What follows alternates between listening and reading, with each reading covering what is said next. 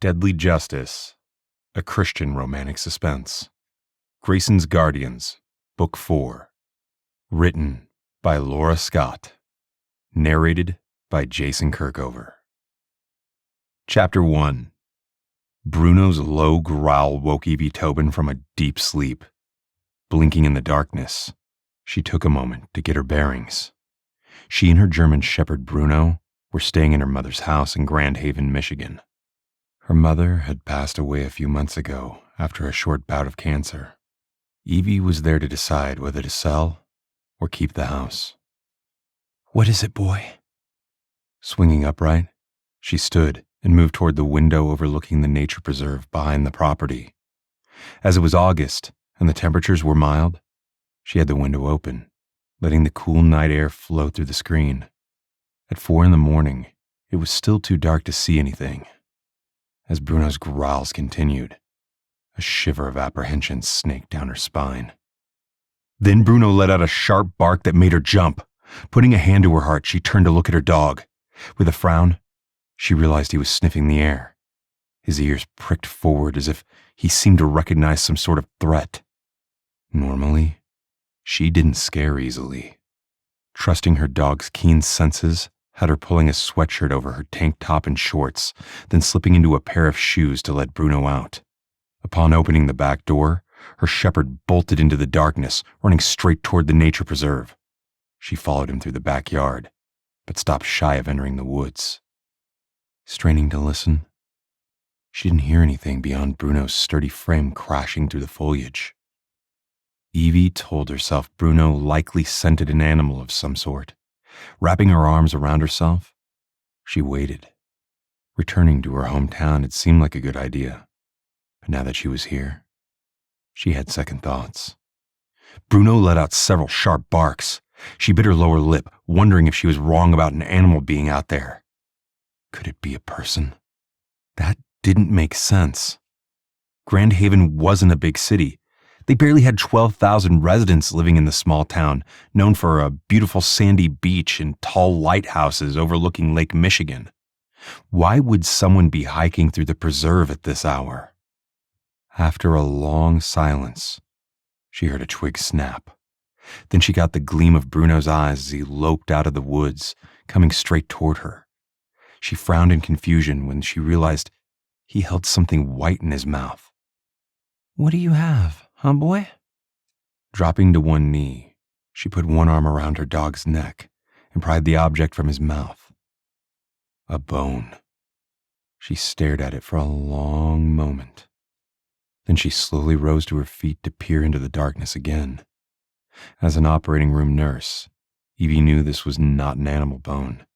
It was too slender, and the ends of the bone were distinctly human. It appeared to be either a radius or ulna bone from the forearm. Again, she swept her gaze over the area. Was this some sort of odd coincidence? Surely Bruno hadn't heard someone dumping a body. No. If that was the case, the limb would be intact. Shivering again at the gruesome thought, she turned and headed back inside. "Come, Bruno." Her shepherd trotted alongside her, his tail wagging as he looked up at her, as if seeking a reward for a job well done. She tried to quell the apprehension that cloaked her as she closed and locked the back door. With a grimace, she held the bone up to her own forearm. Then she quickly set the bone on top of the washer and dryer and washed her hands, trying not to think about the person the bone may have belonged to. Maybe she watched too many TV shows, but her mind immediately went back 14 years ago to the summer after her senior year of high school, when her best friend, Skye Gray, had gone missing. There had been no evidence of foul play, at least according to Detective John Ruger. Skye had planned to visit her mother in Grand Rapids the first week after graduation for their summer break. Skye's parents were divorced and living in different cities. Skye's father had gifted her a yellow VW Bug for her 16th birthday, and she had planned to make the trip by herself. Unfortunately, Skye had never gotten to her mother's. Skye had had a rocky relationship with her parents, so the theory was that Skye had gotten into her car, and rather than going to Grand Rapids, she just kept driving. Evie had insisted that Skye wouldn't just disappear without telling her or her boyfriend Cameron Walker. She and Cam had talked about it, as they'd worked as lifeguards together at the lakefront the day prior to Skye leaving for Grand Rapids. They'd worked until sundown, and then had stayed for the lifeguard bonfire that night. Skye had gone home early, intending to hit the road first thing in the morning. Cam had been in no hurry to leave the night of the bonfire. Initially, the police had questioned her and Cam at length, treating Cam as a suspect, until they'd verified that he'd been working both the day before and the following day as a lifeguard. She'd been there too. She knew Cam had been upset, then angry with Skye for leaving without a word. Yet he'd confided that Skye hadn't been happy in Grand Haven either. So really, the idea of Skye taking off wasn't the most outrageous idea. Still, she and Cam had hounded Detective Ruger for weeks about Skye's case until they'd finally given up. The case had gone colder than Grand Haven's Arctic winters. Skye had turned 18 in March of their senior year, so technically, she was an adult and could make her own decisions. Yet the way Skye had ruthlessly cut ties with her and Cameron had always bothered Evie. At the very least, she thought Skye would have said goodbye. Now, she couldn't tear her gaze from the bone Bruno had brought in from the woods. She was tempted to reach out to Cameron, but then decided against it. For one thing, she knew Cam had joined the Army after summer was over, a few weeks after she'd left for college. And as far as she knew, Cam hadn't been back to Grand Haven since. She had his old phone number, but doubted it was any good 14 years after the fact. She was only in town to deal with the house. After attending college for nursing, she'd worked in Grand Rapids until her mother had gotten sick. Evie had brought her mother to Grand Rapids where she could keep a closer eye on her, but the cancer had been found too late.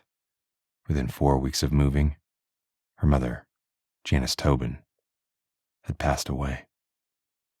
That had been in April. Now it was early August, and Evie was finally making the time to return to her hometown to deal with her mother's small house. Her father had passed away very young, so it was just Evie and her mother who had lived there.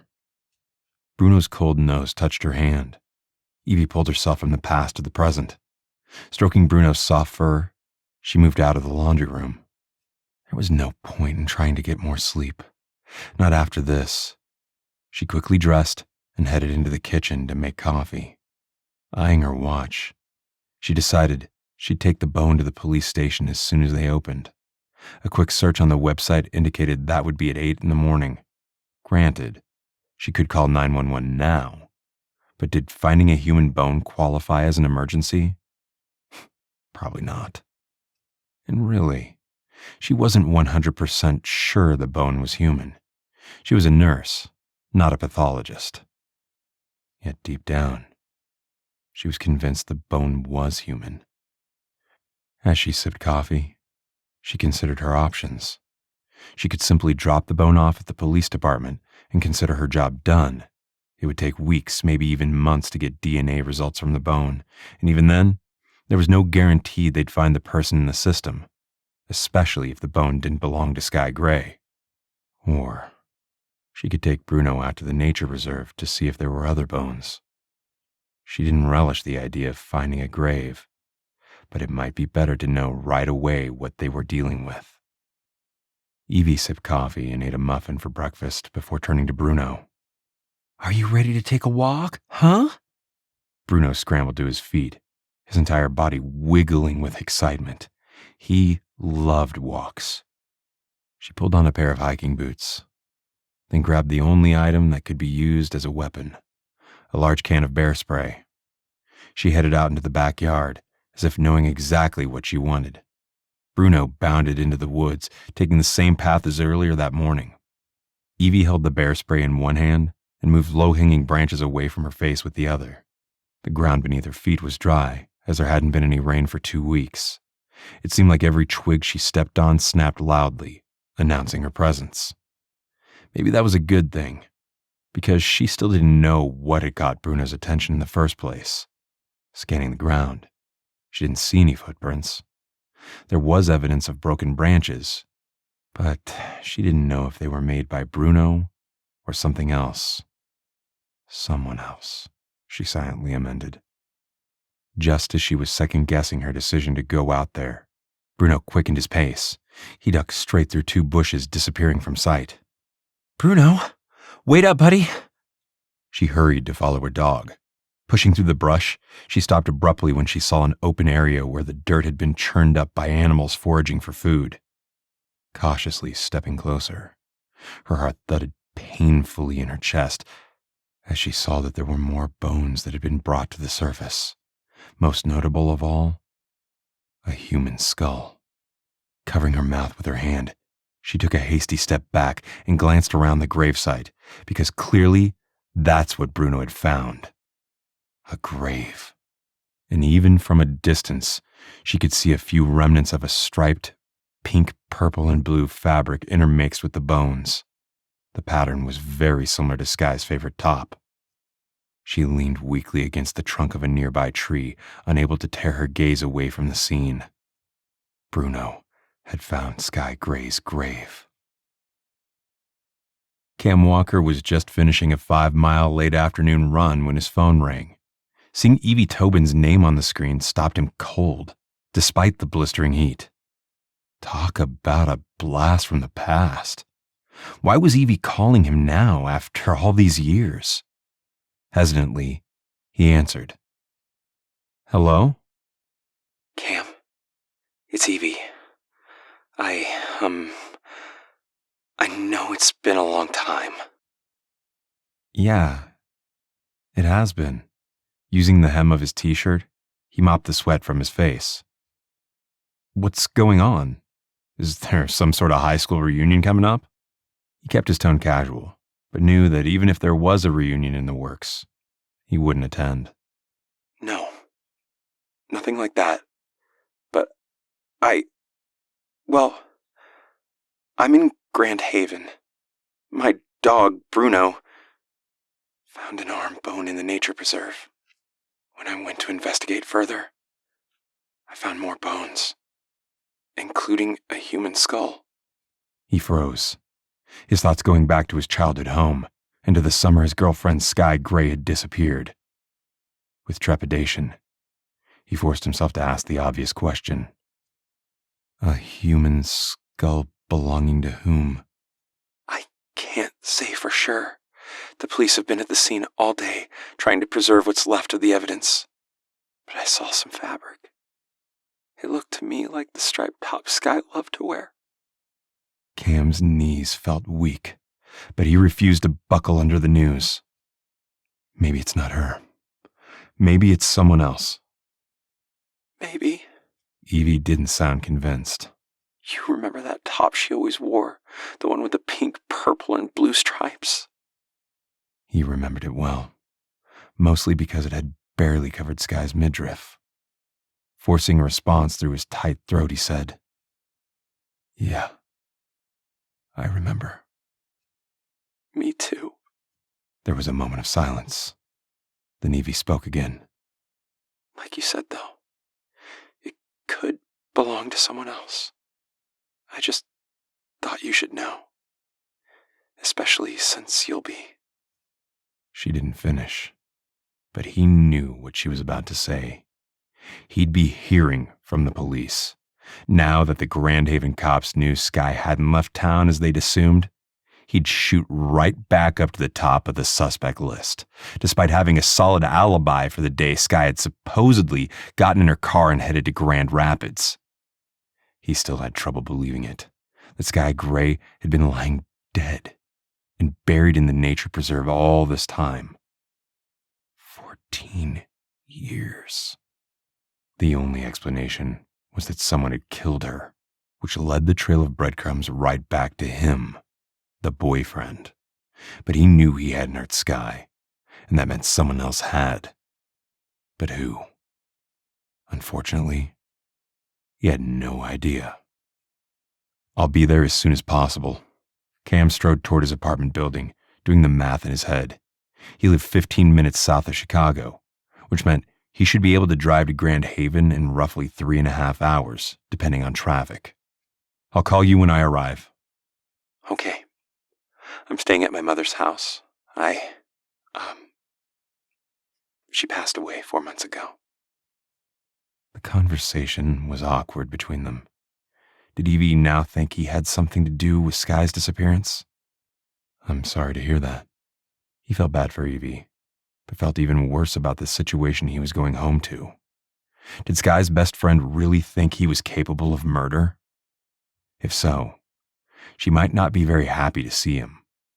But he wasn't about to let that stop him either. After all, Evie had called him. Thankfully, he was between assignments for Grayson's guardians. He'd have to tell Rex he was leaving, but that wouldn't be a problem. Thank you. Evie's voice was low. I'll see you soon. Okay. Drive safe. With that, Evie ended the call. After a quick shower, Cam tossed his toiletry kit and a change of clothes along with his laptop and phone charger into his duffel. He called Rex Grayson on his way out. What's up? Rex asked. Hey, Cap. I'm going to be unavailable for a few days. Cam tossed his duffel into the back of his Jeep. He'd left the rag top off, and after a quick glance at the cloudless sky overhead, he decided to keep it that way for the trip around the southern tip of Lake Michigan. Something has come up back in my hometown. I'm heading out now. Something serious? Rex asked. You don't sound happy about the trip. His boss was perceptive. He'd give him that. It's a long story. I'll fill you in later. Maybe the skull didn't belong to Skye Gray. Maybe he wouldn't be treated like a suspect. And maybe purple pigs would fly. I'm here if you need anything, Rex said. I can free up some of the other members of the team if you'd like some backup. I'll let you know. Rex Grayson had been their army captain during his 2 tours in Afghanistan. During the abrupt exfiltration, their team had come under attack from the local insurgents. They'd lost over half their team that day, leaving just 12 of them who'd managed to escape. Aside from Cameron, the team consisted of Rex, Grady, Micah, Stone, Regan, Nolan, Houston, Dinah, Theo, Tegan, and Xander. When Rex had created Grayson's Guardians, Cam and the 11 remaining teammates had all joined the company. Over the 5 years they'd been stateside, Rex's business had grown as they had a reputation for getting things done and protecting those under their care. And in a way, their team had grown too. First, Grady had married Lauren, then Micah had married Bryn, and finally, Dinah had married Jarek. The third pair had come as a complete surprise. Anyone who'd served with Di knew she was so not the settling down type.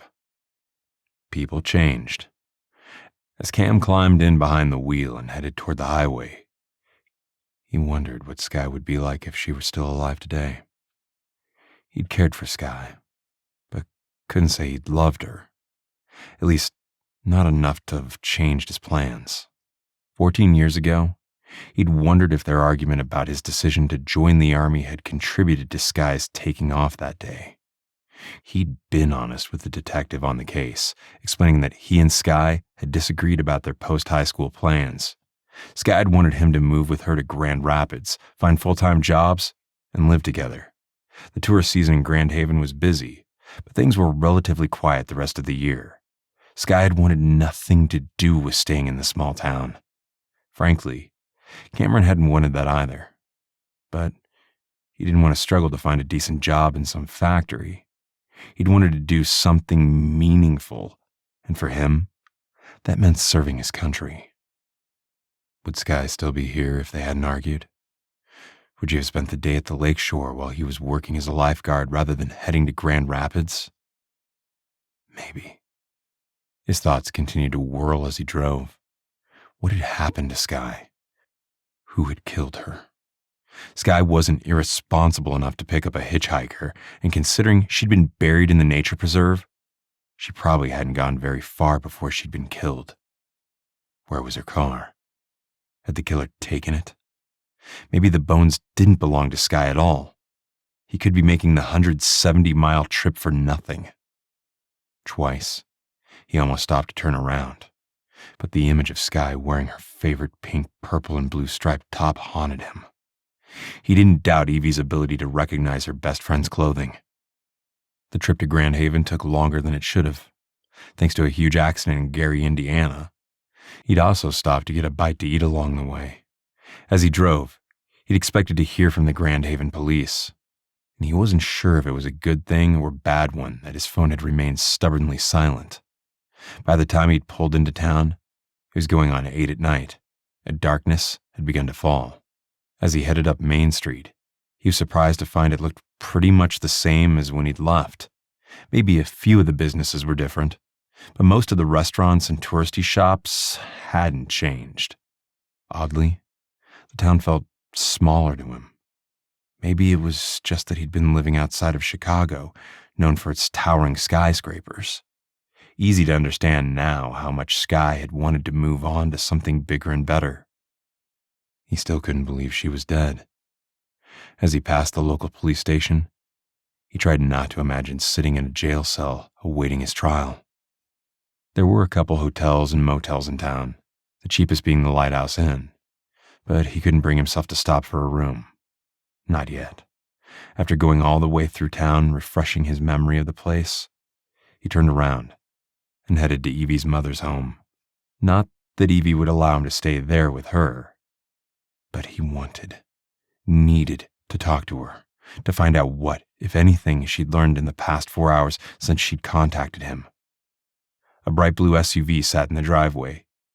He pulled in behind it and cut the engine. For a moment, he sat staring at the place. Like everything else in town, the house looked smaller than he remembered. Hearing a dog barking frantically, he pushed out of the driver's side and walked up to the front door. It opened before he reached it. "Quiet, Bruno. Cam is a friend. Friend, okay?" Looking frazzled, Evie opened the front door. "Hi. Come in." "Hi."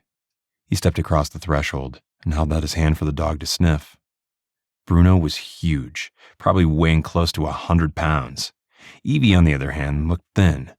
She still had the long curly red hair he remembered, although she currently wore it pulled back in a ponytail. "I'm sorry to hear about your mom. That must have been tough." "Thank you." Her smile didn't reach her blue eyes. "It was hard, but she died peacefully in hospice. I find solace in knowing she's in a better place now." He nodded. Once he would have agreed with her, but he'd fallen away from his faith over the years. Losing more than half their team in Afghanistan had made him question God's so-called plan. Yet, he knew several of his teammates were believers. Even Di, who'd carried a chip on her shoulder throughout their 2 tours overseas, had recently gotten married in a simple church ceremony, seemingly having accepted Jesus as her savior. "Would you like a soft drink?" Evie asked. "I don't have anything stronger, I'm afraid." "Water is fine. I don't drink." He tucked his hands into the front pockets of his jeans as he watched Bruno follow Evie to the fridge. "I really appreciate you calling to let me know about the human remains you found." "I'm not sure you should be thanking me." Her tone was dry as she handed him a bottle of water. "I wanted you to know, but I hate dredging up memories of the past." He drank the water, searching her gaze. "I didn't hurt Skye." Evie flushed. "I know you didn't, but I admit I'm feeling guilty over the way we just let it go. Maybe if we'd kept pushing." "We were 18 and not working in law enforcement." He sighed and dropped into the closest kitchen chair. "But I know what you mean. It never sat right with me to simply chalk Skye's disappearance up to her leaving town without telling anyone." "Exactly." Evie took the seat across from him. Bruno nudged her, then stretched out on the floor beside her. "The police won't say for sure if they think the remains are Skye's, despite the way I recognized the scrap of fabric among the bones." He grimaced and scrubbed his hands over his face. Did they say anything about the investigation? I'm surprised nobody from the Grand Haven PD has called me yet. They haven't said anything to me either. She blew out a heavy sigh. You probably made this trip for nothing. He lifted his shoulder and drained the rest of the water. It doesn't matter. I happen to be between jobs at the moment. Oh? What do you do? The question was polite enough, but he sensed a reservation in her expression. He belatedly realized she was assuming he was jobless. After getting out of the Army, I joined a private security firm, Grayson's Guardians. I just got back from a job in Denver, Colorado earlier this week. I let my boss know that I'm not able to take another assignment for a while. Oh, that sounds interesting. Evie smiled more warmly now. I'm on a leave of absence from my nursing job at the hospital in Grand Rapids. She waved at the house. I'm trying to get the place ready to be sold. I always knew you'd be a great nurse. He smiled back, recalling their lifeguard days with fondness. At least until the day Skye had gone missing. Evie stood and reached for his empty water bottle. She turned and tripped over Bruno a split second before a shot rang out, shattering the window over the kitchen sink. Without hesitation, Cam threw himself on top of Evie and Bruno, his heart pounding as he grimly realized how close Evie had been to being shot and killed. And somehow, he was convinced the reason she was in danger was because of how she'd found Skye's remains. Chapter 2. Squashed between Cam and Bruno, Evie tried to understand what had just happened. Had that really been gunfire? Had someone purposely fired a gun at her? Stay down, Cam ordered as he pressed to his feet. I'll be back soon. Wait, where are you going? Evie shifted her weight off Bruno. The dog scrambled to his feet as if determined to join Cam in hunting the person responsible, to find the idiot who fired that shot. Cam didn't look at her, his attention riveted on the broken window over her sink. Call 911. I'll let you know if I find anyone. Before she could protest again, Cam headed out the back door. Bruno stood glancing at her, as if asking permission to go along with him. Swallowing hard, she put a hand on his head. Stay, boy. Bruno sat, but continued to stare intently at the back door. She wanted to believe her German shepherd was smart enough to understand Cam was protecting her. Yet there was no denying the dog wanted to chase the bad guy.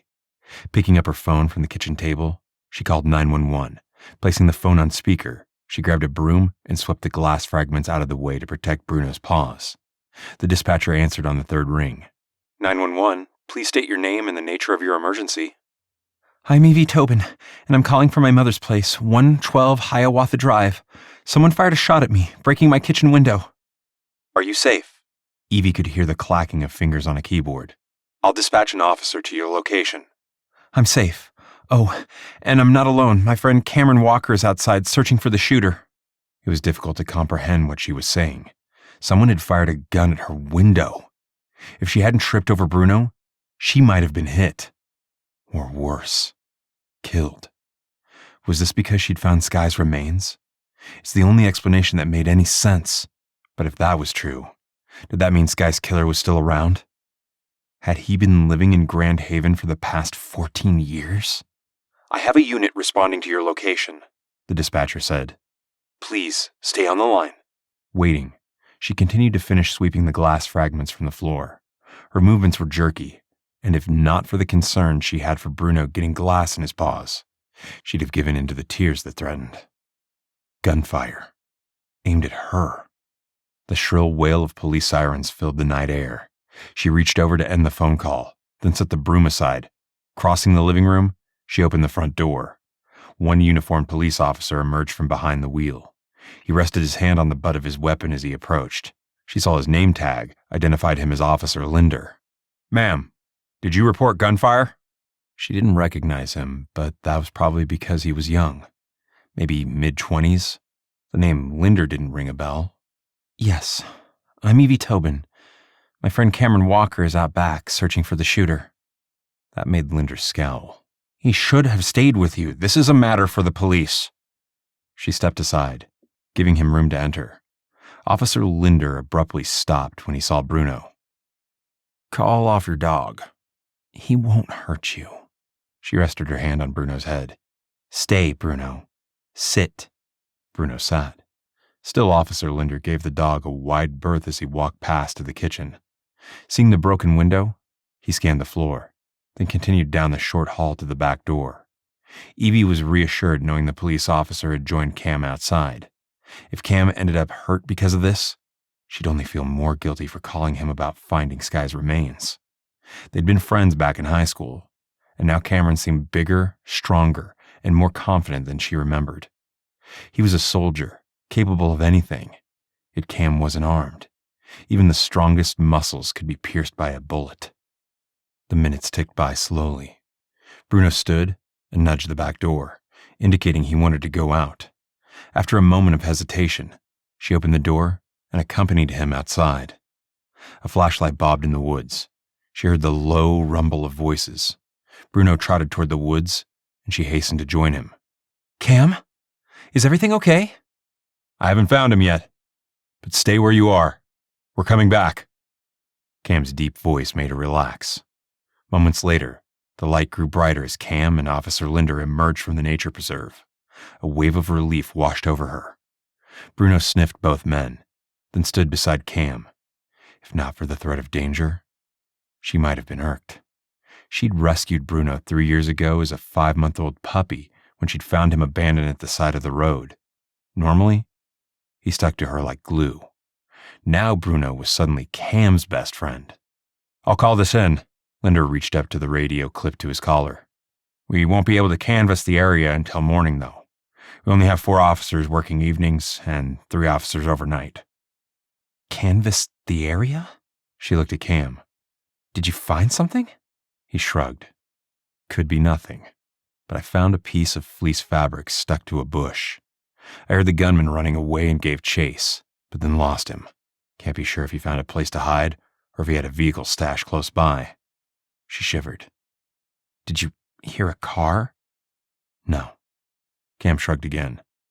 I haven't been in the nature preserve in years. The gunman probably knows the area far better than I do. Especially if he's been living here for the past 14 years, she thought. Was that even possible? Surely the gunman couldn't have been the one hanging around Skye's gravesite, drawing Bruno's attention. Unless he did that on a regular basis to relive the night he'd killed her. Her stomach knotted, and she told herself she really needed to stop watching crime shows. She was letting her imagination run wild. Hey, where's Bruno going? Cam's voice had her glancing over in time to see Bruno darting into the woods. She caught Cam's gaze, then they both quickly followed, leaving Officer Linder in the backyard. Cam was faster and had the added benefit of being in the woods just a few minutes ago. She followed, trying to keep her gaze on Cam's broad back and the light green t-shirt he wore. Hey, boy, I see you found it too, huh? Good boy. Cam's voice rang with admiration. You could be a police canine officer. She slowed to a stop when she saw the pricker branch that had been broken off at the tip. She frowned, looking over at him. What is this? That's where we found the bit of fleece, Cam explained. Officer Linder broke it off and placed it in an evidence bag. She stared at him. You really think it belongs to the gunman? Not sure, but I don't think we can afford to ignore it. Cam nodded at Bruno, who sat near the pricker branch, staring up at them. Bruno came straight here. I believe he recognized the gunman's scent. He's not a trained canine, she protested weakly. Maybe not. But he has good instincts. Cam's gaze held hers. You mentioned Bruno brought you a bone early this morning. Could be he scented the guy then too, and after this, he'll have the guy's scent imprinted on his brain. She frowned as the realization sank deep. Bruno was a very intelligent dog. Sometimes, he stared at her so intently, it was as if he was willing her to read his mind. Why would the person who killed Skye come back here? That doesn't make any sense. I don't know. Cam put his hand on her arm. Let's head back to the house. We'll finish up with the police. Then, we'll need to find another place to stay. We? She echoed, falling into step beside him. I want you to be safe, Cam said. and I'm trained to protect innocent people from harm. She remembered his comment about being between assignments for Grayson's Guardians, a private security firm. I don't know if I can afford you. I would never charge a friend, he frowned. But I'm not leaving you alone either. Not after this. She managed to nod as they walked into her mother's backyard. If she were honest, Evie would admit to being relieved that Cam insisted on staying close. Yet at the same time, she was unnerved by his presence. The easy camaraderie that existed between them as fellow lifeguards was a lifetime ago. Their earlier meeting had seemed awkward, stilted, probably because they were different people now. They'd grown up, gone their separate ways. And yet, by some strange twist of fate, they were back in their hometown, having landed smack in the middle of danger. At least she had. Cam had only come because she'd called him. Yet she was grateful for his support. Which made her realize this had to be part of God's plan. And if that was the case, all she could do was hope and pray for the best. That the truth about what had happened to Skye 14 years ago would finally be revealed, and that the person responsible would be arrested and convicted. Sweeping his gaze over the area, Cam mentally kicked himself for leaving his weapon locked in the glove box of his Jeep. Thankfully, he hadn't needed it. Yet the gunfire blasting through the kitchen window had caught him off guard. Enough to silently vow to keep his weapon on his hip from this point forward. That episode of gunfire had been way too close for comfort. There was no doubt in his mind that the past had collided with the present. How and why, he wasn't sure. But clearly, Skye's murder was at the heart of the danger. As he'd headed into the woods, chasing the gunman, he'd caught a glimpse of the area where the bones had been found. Yellow crime scene tape had been strung from one tree to the next, forming a large square. He'd wanted to go back and check it out, but felt certain the police had already taken the bones and other evidence away. How long would it take for the cops to reach out to him for questioning? DNA testing took time. Not days the way it was on television. It was weeks, often months before DNA was completely processed. But they had the human skull, which meant they could match dental records, something that wouldn't take long. A day or two at the most. He was surprised they hadn't made a positive ID already. Bruno stayed close to Evie as they stood in the backyard. Cam was glad she had the dog for added protection. "We'll have the officers return in the morning," Linder said. "In the meantime, I suggest you find a safer place to stay." "That's the plan." Cameron felt ancient next to this young cop. 2 tours in Afghanistan had changed him, especially after losing more than half their team during the exfil. Being back in Grand Haven after all this time was surreal. "I need your contact information too." Officer Linder pulled a small notebook from his pocket. Cam obliged by providing his full name and cell number. Evie did the same. "Where are you staying?" Linder asked, tucking the small notebook back into his pocket. "Not sure yet," he said before Evie could comment. "But we'll be available by phone if you need anything." Linder frowned, then shrugged. "Okay. Fine." He moved toward the back door. "I have to locate the slug. It's embedded in the wall across from the window." Cam had noticed it right away. "Be careful you don't ruin the striation as you remove it from the drywall. Cut a large area around the slug and take the whole section of plaster with you." Linder looked surprised at his comment, then nodded. "Yes, sir." The response only made him feel that much older than he already was. Not that 34 was old.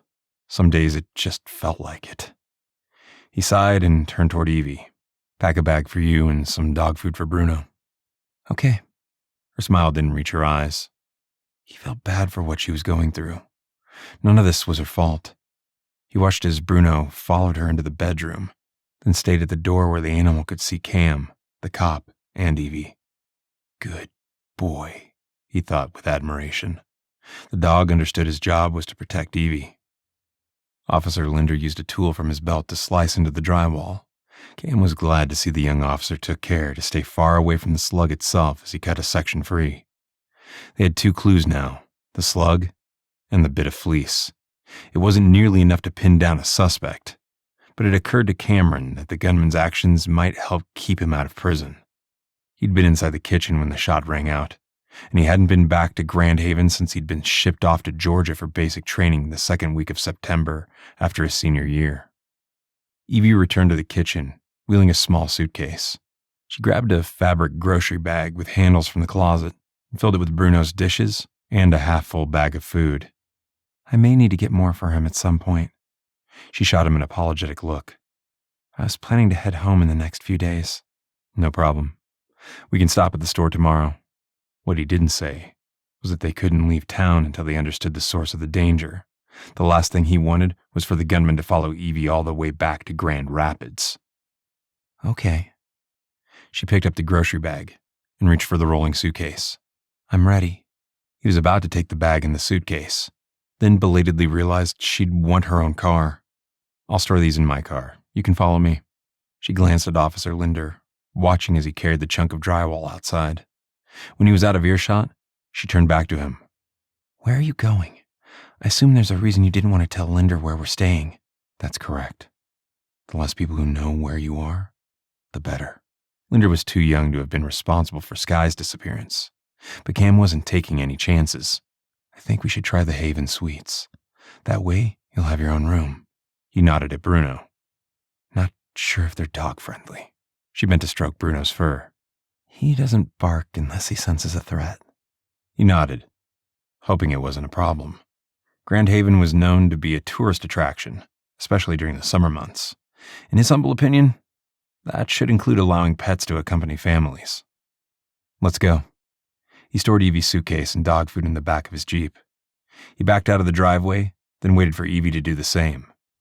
He noticed her SUV had a crate area in the back for Bruno, which was good. Glancing up at the starry sky, he realized he'd have to put his ragtop on before taking Bruno and Evie anywhere. He noticed the dog was well trained, but if he took a turn too fast, the dog could potentially fall out of the vehicle. When they reached the Haven Suites, he quickly jumped out and crossed to Evie's SUV. She rolled down her window, looking confused. Did you change your mind? No. But let me get the room. You stay here with Bruno. I should pay half, she protested. I'll take care of it. He waved that off. I was going to need a room anyway. My dad didn't stay in Grand Haven after I joined the Army. Okay. She sat back in the seat. Whatever you think is best. He wanted the room to be under Grayson's guardians rather than either of their names. Whether Skye's killer was still in town or had come back for some reason, he would know their names. And he already viewed Evie as a threat. Obtaining a suite wasn't difficult, and he'd readily agreed to the extra pet fee. Taking the keys, he headed back outside. Evie was still waiting behind the wheel, startling when he approached. Here's the key. We're in room 118 on the first floor, which is nice for Bruno. He managed a reassuring smile. But let's park around back, out of view of the road. Her eyes widened for a minute. Then she nodded. I understand. Good. He hated knowing she was in danger, but hopefully, taking precautions would help. He led the way, driving around to the back of the building. He found a parking space and watched as Evie pulled in beside him. He took a moment to grab his weapon and belt holster from the glove box. After pushing out of the driver's side, he quickly looped his belt through the holster, feeling better with being armed. Evie watched him warily as she let Bruno out of the crate area. I didn't know you owned a gun. He arched a brow as he reached into the Jeep to grab his duffel, her suitcase, and Bruno's supplies. I'm a former soldier, remember? He nodded toward the door leading into the hotel. The key should work on the side entrance. Come, Bruno, she called her dog as she headed toward the building. He stayed close behind, sweeping his gaze over the parking lot. The area was well lit, which worked against them. If the gunman assumed they were at one of the local hotels, it wouldn't take long to find the vehicles. Considering the gunshots came in from the backyard and the way he'd run off into the nature preserve made Cam think that the guy hadn't noticed his Jeep. But he could know what Evie's car looks like. Did the gunman have the resources to run license plates? The average person did not. But if this guy had been savvy enough to remain hidden for all these years, Cam was concerned that he might be well connected. A wave of doubt hit hard. Maybe they should find a rental property But it was getting late, and he doubted anyone would respond at this hour. With a grimace, he decided they just had to survive the night. Tomorrow, they could make other arrangements. The hotel suite was nicer than he'd anticipated. He handed Evie's suitcase over, and she walked into the bedroom to the right. Bruno followed her inside. She emerged a few minutes later. "This is nice. Thanks." "You're welcome." He had tossed his duffel into the other room and watched now as she unpacked Bruno's dog dishes and food. "Let me know when you have to take him outside. I'd like to go with you." "Is that necessary?" Her brow furrowed. "I thought we were safe here." "We are," he hastened to reassure her. "I just want to be extra careful." "Okay. Let's do that now then." She smiled down at Bruno. "Do you have to go outside?" Bruno trotted to the hotel room door, staring up at her intently. "He's really well trained," Cam said as they went back outside. "How did you do that?" "It's more him than me," she shrugged. "I rescued him as a 5-month-old puppy. Not sure if the person who had him prior had done any training, or if he's just that smart." The dog was smart, no doubt about that. He'd been impressed at how the dog had sat near the same pricker bush where he'd spotted the fleece. Cam stood back, resting his hand on the butt of his weapon as Evie led the way to the grassy area beyond the parking lot. Bruno did his thing. When he finished, he escorted them back inside. "Did you name him after the singer?" "What?" Evie looked confused, then shook her head. "No. My grandfather on my mother's side, his name was Bruno." He didn't remember her mentioning her grandfather back when they were young. Granted, they hadn't become good friends until they'd worked together as lifeguards the summer of their junior year. As he'd been seeing Skye, his relationship with Evie had been casual friendship. They were barely settled in the hotel room when his phone rang. Pulling the device from his pocket, he frowned when he saw a local number. His gut tightened with dread as he answered. "Hello?" "Is this Cameron Walker?" a deep voice asked. "Yes." "Who is this?" He felt sure he already knew. "Detective Ruger. You remember me, don't you?" He turned his gaze, clashing with Evie's. The call he dreaded had finally come through. "Yes, I remember you, Detective Ruger. Although I'm surprised you're still with the Grand Haven Police Department after all this time." "I have a couple years yet before I retire." The detective's tone was dry. "Where are you staying? I'd like to talk to you. From what I gather, you're with Evie Tobin, correct?" "Yes, but we'll come to you." He wasn't about to reveal their location. "What's this about?" "I'll fill you in when you get here. The police department lobby is closed. You'll have to buzz to get in," Ruger explained. "See you soon, then." "Yeah, soon." He lowered the phone, feeling dazed. "Ruger wants us to come in now?" Evie asked incredulously. "It's 9:30. "Yeah, well, maybe it took them that long to make a positive ID. He raked his hand through his hair. "Let's go. But bring Bruno too. I want to see how he reacts at the police station." Evie gaped at him. "You don't suspect Ruger?" "I don't suspect anyone in particular, but the guy has been on the police force all this time." He stepped to the door. "Let's go in your car, if that's okay. I don't want to take the time to put the rag top on." Must be fun to drive without it," Evie said, following him back out to the parking lot. Bruno trotted between them. "It is, but I wouldn't want to risk Bruno falling out." He forced a smile despite the thick cloak of dread weighing him down. The main reason he'd asked Evie to drive was because he was afraid Ruger planned to arrest him on the spot. Keeping his thoughts to himself, he slid into the passenger seat. 5 minutes later, Evie pulled into the parking lot outside the Grand Haven police station. The building looked the same, a bit smaller than he remembered, but otherwise it remained unchanged. He waited for Evie to let Bruno out of the crate area, then walked up to the door. The buzzer was on the right. He pressed it. The door instantly unlocked.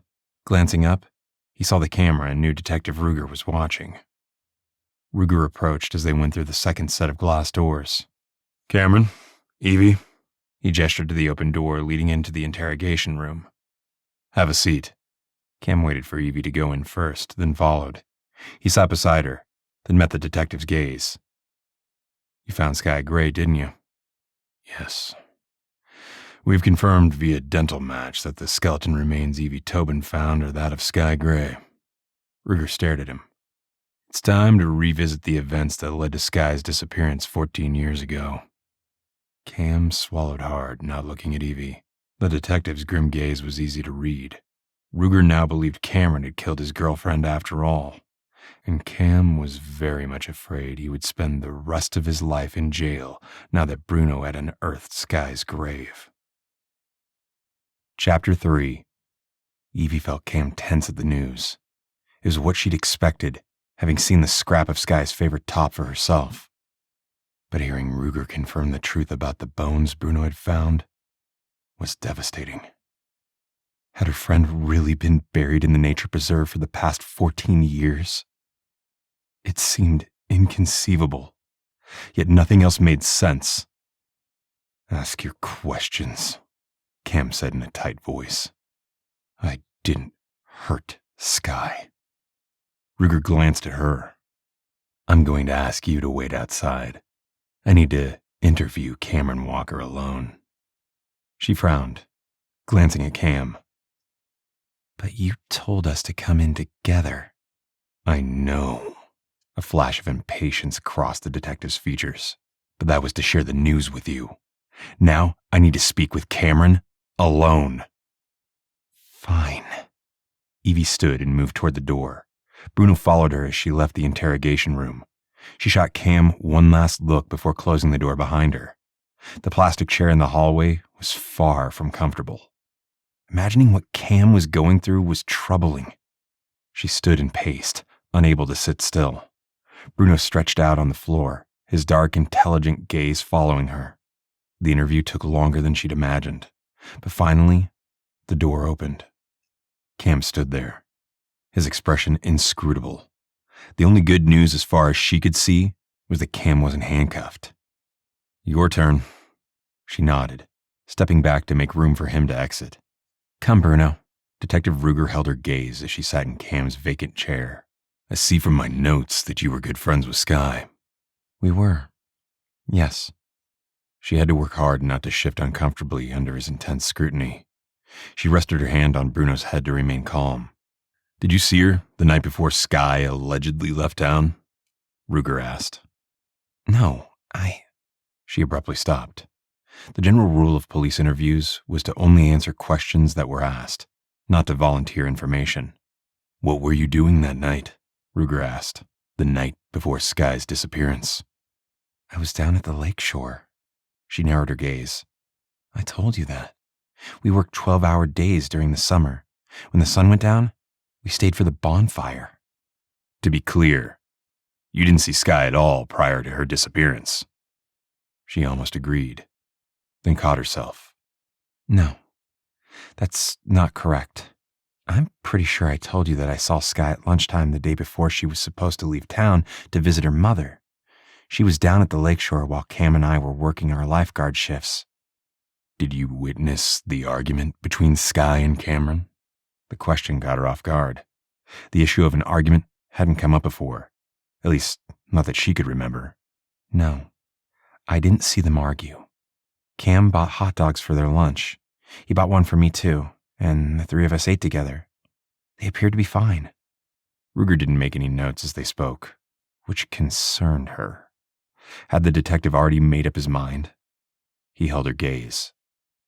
"To be clear, the last time you saw Skye was at lunch the day before she was allegedly heading to Grand Rapids." Her temper flared. "Skye told me she was driving to Grand Rapids early the following morning to spend the week with her mother. That was her plan. There's nothing alleged about it. She left the lakefront after having lunch with Cam, and I never saw her again." "And you didn't see or hear about an argument between Skye and Cameron?"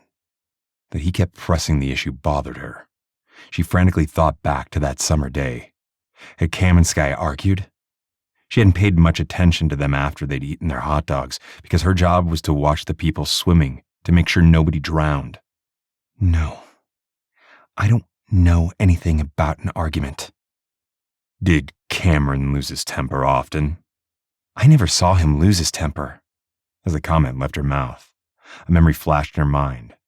Cam had jumped down from his lifeguard stand when one of the football players, Dan Johnson, had forcibly dragged his girlfriend into the water against her will. The fear in Tammy's eyes was real, and Cam had quickly intervened, pulling Tammy to safety, then roughly shoving Dan to the ground. Dan had jumped up and swung at Cam, who ducked to avoid the blow, but then buried his fist in Dan's gut. Dan doubled over and puked up his lunch. Others had joined into the fray, and the scuffle had ended without bloodshed. Dan stalked off, and Tammy had broken up with him. That's not true, Evie. Ruger's keen gaze seemed to read her thoughts. Cameron got into a physical altercation while working as a lifeguard 2 days before Skye went missing.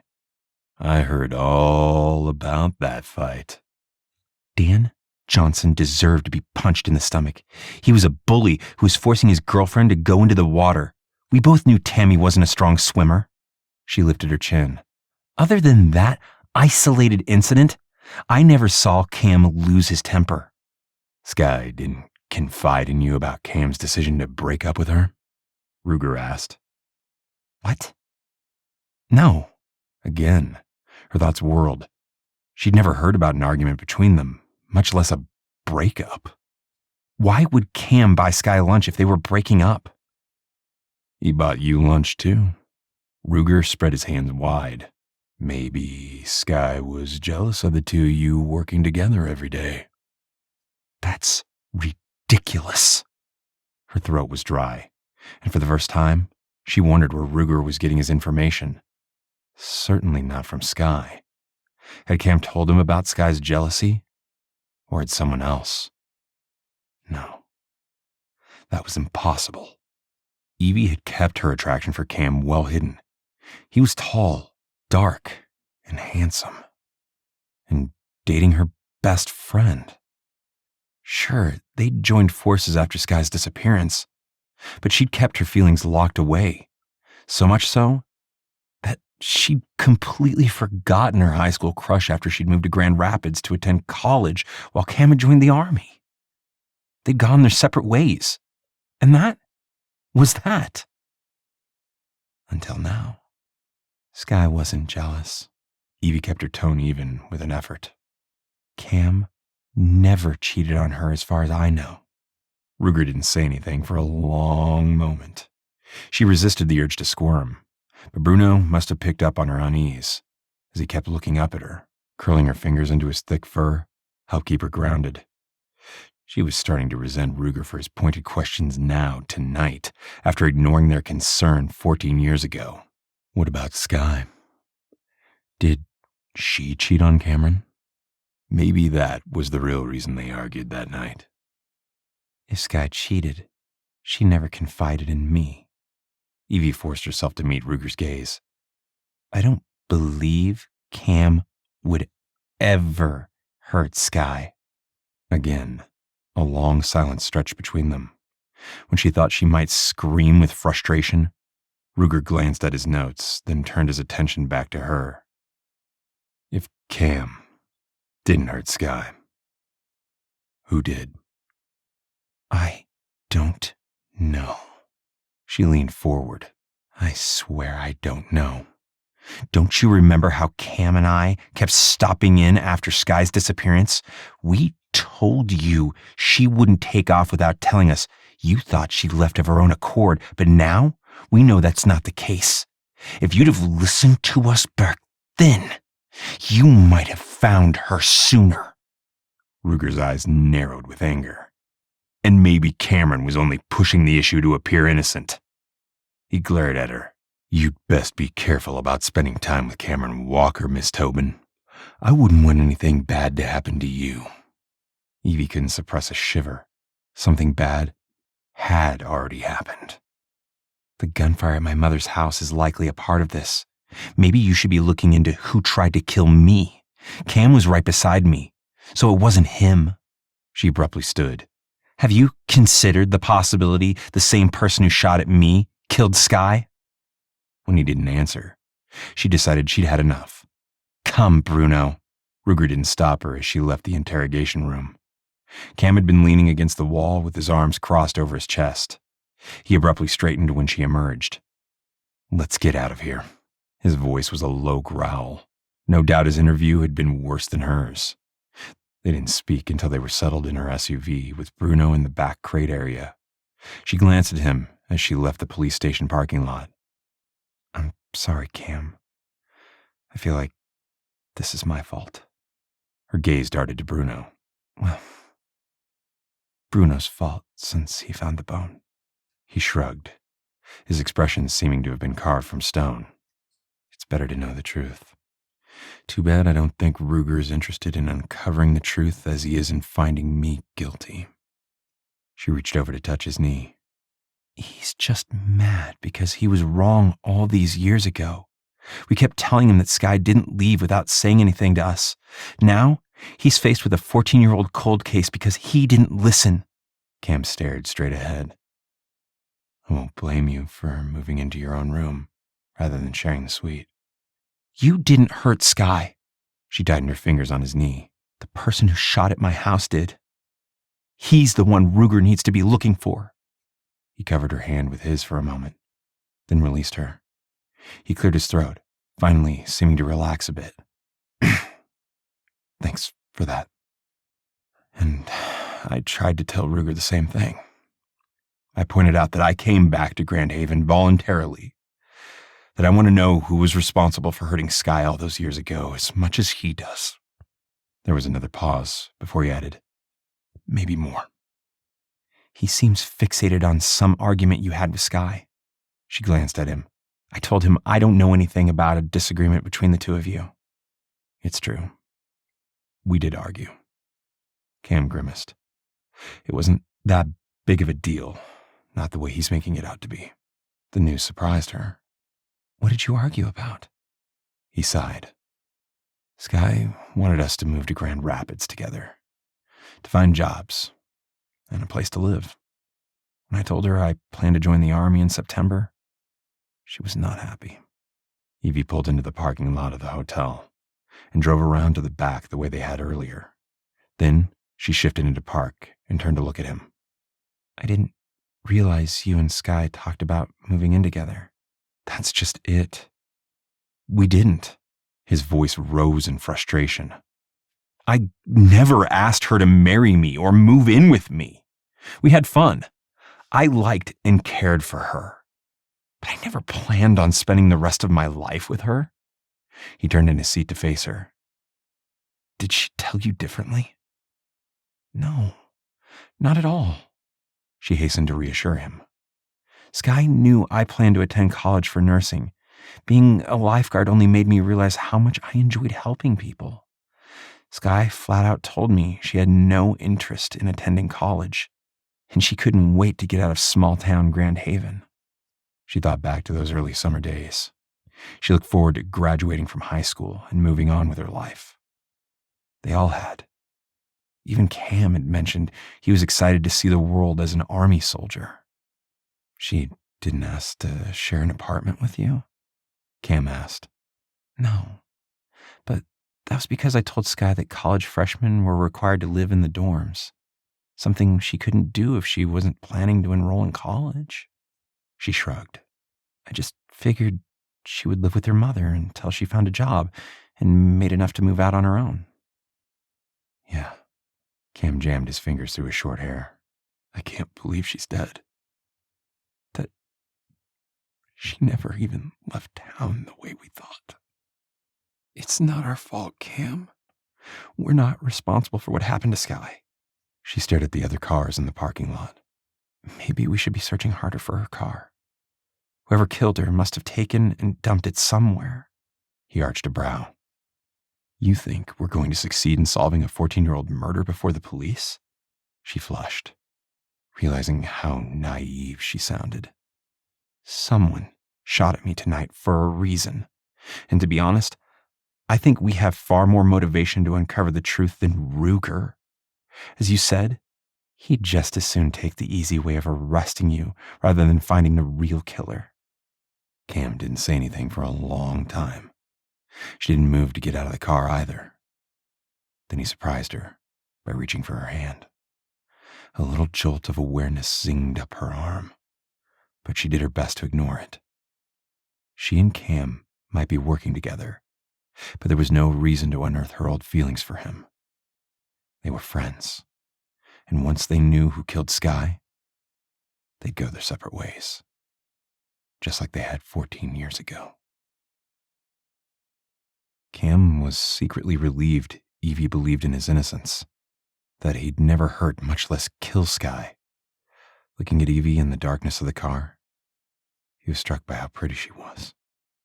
He hadn't known Evie that well until he and Skye had started seeing each other, and while he and Evie had worked as lifeguards together, he'd always known she was off limits. There was no way he could have broken up with Skye to start dating his former girlfriend's best friend. Besides, he'd known joining the army meant leaving his old life behind. He hadn't wanted to get serious with anyone, not Skye or Evie. Cam had never regretted making that decision, at least not until their last day in Afghanistan, when he'd lost more than half his teammates.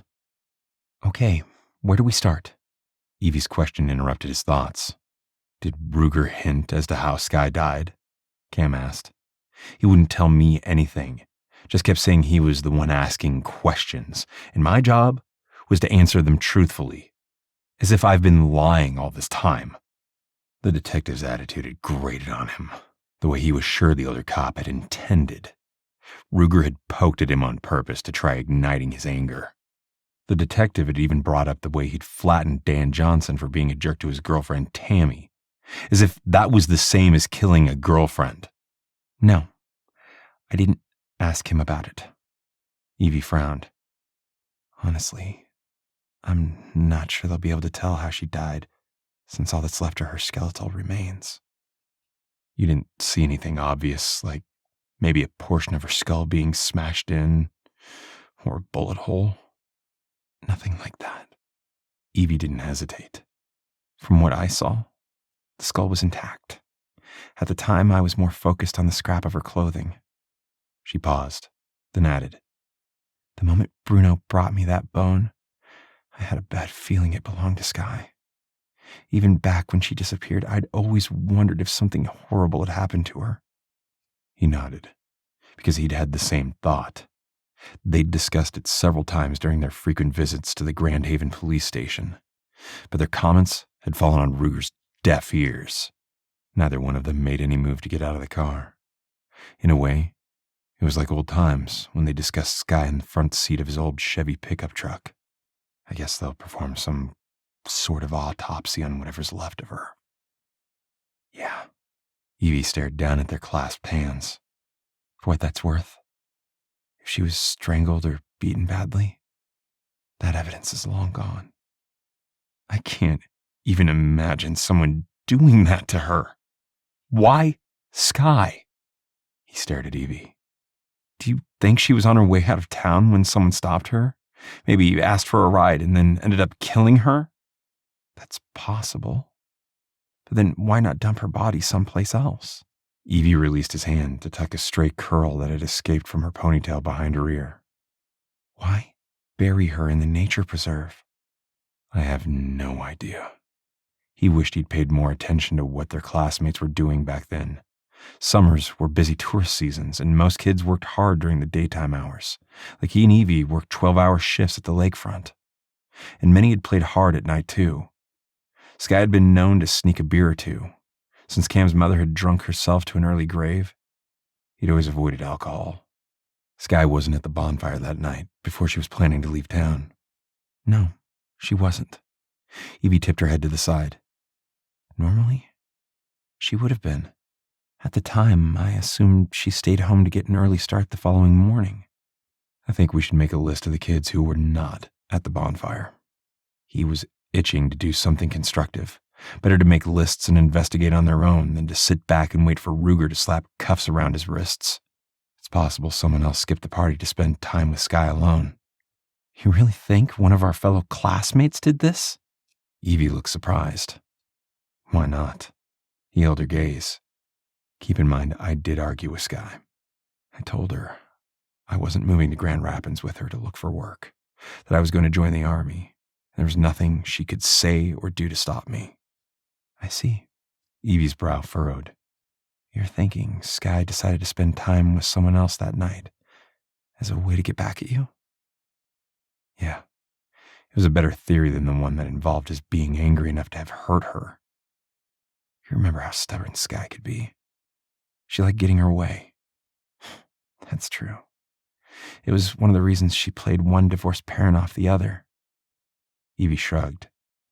With summer being so busy with tourists, I assumed a newcomer to the area was likely involved. Not one of us. I guess that depends on whether a tourist would think to bury her in the nature preserve. Cam thought about how close the preserve was to Evie's mother's house. Granted, you probably knew more about how many people hiked back there than I did. There were a lot of hikers back then, but most stayed on one of the numerous paths. The woods are thick, even the area behind my mom's house. Evie grimaced. Skye's body was far away from the regular hiking routes. I'd like to look over the area where you found her. The thought popped out of his mouth before he could think it through. If you don't mind, he hastily added. I know it was a gruesome discovery for you. I got a glimpse tonight, but couldn't see much in the dark. It was, but I agree with you. We should check it out tomorrow morning. She glanced in the rearview mirror to where Bruno was snoozing in the crate area. We'll take Bruno with us. He'll alert us if he sensed the gunman. I like that plan. He managed to smile for the first time since receiving the phone call from Detective Ruger. Can you think of anywhere else the killer may have left Skye's car? The paths in the nature preserve aren't wide enough to drive on. Evie's expression turned thoughtful. But I've been wondering about the river. There are some portions of the Grand River that are wide and deep enough to dump a car. That's true. He thought about that for a moment. How much do you want to bet that Ruger has never even considered looking in the river for Skye's car? He didn't believe she was still in town, remember? Evie's tone was dry. The way he kept telling us there was no signs of foul play tells me he never bothered looking for her vehicle. He frowned. I believe he issued a bolo for her car, but that was it. And he probably only did that to cover his bases. Cam's pulse jumped at the thought of finding Skye's car submerged in the Grand River. The Grand River started from Natural Springs in Hillside County and stretched roughly 260 miles across the state until it reached Grand Haven, emptying into Lake Michigan. For all they knew, the car could have been driven and left to sink into the depths of Lake Michigan. Anything was possible now that they knew Skye had never left town that day as planned. Too bad it was going on 11:30 at night. He was anxious to start investigating the case. He briefly considered calling Rex and asking for backup. Mike had worked as a private investigator, and his skills might come in handy. Di's new husband, Jarek, was a cop too. All it would take was one phone call to bring several members of his team running to his side. Yet calling Rex meant explaining why he needed help. Specifically, the fact that he was now the prime suspect in Skye Gray's murder. Just imagining the incredulous expression on Rex's face made him wince. No, he couldn't do it. He didn't want any of his friends to know he was a murder suspect. There was no reason to drag anyone else into his problem. His job was to keep Evie safe. That thought made him realize they'd been sitting in her car now for almost 20 minutes. Time to get inside. Let's go. We need to get some sleep if we're going to hike the nature preserve early tomorrow. I'm game. Evie smiled as she pushed her driver's side door open and reached down to press the button that would open the back hatch. For the second time in a matter of hours, a crack of gunfire rang out. Cam ducked and pulled his weapon from the holster as he rolled out of his side of the car, searching for the shooter. A dark figure darted into the woods. Furious, Cam bolted after him. Wait! Cam, don't! Please come back! Evie's voice pleaded with him to stay, but he ignored it. After point-blank being accused of murder, he was determined to find this guy and to hand him over to Ruger as a new suspect. Running wasn't a problem. The Army had trained him well, and he'd kept up his daily physical routine. But once Cam hit the woods, He was at a disadvantage. It had been a long time since he'd been in the area, and he couldn't remember the exact layout of the woods in reference to the rest of the town. He should have been better prepared. Stubbornly, he pushed through the foliage, searching for the shooter. It was so dark, he couldn't follow the guy's path, finding only the occasional branch that could have been left weeks ago rather than minutes. After 5 minutes, he stopped to listen. There was nothing but silence, which meant either the shooter had already gotten through the woods and was out of the area, or he was hunkered down somewhere waiting and listening too. Every cell in his body wanted to find this guy, but as the mosquitoes started to attack his exposed flesh, he realized it was useless. Turning, he retraced his steps, hoping he wouldn't have to call Evie for assistance. Barely 2 minutes later, he heard the rustling sounds of something moving through the brush. Bringing his weapon up, he peered through the darkness, half expecting the gunman to lunge for him. Then he relaxed when he saw the flash of Bruno's white teeth. "Hey, boy." He put his hand out. The dog bumped his fingers with his nose, licked his skin, then turned to head back the way they'd come. The dog went about 10 feet, then turned to look at him as if to ask, "Are you coming?" Saved by a dog, he thought with a grimace. And wouldn't this story send Rex and the others into gales of laughter? Cam wasn't laughing. He'd lost the gunman, and worse, the guy knew exactly where they were staying. They needed a plan, and fast. No way he would give the guy the chance to try again. He'd keep Evie safe if it killed him. Chapter 4. "You can't keep leaving me alone!" Evie's anger spiked as Cam and Bruno emerged from the woods.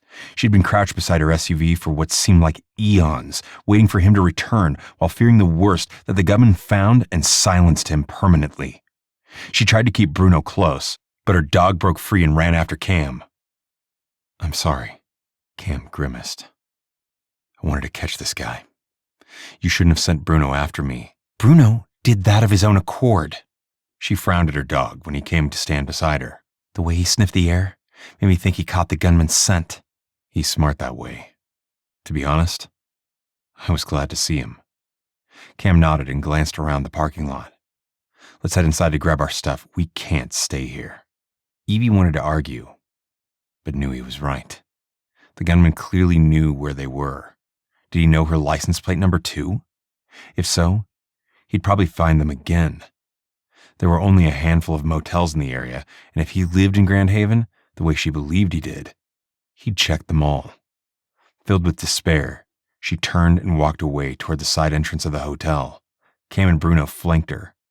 Their suite wasn't too far down the hall, and within minutes, they were inside and gathering their things. "We're going out, using an exit on the other side of the building." Cam glanced at her, his expression serious. "We need to leave our vehicles behind and head out on foot." "And go where?" While it was reasonable to leave their cars behind, she wasn't sure about walking all around town. The two of them with Bruno would be easy to spot. "The Lighthouse Motel." He shrugged, throwing the strap of his duffel over his shoulder. Then he reached for her bag full of Bruno's dog dishes and food. "The closest motel is the Ridgeway, so we need to avoid that one." The Lighthouse Motel was almost 2 miles away. She swallowed her protest, squaring her shoulders. If walking 2 miles kept them safe for what was left of the night, then she was on board. "Okay, let's go. We'll take the back roads as much as possible." Cam led the way down the hall and across the lobby. The clerk behind the desk eyed them curiously, but didn't say anything. "I promise to do everything possible to keep you safe." She appreciated his conviction, but Cam wasn't Superman, and this guy seemed to know their every move. How? She wasn't sure. Grand Haven wasn't Grand Rapids or Chicago, but it wasn't that small. They should be able to hide within the 12,000 residents and pack of tourists. That thought made her hope the Lighthouse Motel wasn't booked. They found a suite here, but this place was more expensive. She couldn't help but think that the smaller, cheaper motels would be at capacity. Cam shouldered through the exit on the other side of the building. There was a parking lot there too, with a handful of cars sitting in the spots. They reached the main road, following that for a while until they could turn onto a less traveled street. At this time of night, well past midnight, there wasn't much traffic. After walking for 15 minutes without seeing a car, she relaxed. Maybe this would work. Maybe they'd reach the motel without being seen. We need to figure out how to identify this guy, Cam said in a low voice. I don't like how he's keeping us on defense. You mentioned starting with those who didn't attend the bonfire party that night before Skye was scheduled to leave. She eyed him in the darkness. I can't think of anyone offhand who wasn't there that night. The only person I remember for sure being absent is Dan Johnson. And if you ask me, he's our most likely suspect. Cam turned right at the next intersection. She followed, thinking about Dan Johnson. She never cared for the guy. He was too full of himself for her taste. I can see why you view him as a suspect. We know Dan had a temper. She thought back to that day Dan had forcibly dragged Tammy toward the water, the way Tammy's voice had risen in panic and how Dan had completely ignored her urgent protests. And that he doesn't really care about people as much as he should. Yeah, I was so mad at him for what he tried to do to Tammy. But as much as I despise the guy, that's not enough of a reason to accuse him of murder. Cam's expression remained grim as they walked in silence for the next 15 minutes. In the distance, the piercing brightness of twin headlights made her tense, but then the car turned and headed in the opposite direction. I remember Tammy came to the bonfire without Dan, she said as they covered another half-mile. Wasn't she talking to Eli Dune? Yeah. She and Eli were cozy that night. Cam glanced at her.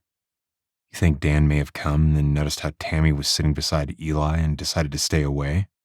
It's a possibility. She wished she could remember more about the bonfire. It was one of many nights they'd spent at the lakeshore. Nothing unusual had happened until 2 days later, when they'd learned Skye was missing. Maybe Dan ran into Skye on his way back and they hung out together. Too bad we don't have any proof. Cam carried their belongings without breaking a sweat. She was impressed at how he'd kept himself in peak physical shape. Her own stamina was beginning to fade, but she forced herself to keep up. I don't remember seeing Tyler Stromberg that night either. Didn't one of the guys mention he was supposed to meet up with us? That's right. Cam's voice rose with anticipation. I remember now. Everyone was looking for Strommy. Strommy was Tyler's nickname. We need to find out if Strommy lives in the area. Even if he doesn't, he needs to stay on our suspect list. She glanced at him. Detective Ruger suspects you, and you haven't been living here all this time. He only suspects me because I was Skye's boyfriend, and we argued the day before she disappeared. He sighed. But I guess you're right. It would be nice if Strommy did still live here, though. Then we could try to talk to him. They turned another corner, and the tall red and white striped lighthouse sign was a beacon in the distance. Does that mean you're planning to talk to Dan Johnson if he's still living here too? Yeah. I'd like nothing more than to confront the guy, Cam said. But I'm not sure that's a smart move yet. We need more information first. She wanted to point out that Detective Ruger should be the one talking to Dan Johnson and Tyler Stromberg, but she didn't. If she had a chance to touch base with the detective, she'd make sure he knew there were two guys who weren't at the bonfire the night before Skye went missing. They should be considered suspects just like Cameron. Maybe more. The motel wasn't far now. Thankfully, she could see the vacancy sign was lit up. Relieved they wouldn't have to walk to yet another motel, she quickened her pace. Beside her, Bruno did the same. Inside the motel, Cam approached the front desk. He pulled out his wallet and set a $50 bill on the counter. We need a room, and I can only pay in cash. The clerk frowned, glanced at the 50, then scooped it up. Okay. Room 8 is available, and it has 2 double beds. Perfect. Cam peeled more bills from his roll of cash and slid it over to the clerk. The clerk handed over 2 room keys. Checkout time is 10 a.m. Understood. Thanks again. Cam turned away, gesturing for her and Bruno to head back outside. The room was clean, but Evie wrinkled her nose at the faint, musty scent. Cam flicked the air conditioner on, and instantly, cold air blew from the vents. He set her suitcase on the bed closest to the bathroom and left his duffel on the other. I'm sorry this setup doesn't give you much privacy. It's fine. She hoped he didn't notice her cheeks were flushed. "I'll use the bathroom first, though, if you don't mind." "How about it?" He sat down on the edge of the bed and pushed his fingers through his short hair. "Stay, Bruno." She waited for Bruno to stretch out on the floor between the beds, then picked up her suitcase and hauled it into the small bathroom. Changing into shorts and a t-shirt, she used the facilities, splashed cold water on her face, and felt somewhat better. She was physically and emotionally exhausted, yet keyed up at the same time. How she'd sleep with Cam stretched out beside her just a few feet away, she had no idea. Sternly reminding herself they were friends, nothing more, she left the bathroom and set her suitcase beside the bed. Bruno shot to his feet as if she'd been gone an hour rather than minutes. "Up, boy." She patted the bed. Bruno didn't need to be asked twice. He leaped up, then made his usual 2 turns before settling down. As she crawled under the covers, Cam disappeared into the bathroom. Closing her eyes, she tried to relax. Her mind didn't want to settle, so she used prayer to seek the rest she desperately needed. The next thing Evie knew, a sliver of sunlight streamed through the crack between the heavy drapes. Blinking the sleep from her eyes, she propped herself up on one elbow. Cam was working on his laptop computer, with Bruno stretched out beside him. "Hey," her voice sounded hoarse. "Do I smell coffee?" "Yep." Cam grimaced over his shoulder. "Would you like some?" "Please." She sat up and threaded her fingers through her riotous curls. Feeling self-conscious all over again, she quickly hauled her suitcase into the bathroom to change. After brushing her teeth and using the facilities, she joined him. "How long have you been up?" 40 minutes or so." Cam handed her a cup of coffee from the small pot on the desktop. "I've been scouring social media for anything on Dan Johnson and Tyler Stromberg. Tyler has a page, and it appears he's living in Grand Rapids now. Interestingly, I can't find anything on Dan Johnson." She frowned, peering over his shoulder at the computer screen. "It's a very common name. Looks like there are hundreds of them." "Yeah. And so far, none are the Dan Johnson I remember." He grimaced and clicked on another page. "I've narrowed my search to Grand Haven, but didn't get any hits. Then I broadened the search to Michigan, but still haven't found him." "Maybe he's using a nickname. Some people prefer anonymity when posting online." "I considered that possibility. But he didn't have a nickname back in high school." He clicked on another icon, then moved on to the next. "I'm starting to think he's just not on social media." "A lot of people avoid it." She tucked a strand of her hair behind her ear. "I need to take Bruno out." "I already did that." He arched a brow, the corner of his mouth quirking in a lopsided grin. "Hate to tell you this, but, you slept through it." She flushed, then shrugged. Obviously, her exhaustion had caught up with her. "I feel better, so thank you. Do you still want to head back to the nature preserve to see where Bruno found Skye's remains?" "Yes. And I'm working on a rental property, too." He tapped the screen. "Hope to hear back soon." Great. She's glad to have another option rather than this too-close-for-comfort motel room. If not for her bone-deep exhaustion, she suspected she would have lain awake most of the night listening to Cam's slow, deep breaths. The sooner they found someplace else to stay, the better. "I wouldn't mind breakfast." "That's high on my list." He continued working the screen. "Just give me a few minutes here. I'm almost finished." She finished her coffee, then pulled out Bruno's doggy dishes. After filling them with food and water, she waited for Bruno to sit and stare up at her expectantly. She ran her hand over his silky fur, then pointed at the dishes. "Go ahead, boy." At her command, he quickly jumped up to eat his food. She wondered if Bruno may have spent some time training as a police canine. But if that was true, why had he been abandoned at the side of the road? Several scenarios came to mind, none of them good, so she decided to let it go. Bruno hadn't been chipped when she'd found him, so that led her to believe he hadn't been a canine in training, unless Bruno's previous owner hadn't taken the time to get the chip. By the time Bruno finished eating and slurping his water, Cam had packed away his computer and was ready to go. As before, he carried their items. "We'll walk back to pick up your car," Cam said as they left room 8. I don't know if a restaurant will allow Bruno inside, and we're going to be staying at a rental property from this point forward. There's no way the gunman can track us there. I used Grayson's guardians to secure the place. Okay, let's do it. With renewed energy, she fell into step beside him. As they walked the 2 miles back to the Haven Suites, she silently prayed they'd uncover something that would keep Cam from being arrested and tossed in jail. Cam matched his pace to Evie's, squelching the urge to rush. He was eager to find something, anything he could use to clear his name. He'd woken every couple of hours, much the way they'd slept when in Afghanistan, constantly on alert for the slightest noise. He'd caught himself watching Evie sleep. Bruno had lifted his head to look at him, but then gone back to sleep too. He hoped the rental property owner responded quickly to his query.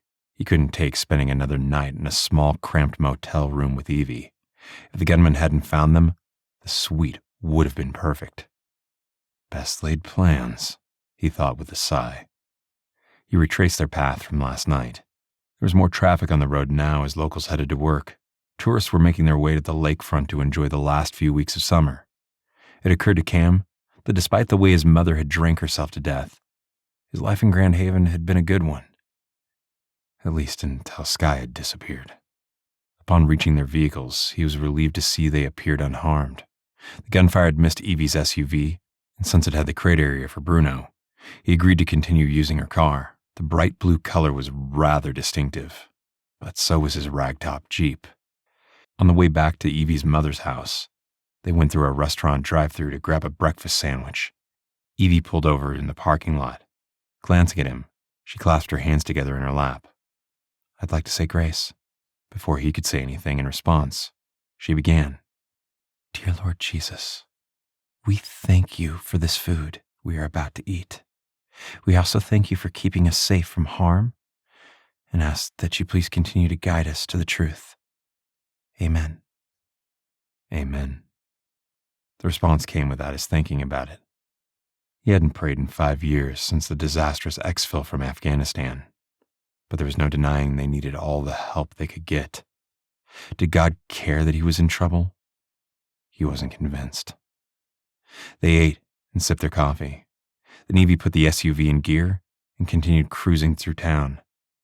Grand Haven's downtown was bustling with activity now, and he was grateful for the tourists who would help hide them.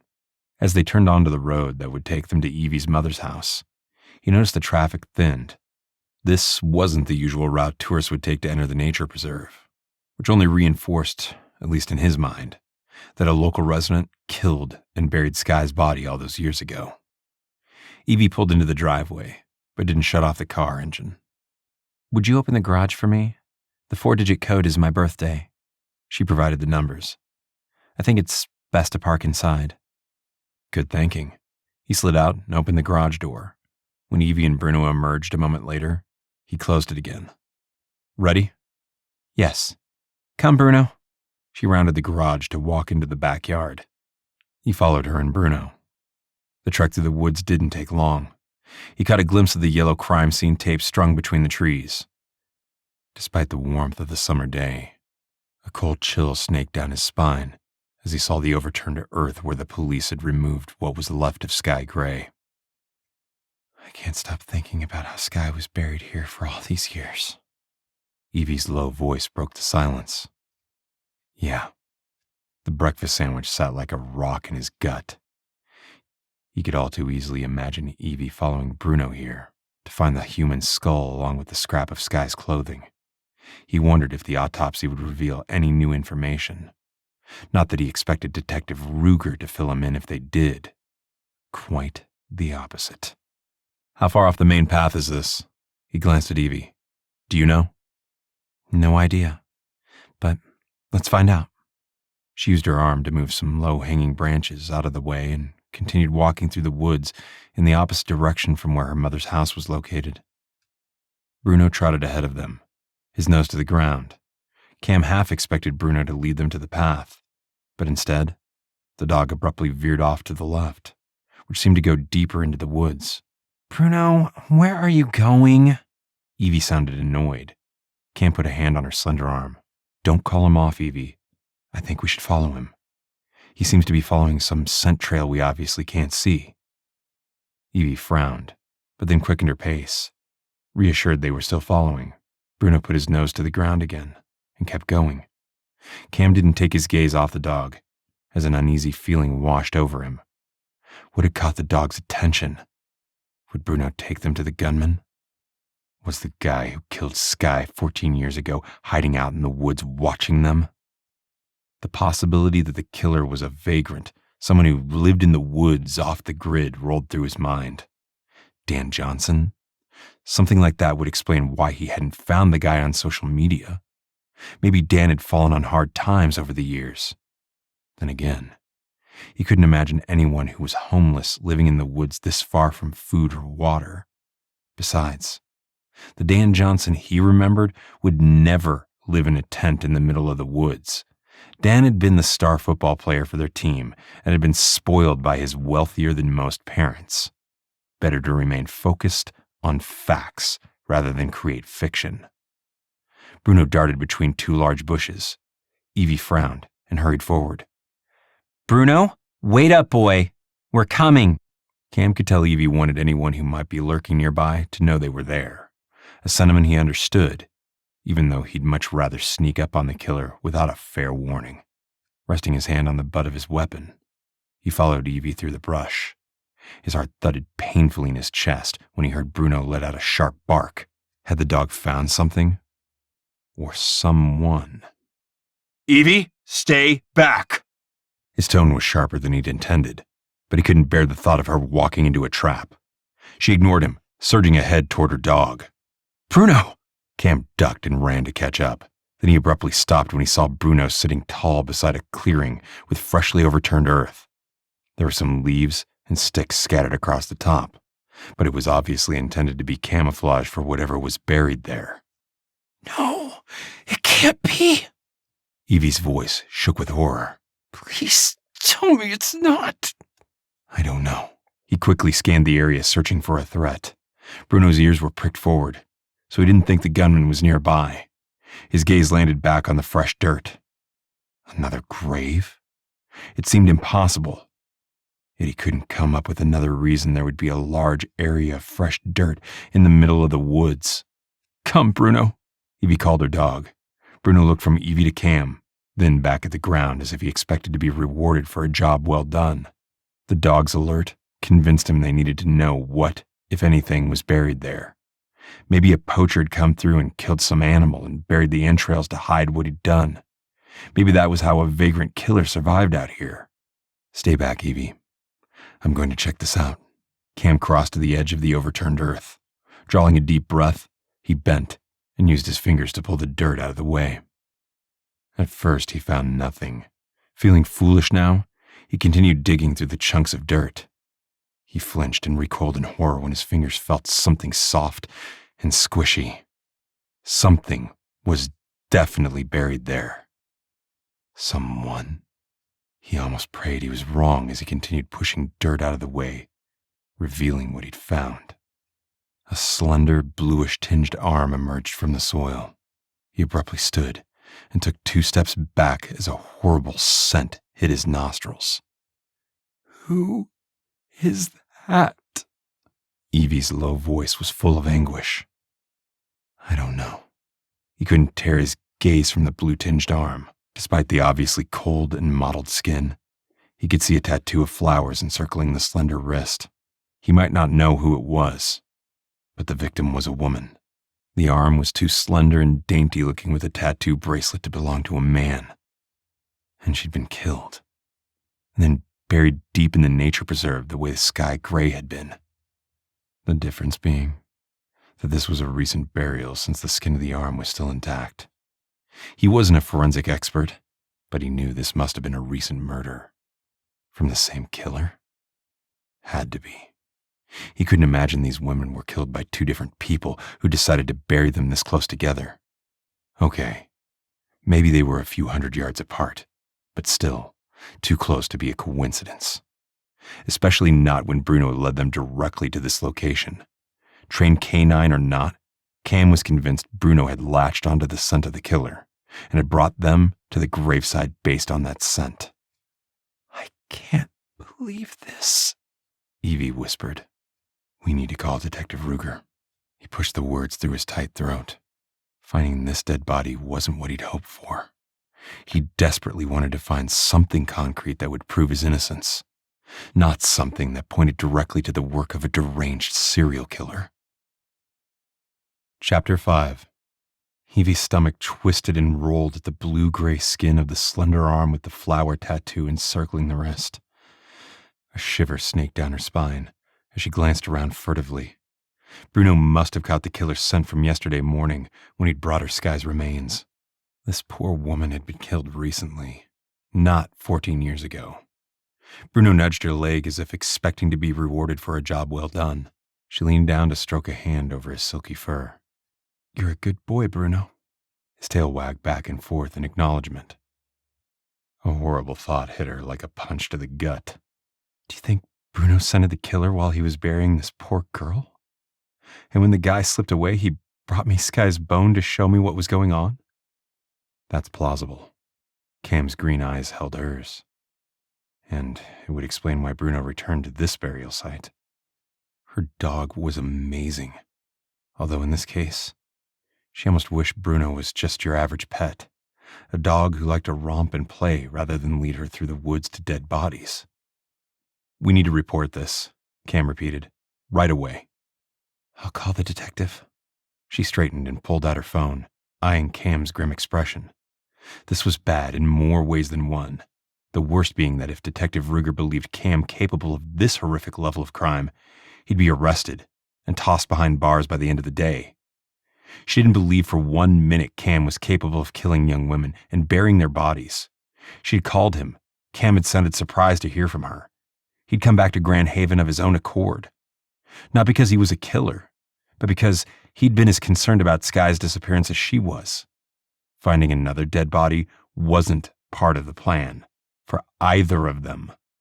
She still had the non-emergency number in her recent call list and decided to use that to reach Ruger directly.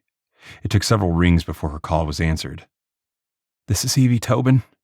Her voice sounded strange to her own ears.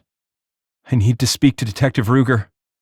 I'll pass along a message to him, the officer said, clearly unwilling to put her through to his direct line. No, I need to speak to him immediately. She used the same no-nonsense tone she used when dealing with the surgeons in the OR. Tell him it's Evie Tobin and that it's important that I speak with him right away. The officer hesitated, then said, Please hold. Her gaze drifted back to the exposed arm, the mottled skin, the flower tattoo bracelet. Who was she? Evie knew without a doubt the victim was another young woman, a teenager or young adult, although that was only a guess.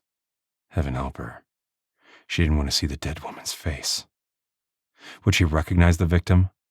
The thought brought another wave of nausea. She had seen dead bodies before, but not like this. Not buried in the dirt. Ruger. The detective's clipped voice in her ear derailed her thoughts. Detective, Bruno found another dead body in the nature preserve.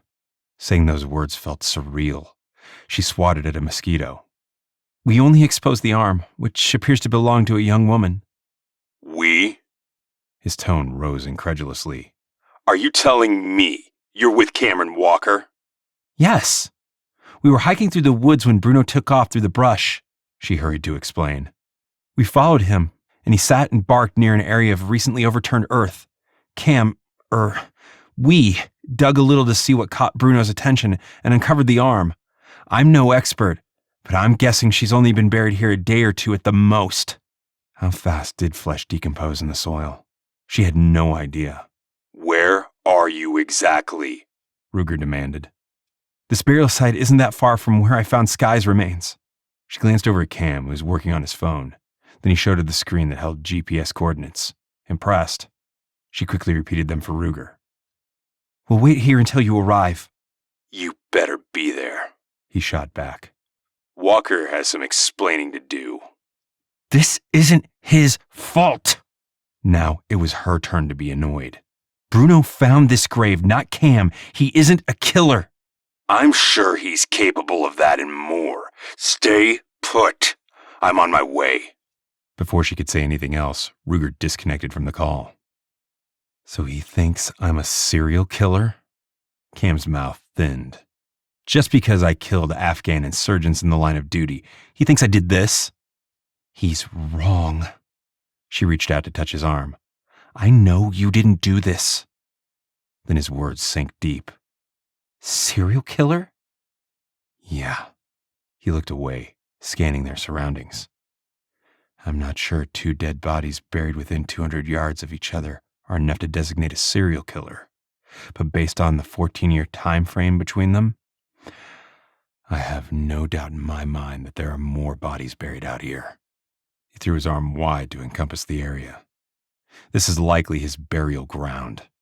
That's sick, she frowned. And it doesn't make any sense. I can't believe several women went missing over the past 14 years without someone noticing.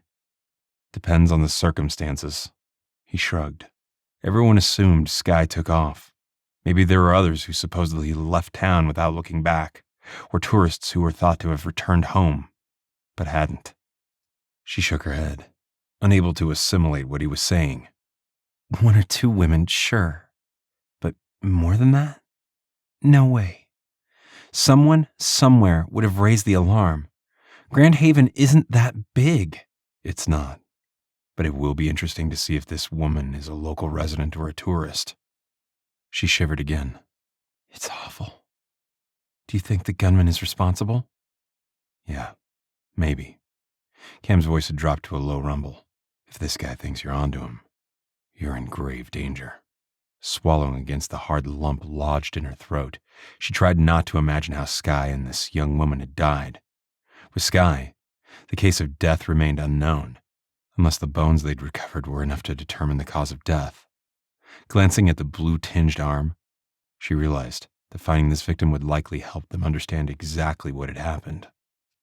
It was easier for her to accept that someone like Dan Johnson had gotten angry enough to have killed Skye in a fit of rage, then buried her to avoid being caught.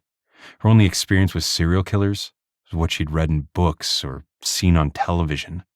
But she knew one thing for sure. The average serial killer didn't necessarily kill out of a fit of anger. They killed because they enjoyed it, or because it was a compulsion they couldn't stop. Her knees went weak at the image of someone hurting Skye like that, and she stumbled back a few steps, nearly falling to the ground. Cam quickly reached for her. Hey, are you okay? Not really. How could anyone be okay with a dead body buried a few feet from where they stood? Her vision blurred, and it took all her strength not to collapse against Cam. If there are more victims... She couldn't finish. She swayed, unable to focus on her surroundings. He must have noticed because suddenly she was in his arms, held tightly against his chest. Take a deep breath, he murmured. Unable to resist, she rested her forehead against his chest and tried to do as he'd suggested. Her chest was so tight it took several attempts before she could drag in a huge gulp of air. The reassuring beat of Cam's heart helped steady her nerves. His musky scent teased her senses. Any man who could hold her so tenderly couldn't possibly be a serial killer. Granted, she read that Ted Bundy was known to be handsome and charming, but that was only a facade he'd worn to lure women into trusting him. Okay, she needed to stop thinking about Ted Bundy and any other famous serial killers. This was going to give her nightmares as it was. She didn't need to add to them by imagining the worst. Bruno bumped his nose against her leg again, drawing another slow, deep breath. She lifted her head and forced herself to take a step back. As much as she liked being nestled in Cam's arms, he was just being kind. A friend, the way he had been when they'd worked as lifeguards together.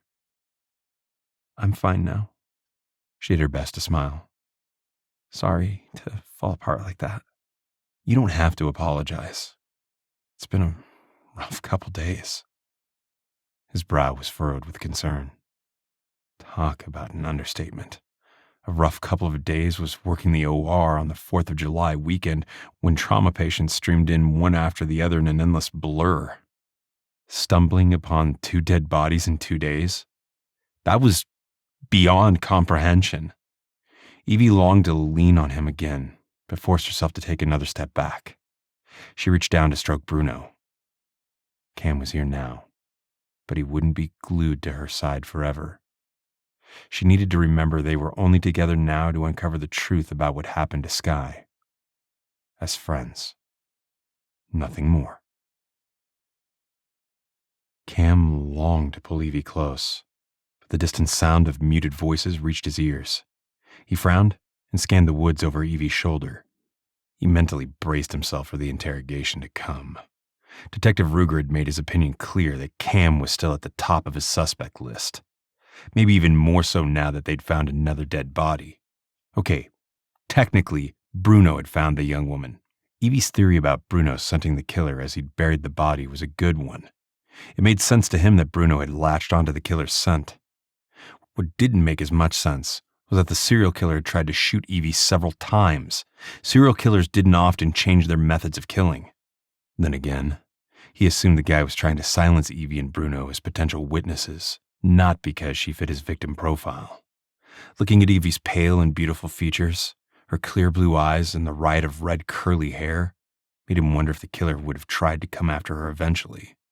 She was beautiful enough to attract attention. He moved closer to her as the voices in the distance grew louder. "We need to go this way," a male voice that wasn't Ruger said. "I hope you know what you're doing," Ruger groused. "I do. Trust me, it's this way." Ruger obviously hadn't come alone, which made sense. They'd need to process this like the earlier crime scene, even if this was simply a body dump site. Cam straightened his spine, holding himself steady as he wondered how soon he'd feel the cold steel handcuffs binding his wrists. It wouldn't be long. He knew Ruger was desperate to arrest someone, and he was the most likely suspect. To his surprise, Evie stepped closer to him, her shoulders touching his upper arm. "We've got this," she murmured. It was a humbling display of solidarity, one he wasn't sure he deserved, but one he appreciated anyway. "I see them." Ruger's voice was louder now. "Me too." Cam eyed the officer who walked beside Ruger. The guy appeared to be a few years younger than Cam. He examined the guy's facial features, but the cop didn't look at all familiar. "Jackson?" Evie's surprised tone made him frown. "I didn't realize you were with the Grand Haven Police Department." "Evie!" The tall, thin officer nodded at Evie, then cut his gaze to Cam. "I remember you, Cam. I was a freshman when you and Evie were seniors." "Jackson Dupree?" The face finally registered. He'd recalled seeing Jackson at the lakefront. It was the main hangout for all the local kids during the summer. The young, skinny kid he remembered was obviously a seasoned cop now, one that knew how to use GPS coordinates to hike through the woods. "I remember now." "Show us the body," Ruger said bluntly. "Then, I want to hear again how you came across this location." Cam stepped back, lightly tugging Evie to the side so the detective could see the arm they'd uncovered in the dirt. Ruger let out a muttered curse as he spied the blue mottled arm exposed to the elements. Then, the detective abruptly straightened and turned his scathing gaze to Cam. "You really expect me to believe you found this victim by accident?" "Not by accident, no." Cam held the detective's gaze. "Bruno led us to the gravesite. He sat and barked to bring us to the scene." "That's your version of the dog ate my homework," Ruger sneered. "He's not a trained police dog. I don't believe Bruno found the grave on his own." "Bruno knows the scent of the killer." Evie's tone was sharp. "I think Bruno scented this guy while he was in the act of burying his victim the night before last. By the time I let Bruno out, the guy escaped. Bruno was gone for a long time, and when he returned, he had Skye's forearm bone in his mouth." Her gaze bounced between Jackson and Ruger. "I think he stopped there because he knew it was the place associated with the killer." "Now I know you're off base." Ruger waved his hand toward Bruno. "There's no way the killer's scent remained at the scene of Skye Gray's remains for 14 years. Evie took a step toward the detective. "I didn't say that. I said he associated the bone with the killer. I've heard some killers return to their victims' graves to refresh their memories of what they'd done. Who's to say the killer didn't bury this victim, then come back to visit the site of Skye's remains?" Cam noticed Jackson gave Bruno a long look. as if assessing whether the dog was smart enough to have tracked the killer's scent. For a moment, he wondered if Jackson was the killer, but then reminded himself the guy had been a skinny freshman when Skye had been murdered. Besides, if Jackson or Ruger were involved in killing women and burying their bodies in the nature preserve, he felt sure Bruno would have let them know. From the way Bruno acted, he suspected the animal may have some police canine training prior to his being rescued by Evie. The dog acted very similar to the bomb-sniffing dogs he'd worked with during his 2 tours in Afghanistan. Cam wasn't a trained canine handler, but recognized a smart dog when he saw one. It was a little disturbing to think that Bruno was the only one who would recognize the killer should they ever find him, and even then, only by the guy's scent. "Detective, didn't we hear about a young girl going missing that had a flower tattoo?" Jackson's question had Cam turning toward him.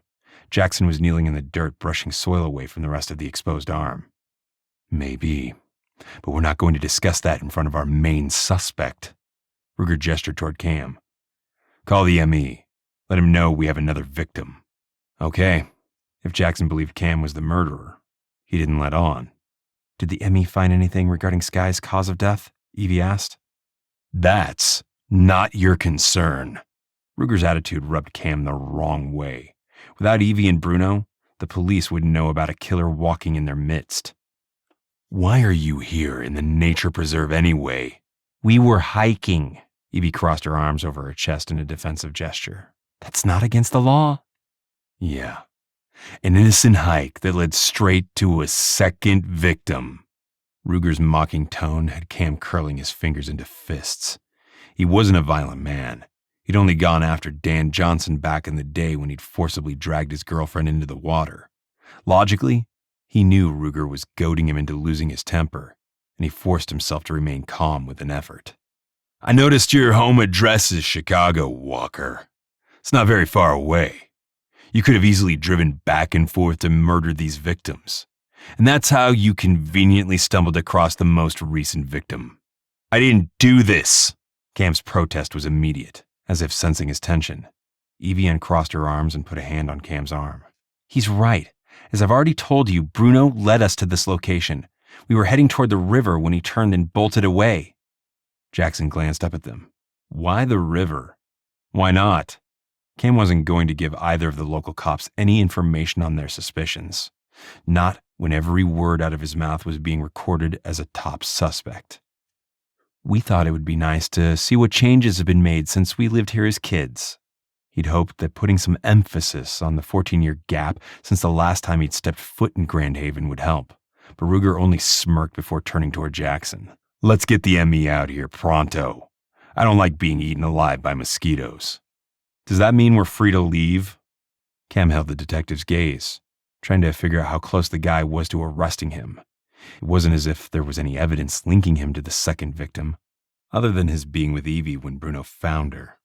But somehow, he didn't think a lack of evidence was going to get in the way if Ruger really wanted him behind bars. And for the second time in a matter of hours, he wondered if he needed to call Rex to get a name of a good criminal defense lawyer.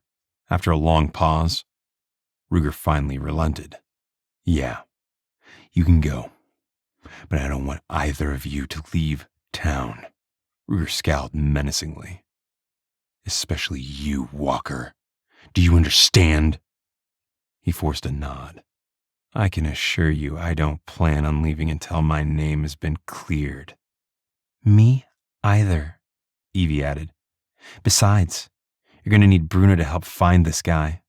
"He's not a police dog," Ruger repeated with a wave of his hand. "Don't worry. I'm confident we'll find the evidence needed to arrest the killer." Ignoring the less than subtle dig, Cam tugged Evie's arm. "Let's go. They're not going to tell us anything." Evie shot Ruger a dirty look, but nodded in agreement. "Come, Bruno."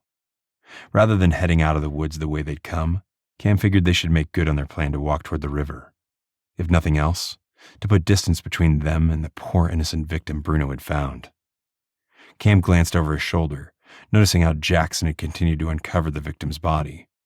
Grand Haven had crime scene techs. Ruger had called them in the other day, but apparently Jackson was interested in seeing the girl's face. He quickly turned away.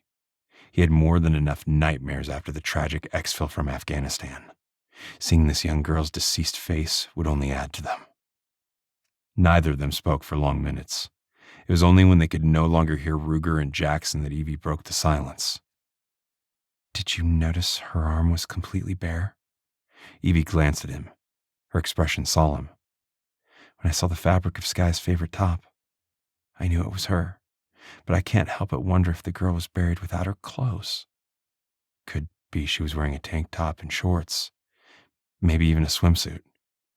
He wanted to believe that, over the obvious assumption that the killer had sexually assaulted the victim before, during, or after killing her. Let's focus on the facts, not supposition. "The fact is, I didn't see any clothing," Evie stubbornly insisted. Then she sighed. "But you're right. It could be that she was wearing something skimpy. The other fact is that the body was found about 200 yards from Skye's remains." He frowned. "That almost makes me want to take Bruno farther into the nature preserve to see what else he might find." Evie grimaced. "I'd only try that if we could be sure Ruger wouldn't arrest you." She glanced up at him, then said, "I still can't understand how a serial killer could operate undetected in a town the size of Grand Haven. Don't forget, there's lots of tourists and some residents who have summer cottages here." He glanced at her. "As far as proving my innocence, the more bodies we find, the more likely the information would help clear my name. I must have an alibi for the time frames of some of the murders." He strove to sound casual, despite his deep fear that his life as a free man was limited to a matter of days, if not hours. "There's no proof you did this." Evie's staunch support eased the tightness in his chest. "I think Jackson knows who the victim is. He almost said her name before Ruger stopped him." "I know." He tried to remember each person he'd encountered during the 24 hours he'd been back in Grand Haven. Between the pizza parlor and the hotel, he couldn't remember seeing anyone with a circle of flowers tattooed around her wrist. Then again, the girl would have been dead before he'd arrived, especially if their theory of Bruno recognizing the scent of the serial killer was correct. And right now, that was about all they had going in their favor. He glanced at the dog, hoping the animal would help find the killer before he found them. Chapter 6. Rays of sunlight filtered through the towering trees as Evie and Cam made their way through the woods. As much as she hated the thought of a serial killer operating in Grand Haven, Cam had a good point. The more victims that were found, the more likely he'd be cleared as a suspect. Glancing down at Bruno, she noticed how the canine sniffed along the ground. His ears pricked forward. If there was another body to be found, she believed Bruno would lead them to it by following the scent of the killer. Detective Ruger's scathing comment replayed in her mind. "There's no way the killer's scent remained at the scene of Skye Gray's remains for 14 years. She grimaced, forced to admit the detective was right. If there were other bodies buried in the nature preserve from years earlier, she wasn't sure Bruno would find them. Unless, of course, this guy was sick enough to return to the grave sites. Her stomach churned at the thought of him reliving his kills. The image of the slender blue arm with the tattoo bracelet flashed in her mind. She placed a hand over her stomach, willing her breakfast sandwich to stay put. Being an OR nurse and watching as surgeons cut into people's bodies to repair wounds and other ailments did not prepare her for this. Nothing could prepare anyone for this. Evie stumbled over a branch. Cam's arm shot out to grab her. She managed a reassuring smile. "Thanks," he nodded, his expression grim following the interaction with Ruger and Jackson. She felt bad for him. It must be awful to be treated as a suspect in 2 brutal murders. Bruno abruptly altered course, heading deeper into the brush. She glanced fearfully at Cam before quickly following her dog. "What is it, Bruno?" Cam stayed close beside her as Bruno trotted toward a fallen log. It was huge, and to Evie's untrained eye, seemed to have been there for at least a year or 2, maybe longer. The inside was beginning to hollow out. Bruno sniffed intently along the base of the log. Then he sat and let out a sharp bark. "Good boy." She had no idea what she was praising Bruno for as she bent to run her fingers through his fur. "You're a very good boy." "I suspect the killer was here recently." Cam stood with his hands on his hips, surveying the area with a critical eye. Maybe after he buried the young woman's body, he stopped here to rest. You really think so? Despite how smart her dog was, it seemed a stretch to imagine Bruno had found the killer's scent lingering here for what? 2 days? I do. Cam's voice held conviction. I've seen bomb-sniffing dogs in action. The motto of every dog handler is to always trust your dog. The dog knows more than people understand. Their senses are finely tuned. He nodded at Bruno, who sat looking pleased with himself. This is his alert. Okay. She blew out a breath. What do you think? Do we keep searching for more signs of the killer? Cam pressed his lips together as he considered that. Then he glanced at his watch. Not now, but maybe later. I don't know that sticking around while the cops are camped around the crime scene is the best use of our time. She bent and stroked Bruno's fur again. You're a good boy, Bruno. Yes, you're a very good boy. The shepherd jumped to his feet, tail wagging in excitement. Despite the grim situation, she couldn't help but smile. The dog had a way of lightening her mood, even on a day like today. Let's keep going toward the river. Cam gestured to the right. Maybe Bruno will alert again. She nodded and turned away from the fallen log. It was far too easy to imagine the killer sitting there after doing something heinous. I'm glad Bruno seems to know this guy's scent. Cam grimaced. At least the dog knows I'm not a killer. We're going to figure this out. She spoke with a confidence she didn't feel. In the years she'd gone toe-to-toe with surgeons, she'd gotten used to putting on a brave face and standing her ground, especially when she knew she was right. Nobody respected a weakling. Now the corner of Cam's mouth kicked up in a smile. I'm grateful for your support, Evie. I feel bad. I'm the one who dragged you into this. She winced, remembering their awkward phone call. I should have left you alone rather than let you know what Bruno and I had found. I would have come no matter what. I have no doubt Ruger would have contacted me and requested I drive up for an interview, even if I hadn't already been in town. He sighed and shook his head. Besides, I want justice for Skye. You and I both knew she didn't just leave town on her own. We were right about that. Yes, we were. It still bothered her that Ruger had blown them off 14 years ago, only to turn around now, accusing Cam of killing his girlfriend. I think that's why Ruger is being such a jerk. He knows he was wrong to have ignored us. Yeah, but it would be nice if he'd keep his mind open to other possible suspects. She nodded, appreciating his point. She had Bruno as he walked beside them.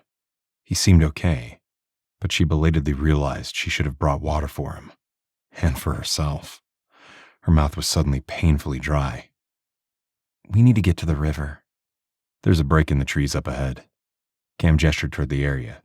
She couldn't see much, but had faith in his sense of direction. We'll be able to gauge how far the water is from there. You know, I don't see any tire tracks, or footprints for that matter. The ground beneath their feet was hard and dry, thanks to the 2-week dry spell they'd experienced. There were no footprints at the fallen log either. What do you think happened? Did the killer carry his victims all this way? Even for a strong man, that wouldn't be easy. That's a good question. It seems the most logical assumption. Cam's brow furrowed. Unless he forced his victims to walk into the preserve at gunpoint, then killed them. She shivered again, despite the warmth. I can't even imagine how Skye and the other young woman must have suffered. Honestly, if it were me, I'd have chosen the gunshot rather than enduring whatever he did to them. Try not to dwell on that. You're safe with me. He touched her arm again. No matter what Detective Ruger thinks, I'm not responsible for these murders. I didn't drive back and forth from the south side of Chicago to kill young women. I know you didn't. Evie realized that without Cam's reassuring presence, she wouldn't be nearly so calm. She'd come to Grand Haven to decide what she should do about her mother's house. There were openings in the Grand Haven hospital, and the idea of living close to the lake had held some appeal. She'd enjoyed growing up in this small tourist town. Now that she'd found 2 dead bodies, she didn't like the idea of staying there. She'd never look at these woods the same way. She'd always know Skye's body had been lying beneath the dirt all this time. I served my country with honor, Cam said in a low voice. It hurts to know Rigger thinks the worst of me. He's grasping at straws. She strove to sound confident again. The truth will prevail. He nodded without saying anything more. They walked in silence as they approached the opening between the trees. Evie wasn't sure whether she should be relieved or disappointed when Bruno didn't alert on any more mounds of dirt. As she followed Cam up the hill, she stopped and caught her breath when she saw the glistening water of the Grand River shimmering beneath the sun below. Oddly, the river looked smaller than she remembered, despite knowing the mouth where the river emptied into Lake Michigan was 800 feet wide. This entire area looked nicer than she remembered, too. It was clearly more of a tourist attraction now than it had been 14 years ago. There's a bubbler down on the pathway along the river, Cam said, using the Midwestern slang term for water fountain. Will that work for Bruno? We'll find a way. She wanted to kick herself for not being better prepared. Then again, finding another dead body wasn't part of their plan when they'd headed out on what should have been a short morning hike. Let's go. This time, she took the lead as the terrain sloped downward. Bruno trotted alongside, clearly enjoying his time in the woods. Upon reaching the path, she hurried toward the bubbler. She scanned the area for something to use as a bowl. Here, let me. Cam kept his hands together. She pressed the buttons to activate the water fountain. Filling his hands with water, he quickly lowered them for Bruno, who eagerly lapped at the water, even as some water slipped through Cam's fingers. Good boy, Bruno. She filled Cam's palms again, and Bruno took another few laps at the water before lifting his head and sniffing the air. She bent to take a drink, then stepped back so Cam could do the same. Next time we hike with backpacks and supplies, he said. Next time? She stared at him. I'm not going on another hike like this. He grimaced and looked away. She realized he'd been dead serious about attempting to find more victims. She sighed as they walked along the riverfront, heading away from Lake Michigan to the small parking lot near the preserve. She gestured to the gently flowing water. Do you think it's deep enough for a car? Yeah, it's deep enough, especially for Skye's yellow VW bug. He stopped walking for a moment to stare down at the murky depths. The better question is, will I find the car if I search using snorkeling gear? You're really going to look for it? She didn't try to hide her doubt. What are the odds that you'll actually find it? Probably not good. He shrugged. But yeah, I'm going to try. The thing that keeps nagging at me is that nobody has bothered to look in the river for Skye's car. The cops issued a BOLO, assuming she was on the road somewhere. Now, 14 years have passed without anyone finding it. You're right. She reached down to stroke Bruno's fur. Okay, if you think it's worth it, we should head back to the car so we can stop at the store to get whatever you need. She was a strong swimmer, same as Cam. They'd both worked as lifeguards after all. But she wasn't eager to snorkel in the river to search for Skye's car. No matter how bright the yellow paint might have been, she was sure it was nothing but a pile of rust now. If the VW bug had been left submerged in the Grand River for all these years in the first place, Skye's car could have ended up in a salvage yard, stripped and sold for parts. That made more sense than driving it into the water. Okay, let's take the road back. It'll be quicker. Cam looked more determined than ever. She didn't argue, following the path to the parking lot. As they struck out toward the road, she caught a glimpse of a police cruiser going by. She eyed the cop behind the wheel, wondering if he was headed into the preserve to help with the newly discovered dead body. The cop glanced at her, but then looked away as he kept driving, almost as if he didn't want to be recognized. Was that Kyle Abernathy? She followed the police car as it drove out of sight. I think so. Cam was watching the car disappear in the distance, too. Interesting that so many of our former classmates had either stayed in town or returned to live here after graduation, and that at least a few of them had become cops. Yeah, first Jackson Dupree and now Kyle Abernathy. I wonder how many others are still around. I'd like to know if Dan Johnson is living in the area, Cam said. I wouldn't put it past him to have grown more violent over the years. We can ask around.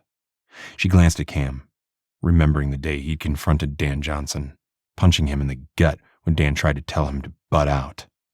I know we should keep an open mind, but it's easier to imagine him doing something like this, more so than Jackson, Kyle, or any of our other classmates. I agree. Cam stepped closer, wrapping his arm around her shoulders as the low rumble of a car engine echoed around them. The vehicle crested the hill, then zoomed past. He didn't drop his arm, his head turning to follow the car's path. Maybe staying on the road wasn't the best idea. I don't like how exposed we are. We'll be fine in broad daylight. At least she hoped so. Her thoughts returned to Dan Johnson. She glanced up at Cam's profile. What about checking in at the high school? Why would that help? Cam asked with a skeptical glance. I doubt he's a teacher, and I don't know if the teachers report in that early anyway. School doesn't start until after Labor Day. Can't hurt to ask. She understood it was a long shot, although the lakefront might be a better choice. Yeah, the lakefront is likely packed with people. Cam seemed to warm to that idea. He dropped his arm, much to her acute disappointment. We can check it out after we pick up the snorkeling gear. Okay. She liked knowing they had a plan. This wasn't just about clearing Cam's name. Not anymore. They needed Detective Ruger to focus on finding the real killer before he struck again. Cam fought the urge to run all the way back to Evie's mother's house. If he were alone, he'd have already gotten back and headed out to pick up the items he needed. But he needed to protect Evie. He slowed his pace to make sure she could easily keep up. Bruno trotted along the side of the road, lowering his muzzle to sniff at interesting scents along the way. Evie didn't keep him on a leash, and Cam was impressed the large German shepherd didn't stray too far from Evie's side. The animal almost seemed to understand he needed to stay out of the road. Despite being anxious to get back to the house, Cam was grateful to note they'd made good time. Bruno lifted his head and turned toward the house. Stay! Evie's tone was sharp. The dog immediately stopped and sat, looking up at her expectantly. She made a point of looking both ways, then nodded. Okay, let's go. They crossed the highway toward Hiawatha Drive, the road that would take them to her mother's place. Again, Cam was impressed at how well the dog listened to Evie. As if sensing they were close to home, Bruno picked up the pace. Evie did too, and less than 5 minutes later, they were back at the house. Evie punched in the code to open the garage door. She glanced at him as she headed inside. I need a quick bathroom break, then we can head out. I do too. He stood in the kitchen, staring at the plywood that had been nailed over the broken window above the sink. He was surprised that one of the officers had bothered to cover the opening to prevent bugs and other animals from coming inside. Ruger? Cam shook his head. The detective didn't seem like the accommodating type. His attitude came across as viewing himself to be the person in charge. More likely one of the other officers had done it. When Evie emerged from the bathroom, he took his turn. When he came out a few minutes later, she was packing some food items into an old backpack. She flushed when she saw him standing there. I figure it's better to be prepared in case we get hungry later. Good plan. He smiled as she placed 2 small cereal bowls in the pack. For Bruno, especially. Yes. She shrugged. He's the one who's helping the most. No arguments from me. He turned and reached for the door leading to the garage. Do you want me to drive? She arched a brow. What's the matter? You don't like my driving? It was his turn to flush. I'm just used to being in charge. Yeah, me too. At least in the operating room. Despite what the surgeons think, they're not the ones running the show. The process starts with prepping the patient long before they walk in the door. He could easily see her taking charge in the operating room. Evie brushed past him to walk back into the garage and took a moment to open the back hatch for Bruno. Then she surprised him by tossing the key fob into the air. Fine, you can drive. He caught the key fob and grinned. Thanks. She shrugged and quickly slid into the passenger seat. He used the lever to back up the driver's side seat before getting in behind the wheel. The SUV wasn't as fun as his Jeep, but he liked watching Bruno stretch out in the crate via the rearview mirror. Whatever was best for the dog was good for him, especially since Cam knew he'd never find this guy without Bruno's help. The way the canine had taken them first to the dead body and then to the fallen log had proven that. Too bad the dog couldn't talk. 5 minutes later, they were back on the road heading into town. The traffic had picked up now, summer residents and tourists making the most of another beautiful sunny day. He thought about the lakefront and decided they should head to the store first. Before he could mention that to Evie, he caught sight of a car coming up behind him. A police car. The red and blue lights were not flashing, but the way the vehicle settled in behind them, keeping pace, made him think the cop was following them. On purpose. Because of him? Had Ruger told his officers to keep an eye on Cam? He tightened his grip on the steering wheel. This treating him as a cold-blooded murder suspect was getting old. He'd done nothing to warrant this behavior. Quite the opposite. He'd fully cooperated with the police investigation. "What's wrong?" Evie picked up on his tension, twisting in her seat to look behind them. Her jaw dropped, but then she seemed to pull herself together. "Should we pull over?" He shook his head. He'd put his lights on if that was necessary. "Turn right at the next intersection," Evie suggested. "If he follows, then we might want to pull over anyway." It grated on his nerves, but he went along with the plan. When he used his right-hand turn signal, he was surprised the officer behind him didn't do the same. After making the turn, the police car slowed briefly, then picked up speed, continuing straight on the road that would head into town. Even though the police car was no longer behind him, he pulled over to the side of the road and stopped. He shifted into park, then scrubbed his hands over his face. "I don't like this." He turned in his seat to look at her. "I have a feeling the police are going to be out in force, watching our every move." She lifted a shoulder. "So what? Maybe we'll lead the police straight to the real murderer." He almost smiled. "That would be nice. But seriously, I'm worried they'll hamper our investigation." "Don't be." She reached for his hand, his fingers curled around hers. "I'm sure the Grand Haven police simply want to make their presence known in general. It won't take long for word of another dead body to ripple through town.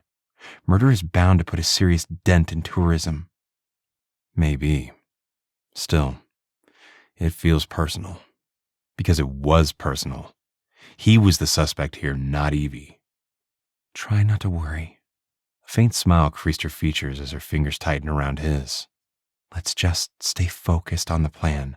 I highly doubt Ruger or any of the other police officers are planning to buy snorkeling gear to join you in the river. They might if they knew that was our goal." He took a deep breath and tried to relax. Evie was right. There was no reason to think the worst. The cop driving behind them for a few miles didn't mean anything. "Okay. Thanks. I guess I just panicked there for a moment." "You don't have anything to worry about." She didn't release his hand, and he was struck by how badly he wanted to pull her into his arms, to hold her close, to kiss her, the way he'd longed to do back when they were teenagers, working as lifeguards at the lakefront. Talk about rotten timing. He hadn't considered he'd ever see Evie again, and now that he had, he was the prime suspect in a brutal murder. "You're innocent, Cam." Evie's earnest voice broke into his tumultuous thoughts. "And we're going to prove it." "Or die trying." His attempt at humor fell flat. He sighed. "Sorry. I didn't mean to sound cavalier. This is serious stuff, and I don't like knowing some killer is walking free while the police remain focused on me. If Ruger is smart, which I'm not necessarily saying he is, he'll make sure to consider all possible suspects." Again, Evie's staunch belief in his innocence touched his heart. "Not just you." He nodded slowly. "Like Dan Johnson?" "And anyone else who's been in the area for the past 14 years, Evie agreed. "I could be wrong, since Grand Rapids isn't that far away, but I think the killer is someone who's lived here all this time. Maybe he started with locals, then moved on to tourists." "Yeah." He forced a smile and released her hand to start the car. Sitting around and ruminating over his situation wasn't going to help solve this. They needed to find other suspects, along with locating Skye's car. After making a Y-turn in the road, he headed back into town toward the superstore that would likely have snorkeling equipment. As he slowed to pull into the parking lot, he caught a glimpse of the police cruiser coming toward them. He considered waiting for the vehicle to pass, but there was plenty of time to make the left-hand turn. He did so, heading down one of the aisles that were filled on both sides with parked cars. Stunned, he stared as the police car had turned into the parking lot too, but the cop didn't follow him up and down the aisles as he searched for an empty parking spot. No, the officer positioned his squad near the parking lot entryway and remained there, the engine idling. Now he knew for sure he hadn't imagined the cop following him earlier. Whether the officer was Kyle Abernathy or someone else, there was no doubt he was going to wait there until they left. Cam pulled into an empty space. His gut clenched at the likelihood the cops intended to watch his every move, just waiting for the moment the warrant was issued for his arrest so they could toss him behind bars for the rest of his life. Chapter 7. Evie eyed the police car with trepidation. Cam's grim expression mirrored her thoughts. Why was the officer just sitting there near the exit? Was he planning to wait for them to leave so he could follow them for the rest of the day? Cam's phone dinged, startling her badly.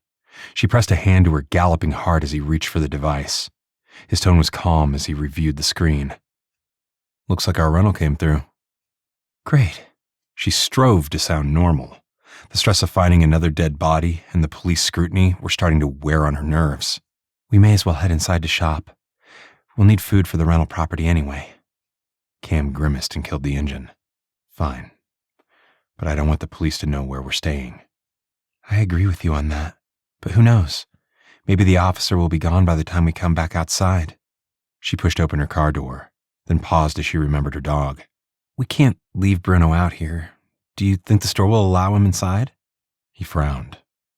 Doubtful. Maybe you should wait here with Bruno.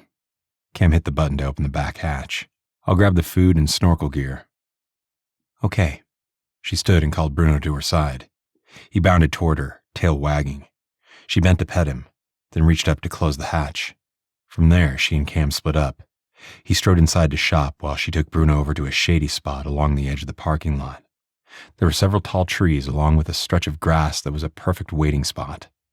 She imagined the officer's gaze following her and Bruno as they left. Was Kyle Abernathy the cop behind the wheel? Had he recognized her from high school? As Bruno watered a tree, she turned to look toward the police cruiser. The sun was too bright on the windshield for her to see the person inside. Then, a flash of anger hit hard. This was ridiculous. Why wasn't that cop doing real police work? Talk about a waste of time and resources. Glancing at Bruno, who stood sniffing the air, she abruptly stepped forward, intending to give the officer a piece of her mind. Come, Bruno. With a determined stride, she began to cross the parking lot with Bruno at her side, but she only reached the halfway point when the vehicle backed up, turned, and left the parking lot. She frowned, wondering if the officer was avoiding her on purpose. Then suddenly, the red and blue lights began to flash, and the vehicle sped up, zooming out of sight. Slightly reassured, she turned and walked back to return to the shade beneath the trees. Obviously, the cop was called away for a good reason, which was fine with her. She bent to check Bruno's paws to make sure they weren't burnt by the scorching hot blacktop parking lot. The relentless sun would heat it up to an unbearable level by noon. The hour was early enough, only 10:30. Bruno's paws were fine, and when she placed her palm against the asphalt, it wasn't terrible. Not yet, anyway. She glanced at her watch, hoping Cam wouldn't take too long. They needed to get away from the shopping center before the officer could return. The minutes ticked by slowly, but then she straightened when she saw Cam emerge from the doorway, both hands laden with bags. Let's go, Bruno. She quickly headed over to meet up with him. Where's Officer Friendly? Cam asked with an arched brow as he stored the shopping bags on the floor of the back seat. He left with lights flashing, presumably to deal with actual crime, rather than sitting around watching us. She opened the back hatch for Bruno. Let's get to the rental property as soon as possible. We can figure out our next steps from there. Works for me. Cam quickly rounded the car to slide in behind the wheel.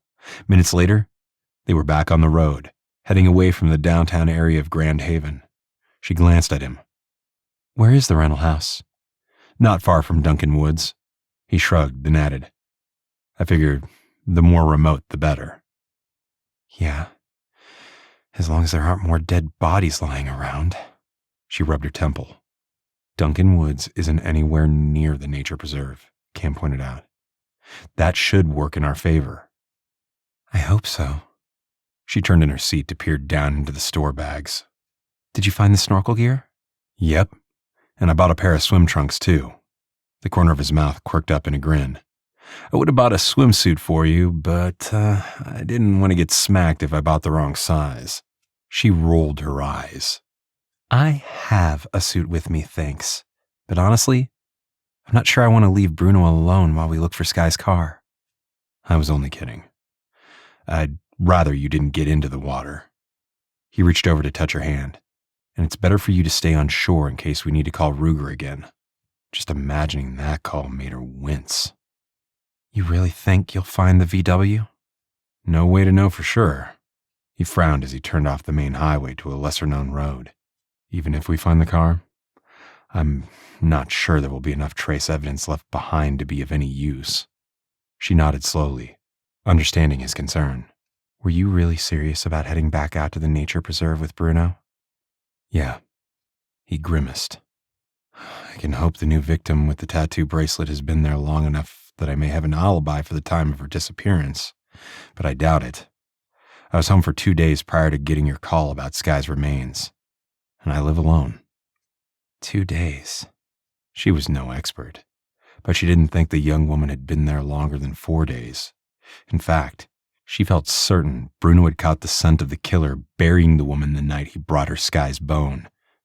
Even if the poor girl had been murdered the day before, that wasn't enough to absolve Cam. I can see you're doing the math too. His tone was dry, just like Ruger. If she was killed that recently, I don't have an alibi, no girlfriend or anyone who can vouch for me. Don't. Cam, I know you're innocent. She blew out a breath. My biggest concern is that Ruger won't follow up with other suspects and that the real killer is going to get away with this. We'll start with the river, then head back out to the nature preserve. He glanced at Bruno using the rearview mirror. Your dog is our best chance of finding the killer. Okay, I'll do whatever you think is best. There was no reason to argue. Besides, he had a point about how finding more dead bodies could clear his name. Cam had been in the Army for 12 years. If a serial killer was operating in Grand Haven all this time, she had to believe he would have murdered someone during the time frame Cam was stationed in Afghanistan. Maybe more than one victim. And as horrible as that was to imagine, it was the best way to prove once and for all that Cam wasn't responsible for Skye's death. Cam made several turns to make sure they weren't followed to the rental house. He couldn't bring himself to trust anyone, except Evie. After backtracking for the second time, he pulled into the long, winding driveway of the rental property. He'd chosen this place for several reasons, one being that it couldn't be seen from the road, and, as he'd mentioned to Evie, the fact that the house was isolated from other tourists was a big factor in his decision. After everything that had transpired, having peace and quiet would be a welcome respite. This looks nice, Evie commented when he shifted into park and shut down the engine. More expensive than a hotel, though. Yeah, but worth it. He didn't care about the money. He wasn't rich, but he'd banked his pay during his 12 years in the Army, and his boss, Rex Grayson, paid him and the other Guardians working for him very well. Unfortunately, all the money in the world wasn't going to clear his name. He slid out from behind the wheel and opened the back door to grab their bags. Evie let Bruno out of the back hatch and headed to the front door. What's the code? She asked over her shoulder. 2980. He watched as she unlocked the front door and pushed it open. Then she stepped back to hold the door for him. They took a few minutes to unpack the groceries. Evie set the bag containing the snorkel gear and his swim trunks to the side. He went back outside for their overnight bags and the backpack Evie had grabbed from her mother's place. He'd purchased some bottled water to use while they were hiking in the woods. Evie packed several of them in the backpack along with the dishes she planned to use for Bruno. How long do you think the cops will be at the scene of the dead body? Evie glanced at him. I feel like we should wait until they're gone before we send Bruno out to search. I don't know. It could take them a while if they're serious about preserving evidence. He firmly believed Ruger would do at least that much. The detective would be eager to find evidence to use against Cam. I think we should search the river first. Maybe we should look at the missing persons reports, Evie suggested. We might uncover the dead girl's identity. He grimaced and glanced at his watch. I don't know that knowing her identity will help us. And I'm anxious to see if my theory of Skye's car being submerged in the river after her murder holds true. Okay, we'll do that first. Evie sighed and rummaged in the backpack. I should have asked you to pick up some protein bars. I'm sure we're going to be hungry for lunch soon. I did. He strutted the cabinet and opened it. See? I even found the cookies and cream brand you used to devour while we were working as lifeguards. Perfect. Her bright smile warmed his heart. Thanks for thinking of me. He flushed and hoped she didn't notice. It wasn't as if this was an appropriate time to be thinking about how pretty Evie was, or how much he enjoyed spending time with her. If not for Bruno finding Skye's bone, they wouldn't be together at all. Turning away, he picked up the bag containing the swim trunks. I'll be back in a few minutes. Evie nodded, filling a bowl of water for Bruno. He left her to it, quickly changing his clothes. They'd spent summers together dressed in swimwear, but somehow this felt different. Or maybe he was just letting Evie's pretty face mess with his mind. He pulled his t-shirt back on, shoved his feet into his running shoes, and headed into the kitchen. Evie wasn't there. He could see she was outside with Bruno. She'd opened the window to let the breeze in. Search! Search, Bruno! Evie threw her arm wide. He watched as the dog seemed to understand her command, lowering his nose to the ground and sniffing with interest, making a zigzag pattern toward the woods. He went out to join her, the bag of snorkel gear dangling from his fingers. Are you practicing? Why not? You said you wanted Bruno's help. She gestured to the path that led deeper into the woods. A moment later, Bruno was heading that way. He does seem to understand the word search. After tossing the snorkel gear into the back seat of the SUV, he quickly followed Evie and Bruno. The dog continued sniffing the ground, his tail moving back and forth. Where did you find him? Cam couldn't help being impressed with the shepherd's focus. Outside of Grand Rapids. I was heading home late one night after a long Saturday of being on call and caring for several trauma patients. The road was closed due to construction, forcing me to take a detour. I spied Bruno running along the side of the road as if he was trying to catch up to me. I stopped and opened the car door. She glanced back at her dog. He jumped right in. His fur was matted with mud, and he looked skinny, so I took him home and fed him. He ate as if he hadn't had anything in his stomach in days. Poor guy, Cam murmured. I gave him a bath and cared for him until the following Monday when I hauled him into the vet. They didn't find a chip or have any indication the owners were looking for him. She shrugged. The vet promised to keep me updated if anyone came looking for him, but nobody ever did. Her expression softened. After a few weeks of caring for him and falling in love with him, the vet chipped him with my name and number. I must admit, I was relieved nobody came forward to claim him. I can understand that. He's a great dog. Cam's brow furrowed. Still, it's very strange. If he was being trained as a police dog, I'm surprised nobody's come forward, or that he wasn't chipped right away. I think so too. She quickened her pace as Bruno darted farther ahead.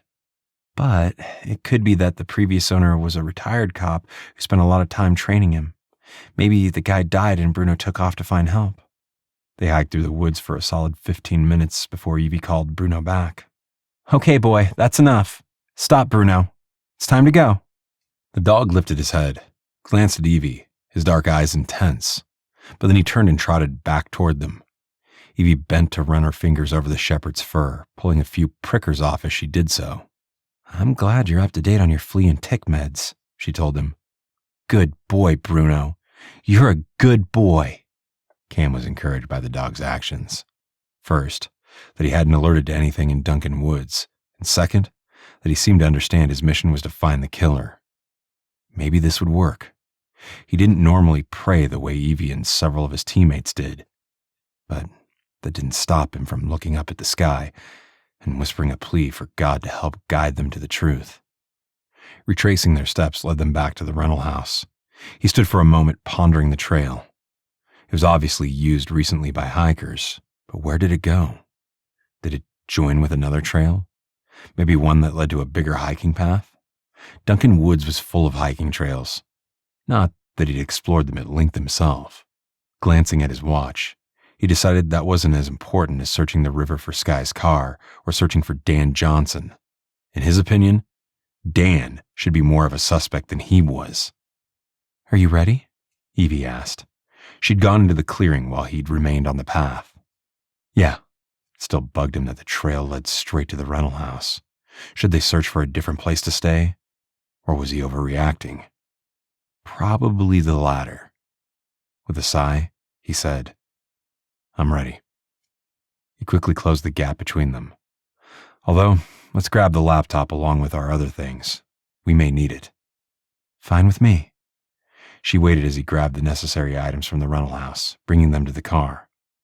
"What do you think? Should we swing by the high school first or just drive straight to the river?" His gut instinct was to avoid the downtown area so they wouldn't run across the police. Then he realized that going to town would help hide where they were staying. "Yeah, let's go to the high school first." "Okay." She searched his gaze for a moment. "Maybe we'll recognize one of the teachers." He nodded absently, although his mind was still on the hiking trail. "I hope so, especially if the teacher can tell us if Dan Johnson is still around." "Are you okay?" Evie asked. "You seem preoccupied."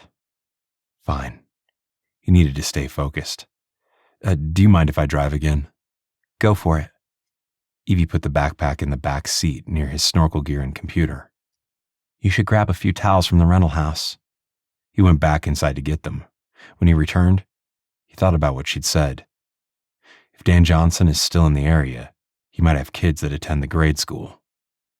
"Could be," she frowned. "If that's true, I feel bad for the woman he married." He started the car, cranked the air conditioning, then turned around to head back to the road. They rode in silence for several minutes as he took another circular route back. There were no signs of the local police patrolling the streets this time. Considering his recent paranoia about the hiking trail, he had to admit he may have overreacted to the cops sitting in the parking lot of the superstore. Being treated as a suspect was causing his imagination to run wild. The entire town wasn't out to get him. It was only Detective Ruger being a jerk. And as Evie pointed out, the guy had been wrong about Skye's disappearance 14 years ago. Frankly, Cam couldn't wait to prove Ruger wrong again. "We might want to pick up sub sandwiches to go," Evie said, breaking into his thoughts. "I can't believe I'm saying this, but I'm starving." "Sure. We can stop at the sub shop near the high school." He flashed a wry grin. "It'll be like old times. Remember how we used to head there prior to going down to the lakefront to work?" "I do. Skye would always complain that she wanted a salad, but you and I were all about the sandwiches." Evie's smile faded. "I hate thinking about what she must have suffered that night. We really need to find the person who killed her." "We will." He forced himself to sound confident. "We have a good plan." "Yeah." Evie pulled out her phone. "I hope you don't mind, but I'm going to search for missing women." "On what? Social media?" He frowned. "Not sure that's a reliable source." "No, I was going to try a simple search first." Her gaze was focused on her phone screen. "There must be some report out there, especially related to the bracelet tattoo, or Jackson wouldn't have mentioned it." "Okay." Cam hoped the woman they'd found buried wasn't someone he'd interacted with at some point. He slowed to make the turn toward the high school. To his surprise, the parking lot wasn't empty. There were several cars parked in a cluster near the front door of the building. He wasn't familiar with teachers' schedules, but the number of cars led him to believe they were required to report for duty well before the students arrived on scene. Or maybe there were summer school classes that were still being held on campus. "Pull over!" Evie's curt tone startled him. "What's wrong?" I found her. Evie's stricken gaze clashed with his. Pull over, please. Okay. He did as she'd asked, making sure they were well out of traffic before shifting into park. He mentally braced himself. Who is it? Her name is Jasmine Kramer. Evie slowly turned the phone so he could see the image on the screen. Does she look familiar? A sense of relief hit hard when he saw the girl's face. He'd never seen her before in his life. She had long, dark hair with a dyed blue streak on one side, along with a nose piercing. She looked young. Too young. Jasmine Kramer? From where? Here in Grand Haven? Or somewhere else? He forced the questions through his tight throat. While he was grateful he didn't recognize her, the poor girl was still dead. Murdered. Just like Skye Gray. She lives here in Grand Haven, according to the news report. Evie slowly shook her head. She just turned 18, and apparently works in the kitchen at the Grand Haven Medical Center. 18, he repeated grimly. Same age as Skye. Yeah. Although, since she just turned 18, I'm not sure if she's graduated already or not. This report also mentions the flower tattoo around her wrist as an identifying mark. They were both silent for a long moment, remembering the blue-tinged, slender arm he'd uncovered in the dirt. Evie turned the phone back so she could read more about the missing girl. According to this, Jasmine has been missing since Tuesday. You called me on Wednesday. He stared at her. You were right about the timing. Bruno must have caught the killer's scent when he darted into the nature preserve that night. Technically, that was Wednesday, early morning, roughly 4 a.m. Evie ran her fingers through her hair. Today is Thursday, so Jasmine has been lying in the ground for the past 2 days. Yeah, 2 days. Cam didn't have an alibi. He'd gone to the grocery store after finishing the last mission for Rex and had done his usual 5-mile runs. But even if there was a witness who'd seen him running, it wasn't enough to clear him as a suspect. I can't believe Bruno was so close to the killer. Evie's tone was husky. Do you think he saw Bruno? I don't know, but it probably doesn't matter. By now, the news that Bruno was the one to find Skye's remains has probably spread through town to the point the killer knows that. And he would also know exactly when that was. He held Evie's gaze. The same night he'd killed and buried Jasmine's body within 200 yards from Skye's grave. Evie dropped her phone into the center console and buried her face in her hands. He reached over to rest his hand on her shoulder. I thought it would help to know the poor girl's name. But it doesn't, she whispered. It only makes it worse.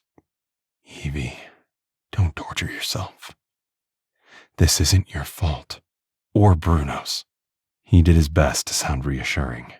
He thought it was interesting Jasmine worked at the medical center. That was very different from Skye, who claimed to feel faint at the sight of blood. Yet both girls were young, barely 18, and pretty. Maybe that was the only thing that mattered to this guy. Look at it this way. The killer made a huge mistake. He went on. The guy who did this chose to bury Jasmine close enough to Skye that they were able to find her. And even if Bruno hadn't found her remains, it's possible the police would have widened their search parameters to the point they'd have found Jasmine too. Ruker?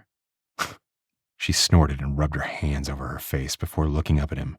Fat chance. You never know. This new information made him anxious to return to the nature preserve. If they were right about the killer visiting Skye's grave to remember how he'd killed her, then there were likely more bodies to find. Chapter 8. Evie glanced away from Cam in time to notice a plump woman with familiar facial features had stepped out of the front door of the high school. She abruptly grasped his arm. Is that Beverly Jenkins? I think so.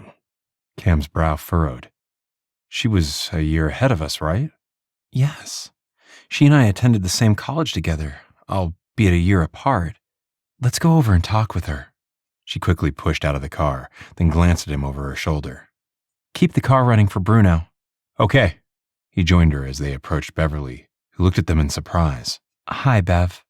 Evie smiled. Are you a teacher here? Evie, wow. It's been a long time. Hi, Cam. Bev smiled and nodded. Yes.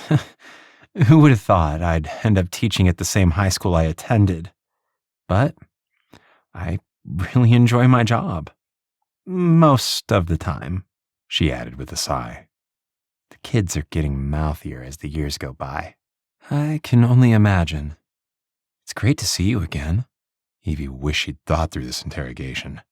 Asking point blank about Dan Johnson might come across as odd. I'm here to deal with my mom's house now that she's passed away from cancer. I heard about that. I'm sorry, Evie. Your mother was lovely. Bev glanced at Cam, then back to her. Are you two together now? Oh, we're just friends. Evie hoped her blush wasn't too noticeable. What about you? Are you married? Yes. I'm married and have 2 kids. Bev beamed. We think Grand Haven is a great place to raise a family. Evie didn't remember Bev having a boyfriend while they were in college, but that didn't mean much. Evie hadn't dated anyone seriously either, until she was working full-time at the hospital after graduating with her nursing degree. She'd met Sean Graves, a medical resident on the same unit she'd worked that first year, prior to her going to the operating room. They dated for almost a year, and had even talked about maybe getting married, just days before she caught him kissing another nurse in the hospital cafeteria. From that point forward, she'd avoided dating medical students, residents, or doctors, which had narrowed the dating pool considerably. We've been walking down memory lane just for that reason, Cam agreed, speaking for the first time. She forced herself to pay attention to the conversation. We ran into Jackson Dupree, too. He's a cop. Are there more of our classmates in the area? More than you'd think. Bev's smile faded.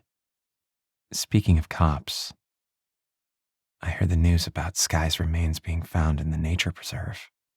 It's so horrible to know she was buried there all this time. Yes, it's a terrible tragedy, Evie agreed. I was shocked to learn the truth. My husband mentioned they reopened the case. Beverly sighed. So awful. Cam spoke up again. I thought I saw Dan Johnson yesterday. Is he still around? Yes. Dan still lives here. Like I said, many of our classmates are still living here. I moved back after college. I think Dan stayed in town after graduation. Do you know where he lives? Cam pressed. I'd like to drop by, say hi. I think he's... She abruptly stopped talking when her cell phone rang. Glancing at the screen, she winced. Sorry, I must take this, and I'm running late. It was great seeing you both again. With that, Bev turned away, lifting the phone to her ear as she hurried toward her car. She was so close to telling us where Dan lives, Cam muttered with a dark frown. Be careful. I'm sure many of our former classmates remember that you and Dan were far from good friends. She turned toward her SUV. At least we know Dan's still here. That's new information. Yeah. I wonder who Bev is married to. Cam followed Bev's figure as she slid into the driver's seat of her car. Sounded like she might be married to one of the police officers. That could be. I don't remember her dating much in college. Evie shrugged, opening the passenger side door. If it was one of our classmates, I'm sure she'd have mentioned him by name. Yeah, probably. Cam paused for a moment before he climbed in behind the wheel. I would have liked to know more about which of our classmates still lives here, other than Dan Johnson, of course. You know as well as I do that living here isn't enough to make them a suspect in 2 brutal murders. The image of Jasmine's face popped into her head. We need to consider all possibilities. Besides, who's to say the killer is a younger man about our age and in our class? A 40-year-old man who'd started killing back then would only be 54 now. That's not too old to be a serial killer. He shifted into gear and made a circle through the parking lot to head back out to the highway. You're right. We need to keep an open mind. She was glad he said the words even though she knew Dan Johnson was still high on his suspect list. Where to now? I think we should head to the lakefront, the city beach area where we used to lifeguard. Maybe we'll run into more of our former classmates. Cam turned right out of the parking lot to head back toward the lakefront. I thought it was cute that she assumed we were together. Her cheeks heated again, and she strove to sound casual. It's funny how people who are happily married think the rest of us should be happily married too. It's rather surprising that you're not, Cam said. When she shot him an arched look, he lifted a hand. I'm just saying. You're beautiful and smart. I'm not sure why some guy hasn't put a ring on your finger. Because he was too busy cheating on me with another nurse. The moment she said the words, she wished them back. She waved her hand, avoiding his gaze. Forget I said that. It doesn't matter. I'm over it. True love and happily ever after just hasn't worked out for me. Besides, she hastily added, you're still single too? What's your excuse? Did some mean woman stomp all over your heart? The corner of his mouth quirked up in a half smile. Pretty much. I dated a female soldier named Glenna for a while. But she ended up getting out of the army after her first tour. We tried to stay together, but it wasn't long before she told me she'd met someone else. He lifted a shoulder. Not a surprise, really. Long-distance relationships rarely work. And as it turns out, I wasn't as heartbroken as I thought I would be. Things were heating up in the desert, and I had bigger issues to worry about. Yeah, I can understand how you needed to focus on staying alive in enemy territory. Time to change the subject. The lakefront will be busy. Parking is always a nightmare in the summer. Even as she spoke, she noticed the line of cars parked along the east side of Lakeshore Drive. Parking wasn't allowed on the west side of the street. From there, she could see plenty of people splashing and swimming in the water. There was even a sand volleyball game going on. Fun memories from their lifeguard days. Hey, someone's leaving. He slowed her SUV as another car edged out of the parking space. He grinned at her. Perfect timing. She had to smile back at him. Glancing back at Bruno, she knew it would be good to let her dog out for a while. After Cam executed a nearly perfect parallel parking maneuver, she pushed open her door. Open the hatch for Bruno, please. Sure thing. He did so, and the large German shepherd didn't hesitate to jump down. They had to wait for traffic to pass before crossing the street to the lakefront. The sun was behind them, providing a clear view of the beautiful, endless stretch of water. Lake Michigan was so big you couldn't see across to the other side. The sandy beach of Lakeshore stretched for a full mile, but most of the activity took place in the designated swimming area that was roped off with buoys to keep boaters out of the area. There hadn't been any buoys back when she and Cam worked as lifeguards, but she could appreciate the added safety feature now. In addition, there were 3 tall white lifeguard stands with young, tanned guards on duty seated in chairs covered by red and white striped umbrellas. They look so young. She had the 2 males and 1 female lifeguard for a long moment before turning to Cam. Easy to forget how young we were back then. True. Although it didn't seem like it at the time. Remember how you jumped into the water to save that little boy? Yeah. And you saved that older lady who had gotten caught in the riptide. She smiled wryly. We thought we were invincible. We sure did. He gestured toward the clear blue water. There are way more boats on the water now than I remember from when we were younger. She nodded, sweeping her gaze over the boaters enjoying the summer day. They were standing in the area that was 100 yards away from the swimming area, enabling them to see the boats and those driving them more clearly. Bruno ran toward the water, then paused to glance back at her, as if asking permission. Go ahead, boy. Bruno didn't need to be asked twice. He jumped right into the water, swimming in a circle for a while before heading back toward shore. She walked closer to the edge of the water to keep an eye on him. Bruno came out of the water and shook himself, spraying her and Cam with water. Bruno! She laughed and pushed her wet hair away from her face. I guess I should have expected a shower. Hey, I don't mind. Cold water feels good. Cam grinned at the dog's antics. Has he always liked swimming? I have no idea. This is the first time I've brought him to the lakefront. The thought gave her pause. She'd been so wrapped up in taking care of her mother's house and grieving her loss that she hadn't made time to enjoy the lakefront. The last few months had taken a toll on her emotions. But strangely, she felt lighter now. Maybe because Cam was there and they were remembering the good times along with the bad. Obviously, I'll need to bring Bruno back for a visit. Yeah, he loves the water. One of the larger speedboats veered closer to shore than was probably safe. Not that she was an expert on how deep the lake was. The driver did a sharp turn, the back of the boat sending up a wide spray of water. Then the driver slowed and appeared to be staring directly at them. A cold shiver snaked down her spine. She grasped Cam's arm. Am I crazy? Or is that Dan Johnson? Cam nodded slowly, his gaze intense on the boat. Yeah, it sure looks like him. And based on how he's staring, he recognizes us too. They stood there for what seemed like an eternity. Even Bruno had his nose up, sniffing the air with interest. But if Bruno recognized Dan's scent from this far away, he didn't let on. Cam abruptly broke free from her to stride forward. She wanted to call him back, but no sound emerged from her throat. Was it possible she was looking at a brutal killer? Dan Johnson's gaze was locked on Cam, almost as if Dan knew what he was thinking, that he wanted to confront Dan about what had taken place 14 years ago, and maybe what had transpired more recently than that too.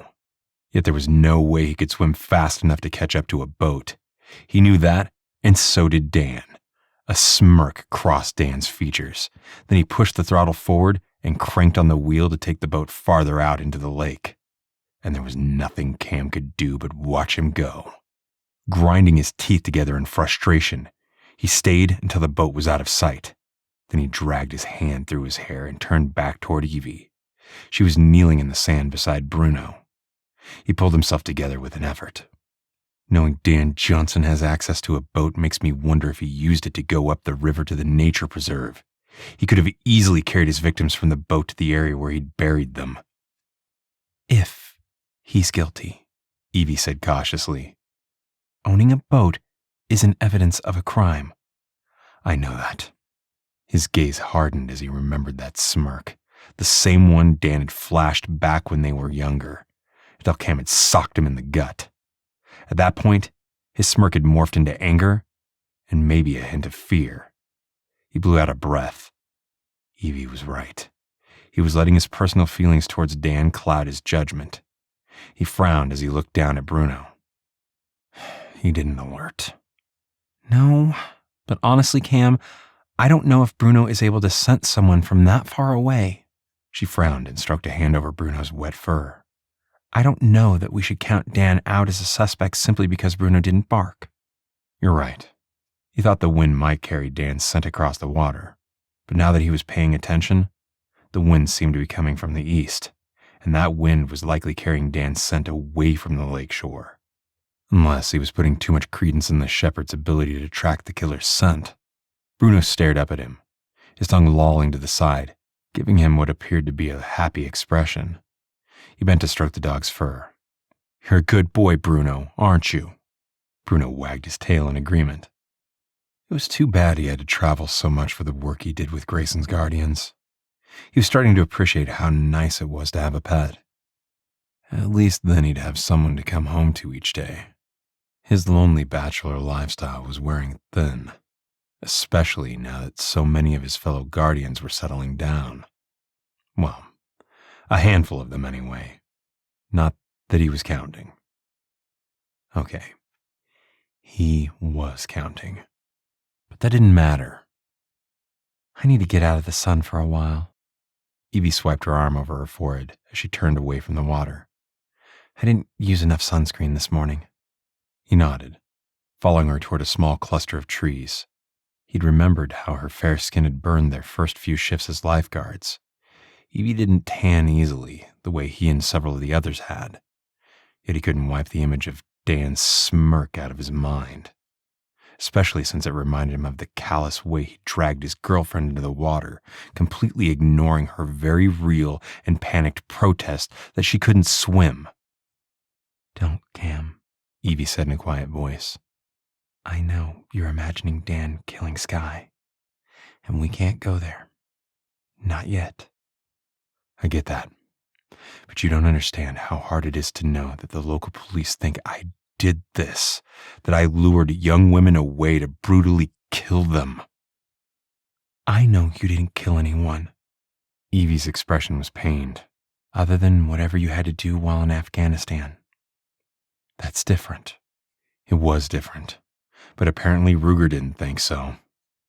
I guess our plan worked, he said a few minutes later. We spoke to Bev and found Dan. I guess we should keep going down to the lakefront to see if we can run into anyone else. We can, but is that necessary? Evie asked with a frown. You were mostly concerned about Dan still being around. We've confirmed he does live here and that he has a boat. For all we know, he could be married with kids. That might be why Ruger hasn't identified him as a suspect. It was not reassuring to think Dan could have a wife and kids who could provide an alibi for the time frame of the most recent murder. How long do you think it will take for the news about Jasmine's death to spread through town? I'm surprised it hasn't already, Evie admitted with a frown. I wish I knew more about what happened to Jasmine. Do you think she had a car like Skye? Or did this guy lure her away with a ride? Hard to say. The killer's MO could have changed over time. He grimaced as another horrible thought hit hard. And we're assuming Skye was his first victim. She may not have been. There could have been others. Evie frowned. No way, Cam. We would have known if another woman had disappeared all those years ago. Maybe. Maybe not. Keep in mind, we were friends with Skye, which is why we were so invested in what had happened to her, especially when she hadn't reached out to either of us by text or phone call. And really, we were just kids, barely adults. He stared again at the water. Could be someone else had disappeared as much as a year earlier. That seems highly unlikely, Evie protested. I can't believe Ruger wouldn't have taken Skye's disappearance more seriously if some other woman had gone missing the same way. He shrugged, unconvinced. One would hope, but based on what I've seen so far, we can't make any assumptions.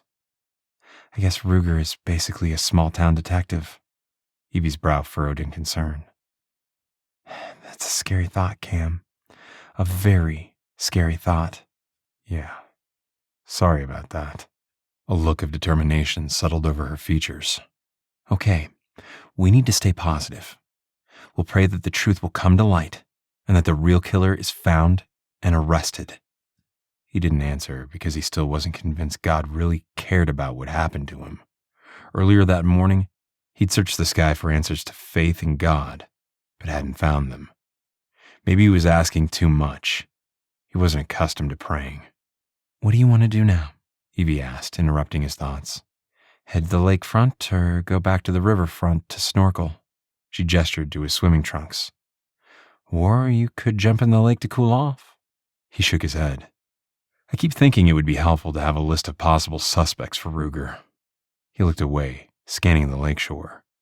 The rhythmic rippling of the waves should have been soothing, but he was too keyed up to appreciate the sound. I know it's just a matter of time before he arrests me. Based on what? Evie asked. Come on, Cam.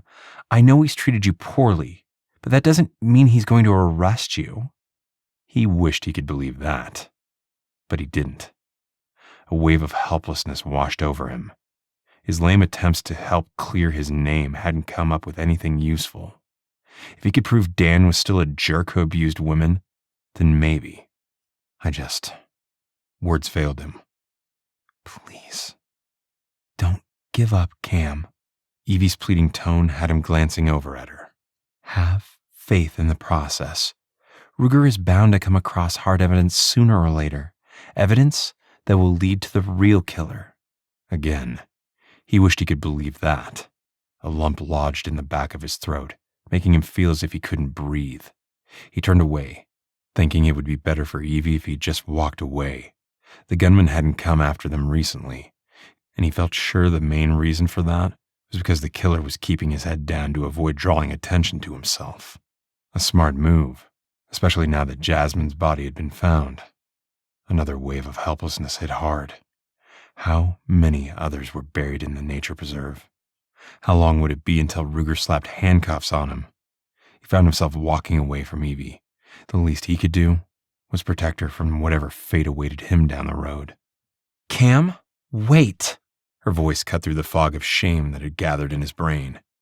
He half turned in time to catch her as she threw herself into his arms. That's enough. Do not imagine the worst about this situation, Cameron Walker. Do you hear me? Knock it off. We're going to get through this. Despite his earlier determination to leave her alone, he couldn't seem to stop himself from gathering her close. The way she wrapped her arms tightly around him filled his heart with hope. She believed in him, and right now, it seemed as if she was the only one who did. Ruger wasn't buying his innocence, and neither was the rest of the Grand Haven Police Department. Soon enough, even their former friends, like Bev and others, wouldn't believe in him either. But Evie did, and right now, he'd take all the comfort from that thought he could get. Thanks. I appreciate that. His voice was thick with emotion. She leaned back to look up into his eyes. Tension shimmered between them. He knew he needed to let her go, to step back. Instead, he lowered his head toward hers, slowly giving her time to back away if that's what she wanted. He'd never forced a woman to do anything in his life, and he had no intention of starting now. She didn't back off or turn away. To his amazement, she went up on her tippy toes to close the gap between them, fitting her mouth against his. The chaste kiss instantly morphed into something more. It was as if the years they'd been apart slipped away, and he was acting on the secret desire he'd felt for her back when they were 18 and working together as lifeguards. A longing that he'd ignored since he'd known she was off limits as Skye's best friend. If things had been different back then, would he have still joined the army? Probably. His 18-year-old self had not been interested in settling down. Long-distance relationships didn't work, so he told himself things had turned out for the best. Yet kissing Evie was enough to make him regret the time he'd spent dating Skye. He deepened their kiss, enjoying every second of cradling Evie in his arms. Unfortunately, Bruno nudged him. Not just once, but twice, snapping him back to the harsh reality of his situation. He broke off their kiss and tried to disentangle himself from her arms. I shouldn't have done that. Her blue eyes held his. Really? Because I'm pretty sure I'm the one who kissed you. Her statement made him long to pull her back into his arms for round two. He turned away, swallowing hard. I'm the one who changed it into something more. But we need to stay focused. No distractions. Nothing is as important as you, Cam. Her sweetness was like a magnet pulling him in. He forced himself to take another step back, to stay strong, to protect her. Kissing Evie, making her think they shared more than friendship, wasn't fair. It would be better for her to keep her at arm's length. The sad truth was that he didn't know if he had anything to offer her. She'd made a life for herself in Grand Rapids. She had friends, a career. If things were different, maybe. But he couldn't promise her anything. Not yet. Maybe not ever. Chapter 9. Cam's embrace was nothing short of amazing. Being held in his arms and kissed so thoroughly was better than she'd ever let herself imagine, especially back when he was off limits, because he'd been dating her best friend. Yet seeing the flash of regret in his eyes as he broke free of their kiss made her realize he might not feel the same way. She'd kissed him, not the other way around, and maybe she'd imagined the awareness sizzling between them, not on her side, but on his. Bending to stroke Bruno's fur, she reminded herself that he was right about one thing. They needed to stay focused, to figure out a way to clear Cam's name. I think it's time to head to the river. She tried to sound casual, as if his kiss hadn't rocked her foundation. She felt far more during their brief embrace than she'd ever felt for Sean or any of the other men she'd dated. Unless you still want to walk to the lakefront. No. Actually, I was thinking about Dan Johnson. He stared out at the water. I didn't find him on social media, but it occurs to me that we need to dig deeper to see if he's ever been arrested. Arrested? She frowned, worried that he was becoming obsessed with Dan Johnson. Why would you think he has a criminal record? He turned to meet her gaze. I guess the way he treated Tammy 14 years ago still bothers me. It was such a rotten thing to do. She swallowed a sigh. Whether Dan has a criminal record or not probably isn't relevant. Besides, if Dan Johnson had done something in the past, don't you think Ruger would have taken that into consideration when he began looking into Skye's murder? No, because there's no evidence that Dan was with Skye that night. I was her boyfriend, and we argued, which makes me the main suspect. He tucked his hands into his pockets. Humor me, okay? We'll do a quick background check on Dan Johnson, then head to the river. Cam took a step toward the road, but Evie didn't move. Don't you need his date of birth to do a background check? He stopped and arched a brow. Yeah, although I'm surprised you know about that. She rolled her eyes and fell into step beside him. The hospital does background checks on all employees. Besides, most women these days check out the guys they're about to go out with ahead of time. I may have used that simple case search for Michigan residents a time or two. He frowned. That's smart on your part. You can't trust anyone these days. She tipped her head to the side. I trust you, Cam. He flushed and looked away. I appreciate that, Evie. Come on, let's head back to the car. We know Dan is our age, so we can try searching using just his birth year first. That should narrow our search field. Okay. She wished he could let that altercation with Dan Johnson go. The guy was a jerk, but that didn't necessarily make him a killer. Come, Bruno. Bruno stayed close to her side as they waited for an opening in traffic to cross Lakeshore Drive. Her stomach rumbled, reminding her they hadn't gotten their sandwiches either. I'm sure the submarine shop has Wi-Fi, she said as Cam unlocked the car. Let's get lunch and use the computer there. Perfect. He slid in behind the wheel, started the car, and cranked the air conditioning to high before opening the back hatch for Bruno. After a few minutes, the interior temperature was bearable, and they climbed in and headed toward the school. Evie half expected to run into more of their former classmates at the restaurant, but none of the patrons looked familiar. They were either younger kids or families who appeared to be on vacation.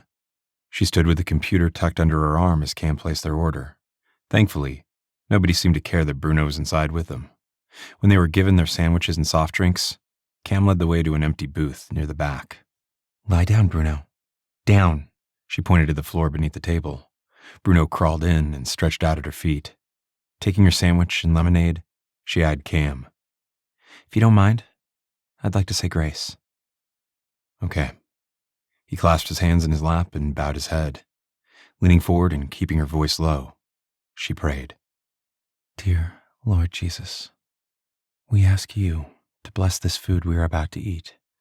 Please continue keeping us safe in your loving care as you guide us to the truth. Amen. There was only a brief pause before Cam echoed, Amen. Thanks for joining in. She unwrapped her sandwich and grinned. You remembered the pickles. How could I forget? He cocked a brow. I still remember how upset you were when I'd forgotten them in the past. She flushed. Sorry about that. Silly to have been upset over something so insignificant in the big scheme of things. He shrugged. Yeah, we were so young. Back then, our biggest concern was wondering if we'd have to put our rescue skills to use, and who was going to find a way to sneak beer into the bonfire party after work. Now, he let his voice trail off. Now, Cam was a suspect in 2 brutal murders. She reached over to touch his hand. Let's eat, then see what we can find out about Dan. He nodded and took a big bite of his meatball sub. She did the same with her turkey sandwich. As they ate, she turned in her seat to scan the restaurant. After running into Jackson, Beverly, and then seeing Dan on the boat, she figured they'd see other classmates sooner or later.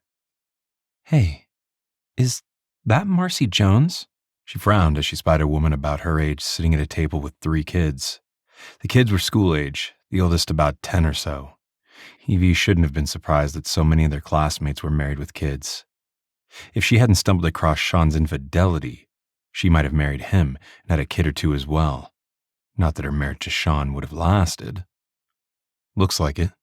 He watched her for a moment. Do you want to try talking to her? She hesitated, wondering how much Marcy would say in front of the kids. Then she shrugged. Can't hurt.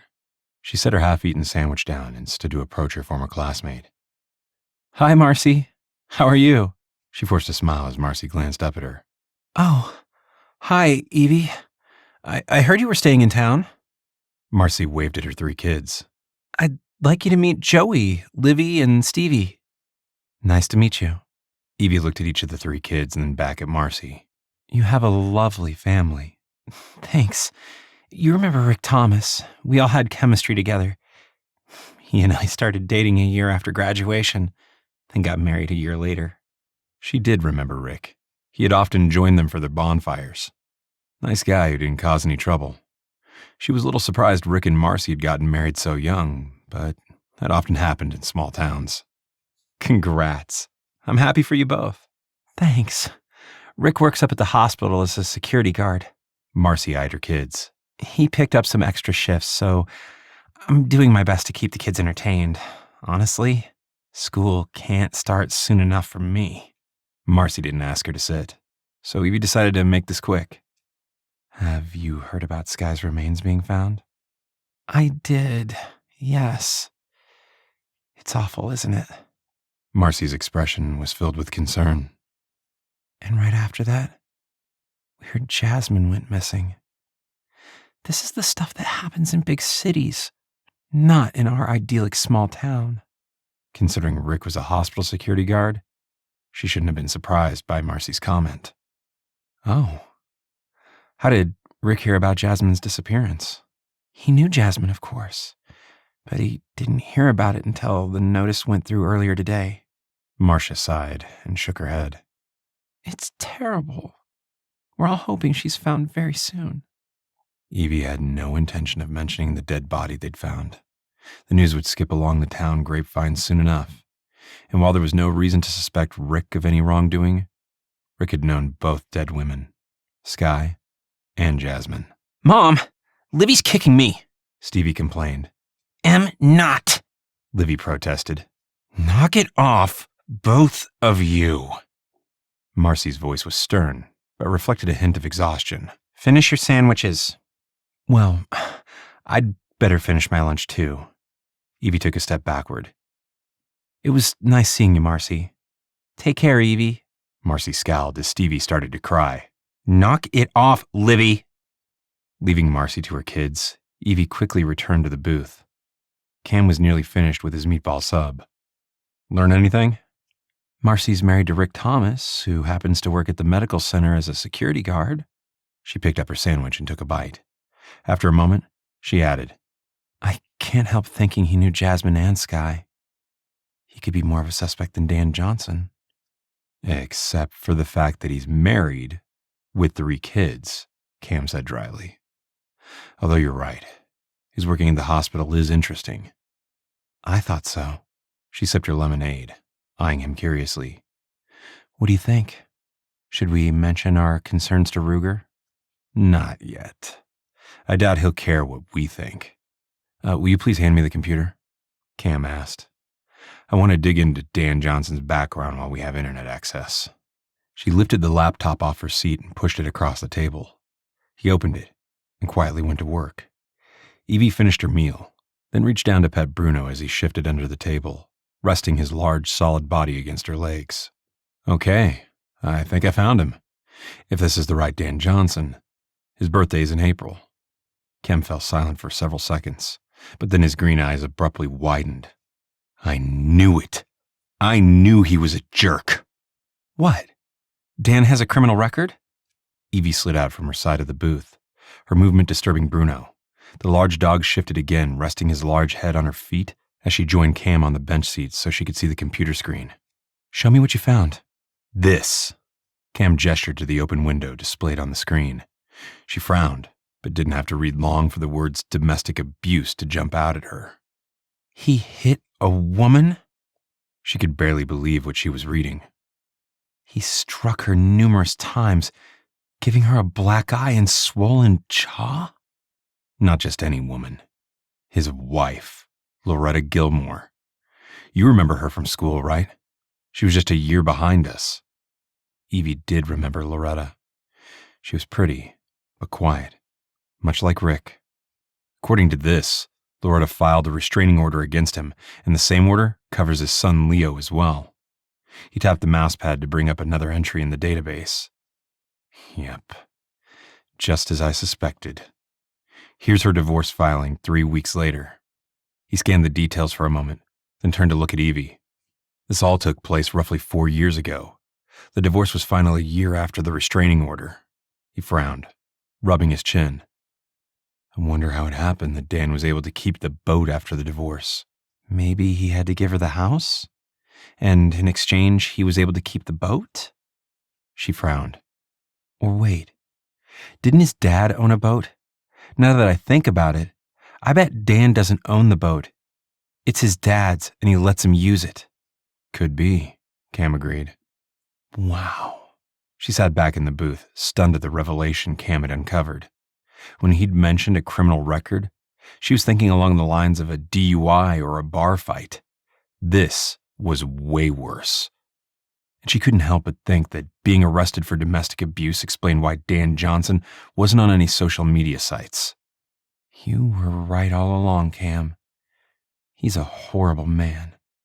Yeah, one with some serious anger issues, Cam agreed. His gaze remained locked on the computer screen. I hope his wife and son are safe now. Me too. She bit her lip then added. Strange that he'd stay in town after this, don't you think? Why not start over somewhere else? Maybe he has to live with his dad, or he needs his dad's help. Cam shrugged. Or, more likely, his ex-wife took their son and left town. I could see that, she agreed. I wouldn't stay near someone who'd hit me. And that's only the incident that's on record. He probably struck her before this, or maybe only yelled and screamed prior to striking out with his fists. This guy is scum, that's for sure. He sighed and shifted in his seat to face her. The question remains, is he the serial killer? I don't know. Maybe. She thought about the domestic violence incident that had resulted in Dan Johnson's arrest, then about how Rick Thomas knew Skye and worked at the hospital with Jasmine. 2 potential suspects. Both were far more likely to be guilty of committing murder than Cam. Too bad all they had was theory without one shred of proof. Let's get out of here. Cam shut the computer, suddenly conscious of Marcy staring at him.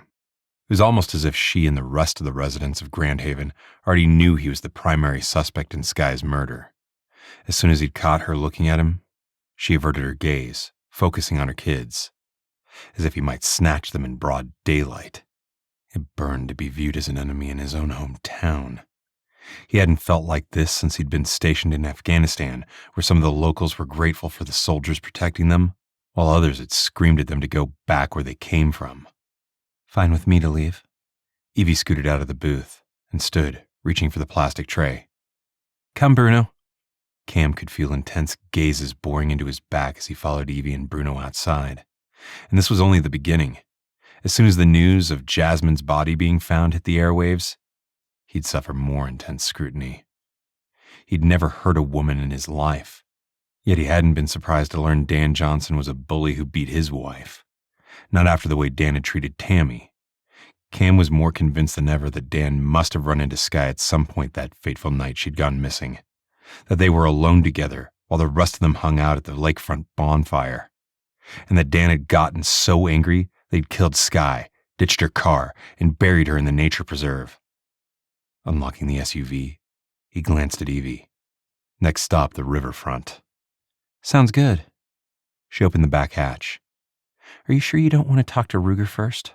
Maybe pointing out that Rick Thomas knew both Skye and Jasmine? Not yet.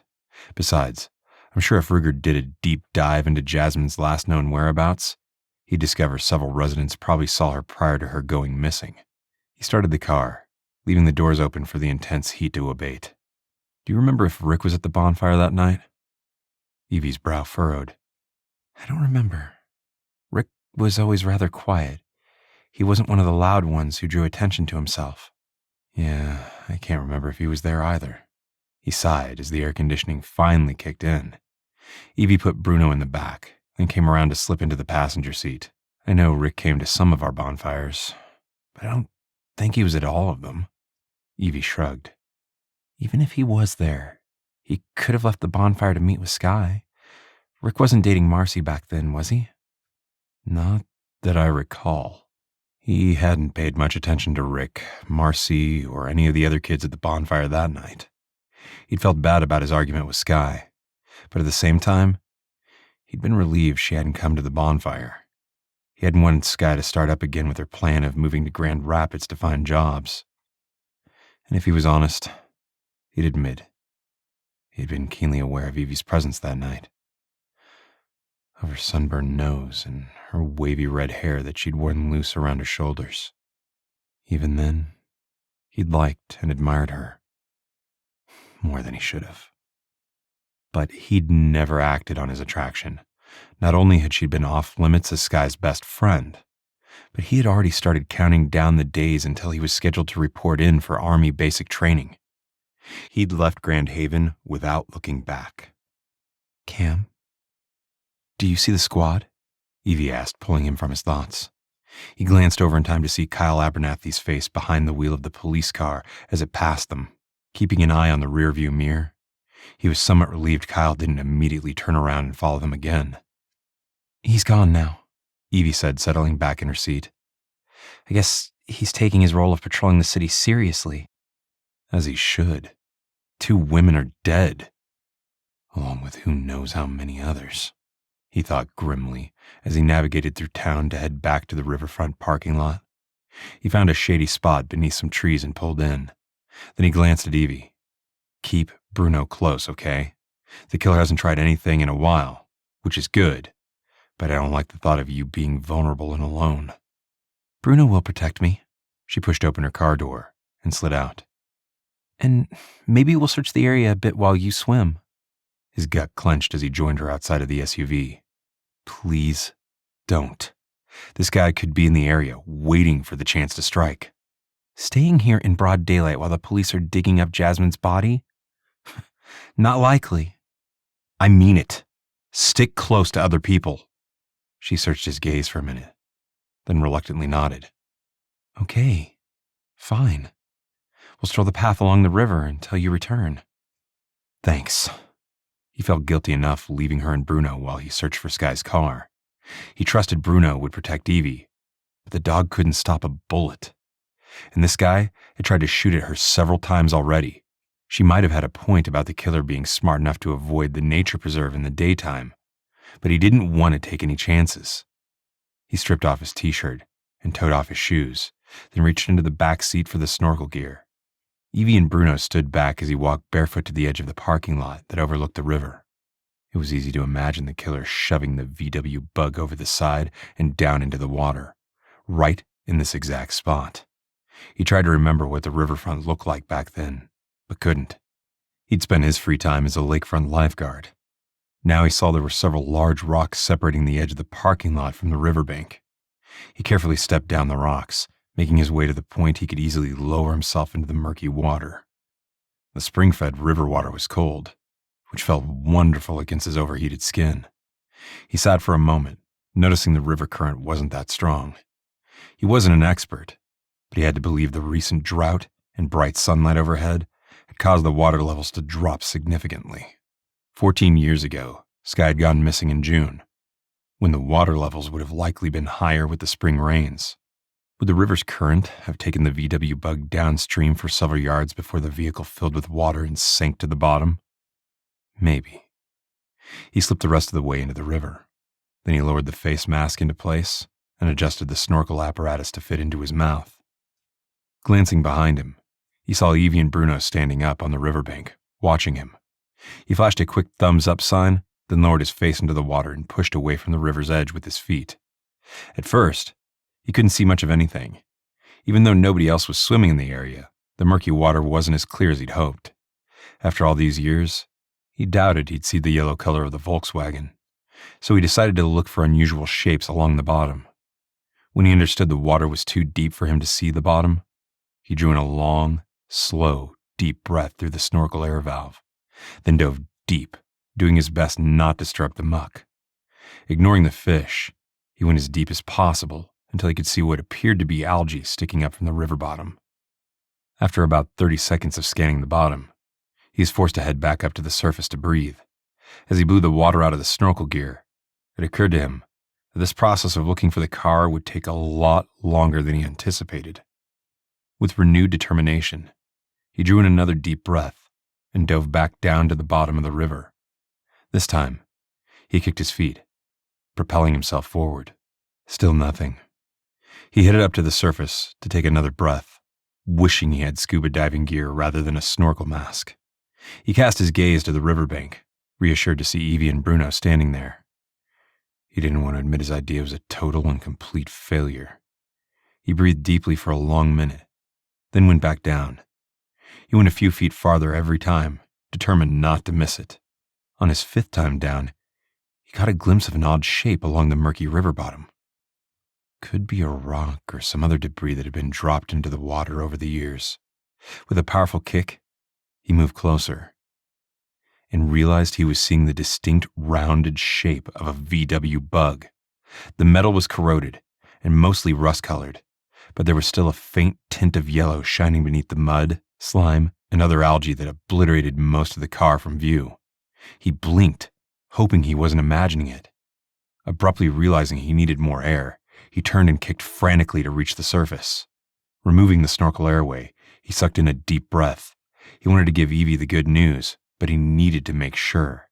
As much as he hated to admit it, the car could belong to anyone.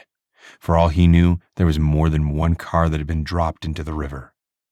He took another deep breath, fit the snorkel mouthpiece into his mouth, and dove back down. The rounded shape looked even more like a car this time. He went farther, putting his hand on the side of the vehicle. Then he searched for something he could use as an identifier. The license plate was mostly rusted away and covered in green slime. He pushed the mud and grime aside until he could make out the initial K, followed by the letter P. He stared in shock, remembering Skye's license plate was KP1924. He'd seen it on the flyers posted around town after she'd gone missing. There was no mistake. He'd found Skye's car. Chapter 10. Waiting for Cam to finish searching the river was the hardest thing Evie had done since the night Bruno had brought her Skye's bone. The process wasn't nearly as quick as she'd expected. Cam's head would clear the surface, he'd tread water for a while, then dive back down. Each time it seemed as if he stayed down longer. Too long. Sure, Cam was a strong swimmer. They'd both passed the rigorous swimming test to become lifeguards. And to her eye, Cam had only gotten stronger after his stint in the army. But she couldn't help but worry he'd pushed himself too far, especially as he moved farther downstream from her location. At one point, she kicked off her shoes intending to jump into the river after him, but then she'd glimpse his head break through the surface for long moments before he went back down again. Was this a wild goose chase? She'd gone along with the plan to search for Skye's car because she was desperate to find the evidence they needed to clear Cam's name. Yet as she stood there, it occurred to her that if there was any trace evidence in the vehicle after all these years, it could very well belong to Cam. He'd been in Skye's car on a regular basis, as much or more than she had as Skye's best friend. For all they knew, the killer had worn gloves the night he'd killed Skye, and had made sure to limit his time in the car to the few seconds it took to get the vehicle to the edge of the river, then push it in. Maybe this wasn't a good idea. Maybe finding Skye's car would only point the finger back at Cam. Bruno abruptly lifted his head, sniffing the air intently. She frowned when she noticed the raised hackles on the back of his neck. Then Bruno growled low in his throat, disturbed by something or someone nearby. Her apprehension spiked at Bruno's reaction. She dropped to one knee to put her arm around the dog. "What is it, boy? What do you smell?" Bruno's answer was another low, rumbling growl. Slowly rising to her feet, Evie scanned the area. A few people were strolling along the riverfront, none looking at all familiar. A jogger ran by, his t-shirt damp with sweat, but Bruno didn't give him a second glance. She inwardly debated allowing Bruno to track the scent. She'd promised Cam to wait here, and now that she'd noticed how long he stayed underwater, she was loath to leave him alone. If by some remote chance he needed rescuing, she intended to be there for him. Had Bruno heard the police recovering Jasmine's body? They'd left Ruger and Jackson hours ago. She'd have thought they'd be finished by now. But maybe not. She searched the woods but didn't see anyone. Finally, after what seemed like an eon, Bruno stopped growling and sat.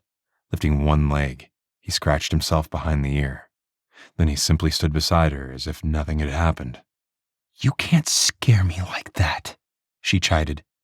"You're gonna give me a heart attack." Bruno cocked his head to the side as if considering that.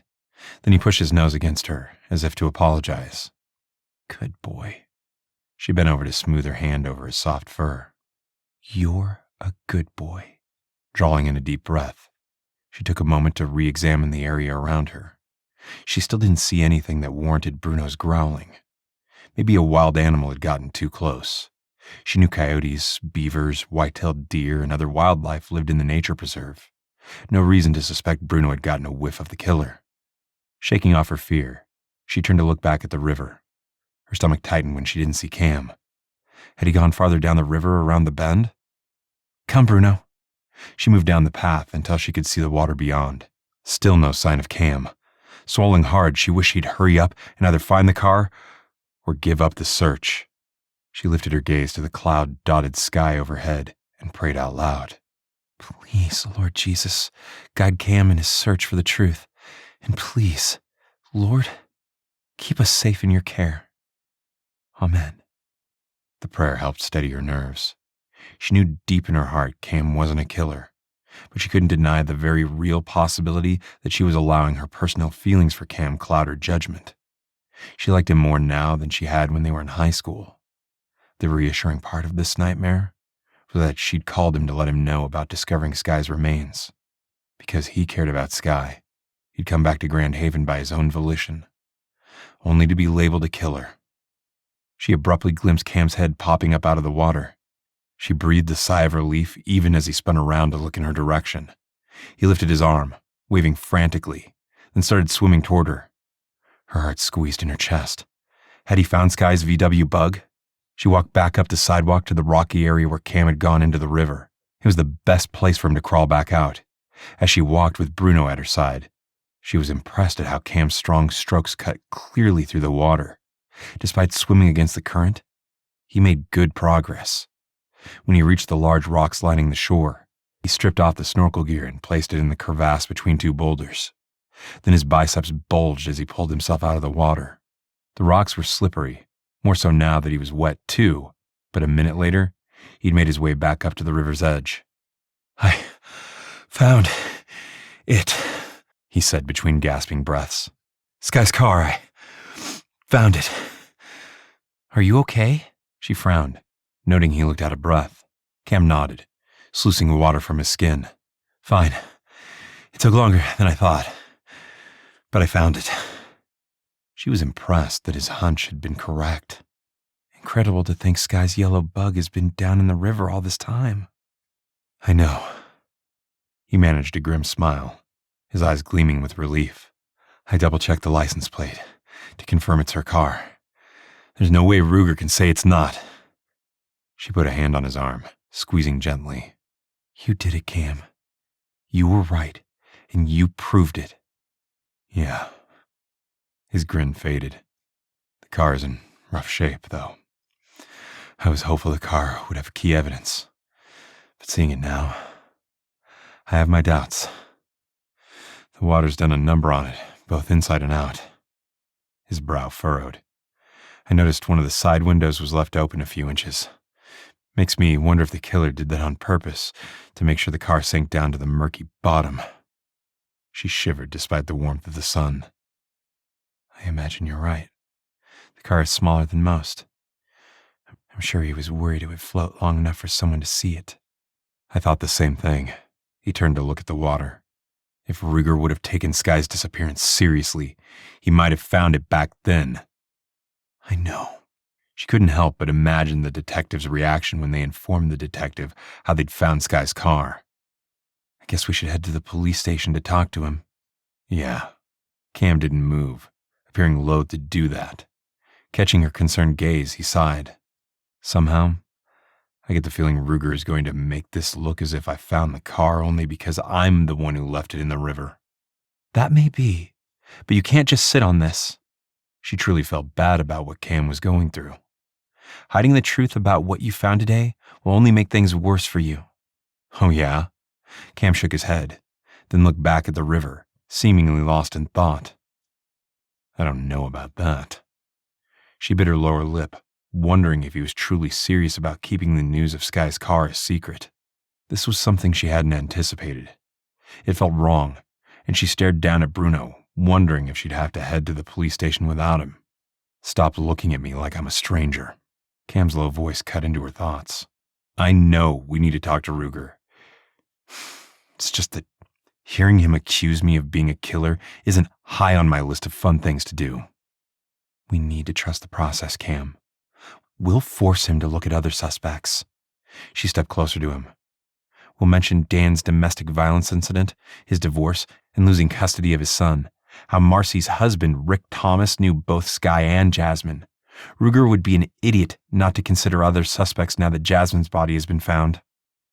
I love your positive attitude, Cam said softly. Okay.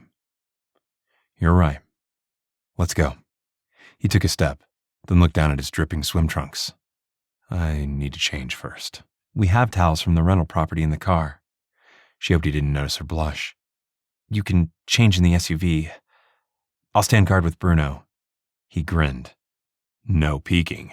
Her blush only burned hotter. Smarty pants. Evie stood with her back to the car with Bruno beside her as Cam changed. Bruno lifted his nose again, sniffing intently. Then he growled just like he had earlier while Cam was searching the river. Now what? She didn't see anything that would explain Bruno's growl. Is the coyote back? Or did something else catch your attention? A minute later, the door of the SUV opened and Cam emerged wearing dry shorts and a t-shirt. Why was Bruno growling? I don't know. He did that earlier too, but I didn't see anything suspicious then either. She stroked the dog's fur. He keeps staring toward the woods. Maybe we should allow him to search for the killer. Cam frowned with concern. The guy could be lurking nearby. In broad daylight? So soon after the police have been uncovering Jasmine's body? I don't think so. She turned to look at him. More likely Bruno caught the scent of a wild animal roaming around in the woods. I think we're better off heading into town to update Detective Ruger on finding Skye's car. Cam reluctantly nodded. Okay. You're probably right about a wild animal. Thanks for not searching for more dead bodies while I was in the river. He used the key fob to open the back hatch. I figured we'd save that for later. She arched a brow as she opened the passenger side door. Wouldn't want you to miss out on all the fun. Yeah, fun. Ha ha. He managed a small smile, despite the seriousness of the situation. She inwardly winced, realizing not everyone shared a nurse's dark humor. Sorry. I didn't mean to sound flip about finding another murder victim. He shrugged. I told you before. Finding more bodies could very well prove my innocence. I know. And we can come back after talking to Ruger if you really want to. Evie turned to Bruno. Get in, big guy. A few minutes later, they were back on the road heading into town. Evie silently prayed that Ruger would take the news of Skye's car with more of an open mind than he had the newly discovered dead body. They needed to uncover the truth about what was going on in Grand Haven. Cam eyed Bruno in the crate area as he drove toward the police station. The dog had helped him find 2 dead bodies, but he knew better than to assume that every growl meant the killer was nearby. His fingers tightened on the steering wheel when a police car came up behind him. Was this it? The moment he'd be arrested and tossed in jail? Unable to do anything but drive, he waited for the red and blue flashing lights to turn on. They didn't. Even though he knew they were supposed to be going to the police station, he turned left at the next intersection. As before, the police cruiser kept going straight. Tension eased from his muscles. The stress of being considered a murder suspect was getting to him, and that attitude of treating him like scum was only going to get worse once he confronted Ruger about discovering Skye's car sitting at the bottom of the Grand River. Was it possible Ruger was the killer? Not for the first time he considered the possibility that Ruger's attitude was a ruse to cover his own guilty actions. What better way to escape prosecution than by pointing the finger at Cam? He glanced at Evie, wondering what she would think of that. She'd looked so horrified over the possibility of not coming forward about finding Skye's car that he decided against sharing his concern. The last thing he wanted was to put her in a position of hiding the truth. That wasn't fair to her. Besides, he still believed Bruno would recognize and alert them to the killer's scent. The dog had never reacted to Ruger, which was the only thing pointing to the detective's innocence. Twisting his head from side to side to loosen his neck muscles, he reminded himself he'd get through this. He'd found Skye's car, which had reinforced his theory about what had happened that June night 14 years ago, and he was anxious to head back to the nature preserve to continue searching for more victims. At some point, Ruger would have to believe he was innocent. Unless, of course, the detective decided to plant evidence that could be used against him. Okay, now he was really becoming paranoid. Someone else had killed Skye and Jasmine, and he was convinced that same someone had lived in Grand Haven for the past 14 years. Cam, are you lost? The police station is in the other direction. Evie's voice interrupted his thoughts. I know where it is. He pulled himself together and executed a U-turn to head back into town. I wanted to make sure the cop wasn't about to arrest me. Oh, Cam. Evie's blue eyes glimmered with sympathy. I know how difficult this must be. Try to lean on your faith, to know God will lead us to the truth. He glanced at her, realizing she was serious. Since he was stressed and felt decidedly off balance despite Skye's car, he held out his hand. Will you help me? Of course. Evie clasped his hand between both of hers. Lord Jesus, hear our prayer. We humbly ask you to keep us safe while guiding us to the truth so that justice may be served. In your loving name. Amen. Amen. He forced a smile as Evie continued to hold on to his hand. Thanks. I hope you're right about justice being served. I am. Her convictions made him smile. He reluctantly pulled his hand from hers, turning back onto the highway that would take them to the police station. He hoped Ruger was there so they could get this interview over with. Eyeing the clock, he was surprised the hour was going on 2 in the afternoon. His swim in the river had taken longer than he'd thought. They'd still have several hours to search the woods with Bruno, but he had no intention of being out once dusk had fallen. At this point, the only upside was that the killer hadn't attacked Evie and Bruno since they'd gotten away from the hotel last night. Cam slowed the SUV to match the reduced speed limit as they neared town. As they passed the Haven Suites, he caught a glimpse of his Jeep still sitting in the parking lot. He should probably move it before Ruger or one of the officers had it towed. He pulled into the parking lot of the precinct with a sense of trepidation. As if sensing his feeling, Evie reached out for his hand. We'll go in with you, Cam. Keep in mind, Ruger doesn't have any evidence against you. Not yet, he muttered more to himself than to her. When her fingers tightened around his arm, he reached up to pat her hand. Thanks, Evie. I'll be fine. Straightening his spine like the soldier he was, Cam slid out from behind the wheel. He bent to open the back hatch for Bruno as Evie joined him. Together, they walked into the Grand Haven police station. As before, was it really only a day and a half ago? Cam caught the eye of the woman seated at the front desk. We're here to speak with Detective Ruger. She frowned, eyeing the dog. I'm afraid dogs aren't allowed. Her dismissive tone set his teeth on edge.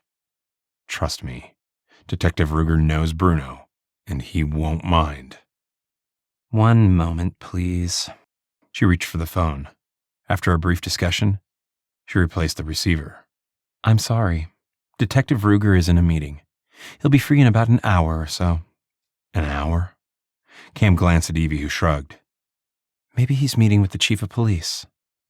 If the two murders were the result of a serial killer, he'd anticipate the FBI would soon be involved. That thought buoyed his spirits.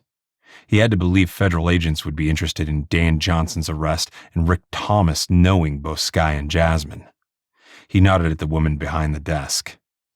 Please let Detective Ruger know that Cameron Walker and Evie Tobin were here and would like to talk to him when he's free. It's important, he added when she didn't seem impressed. We've found key evidence to Skye Gray's case.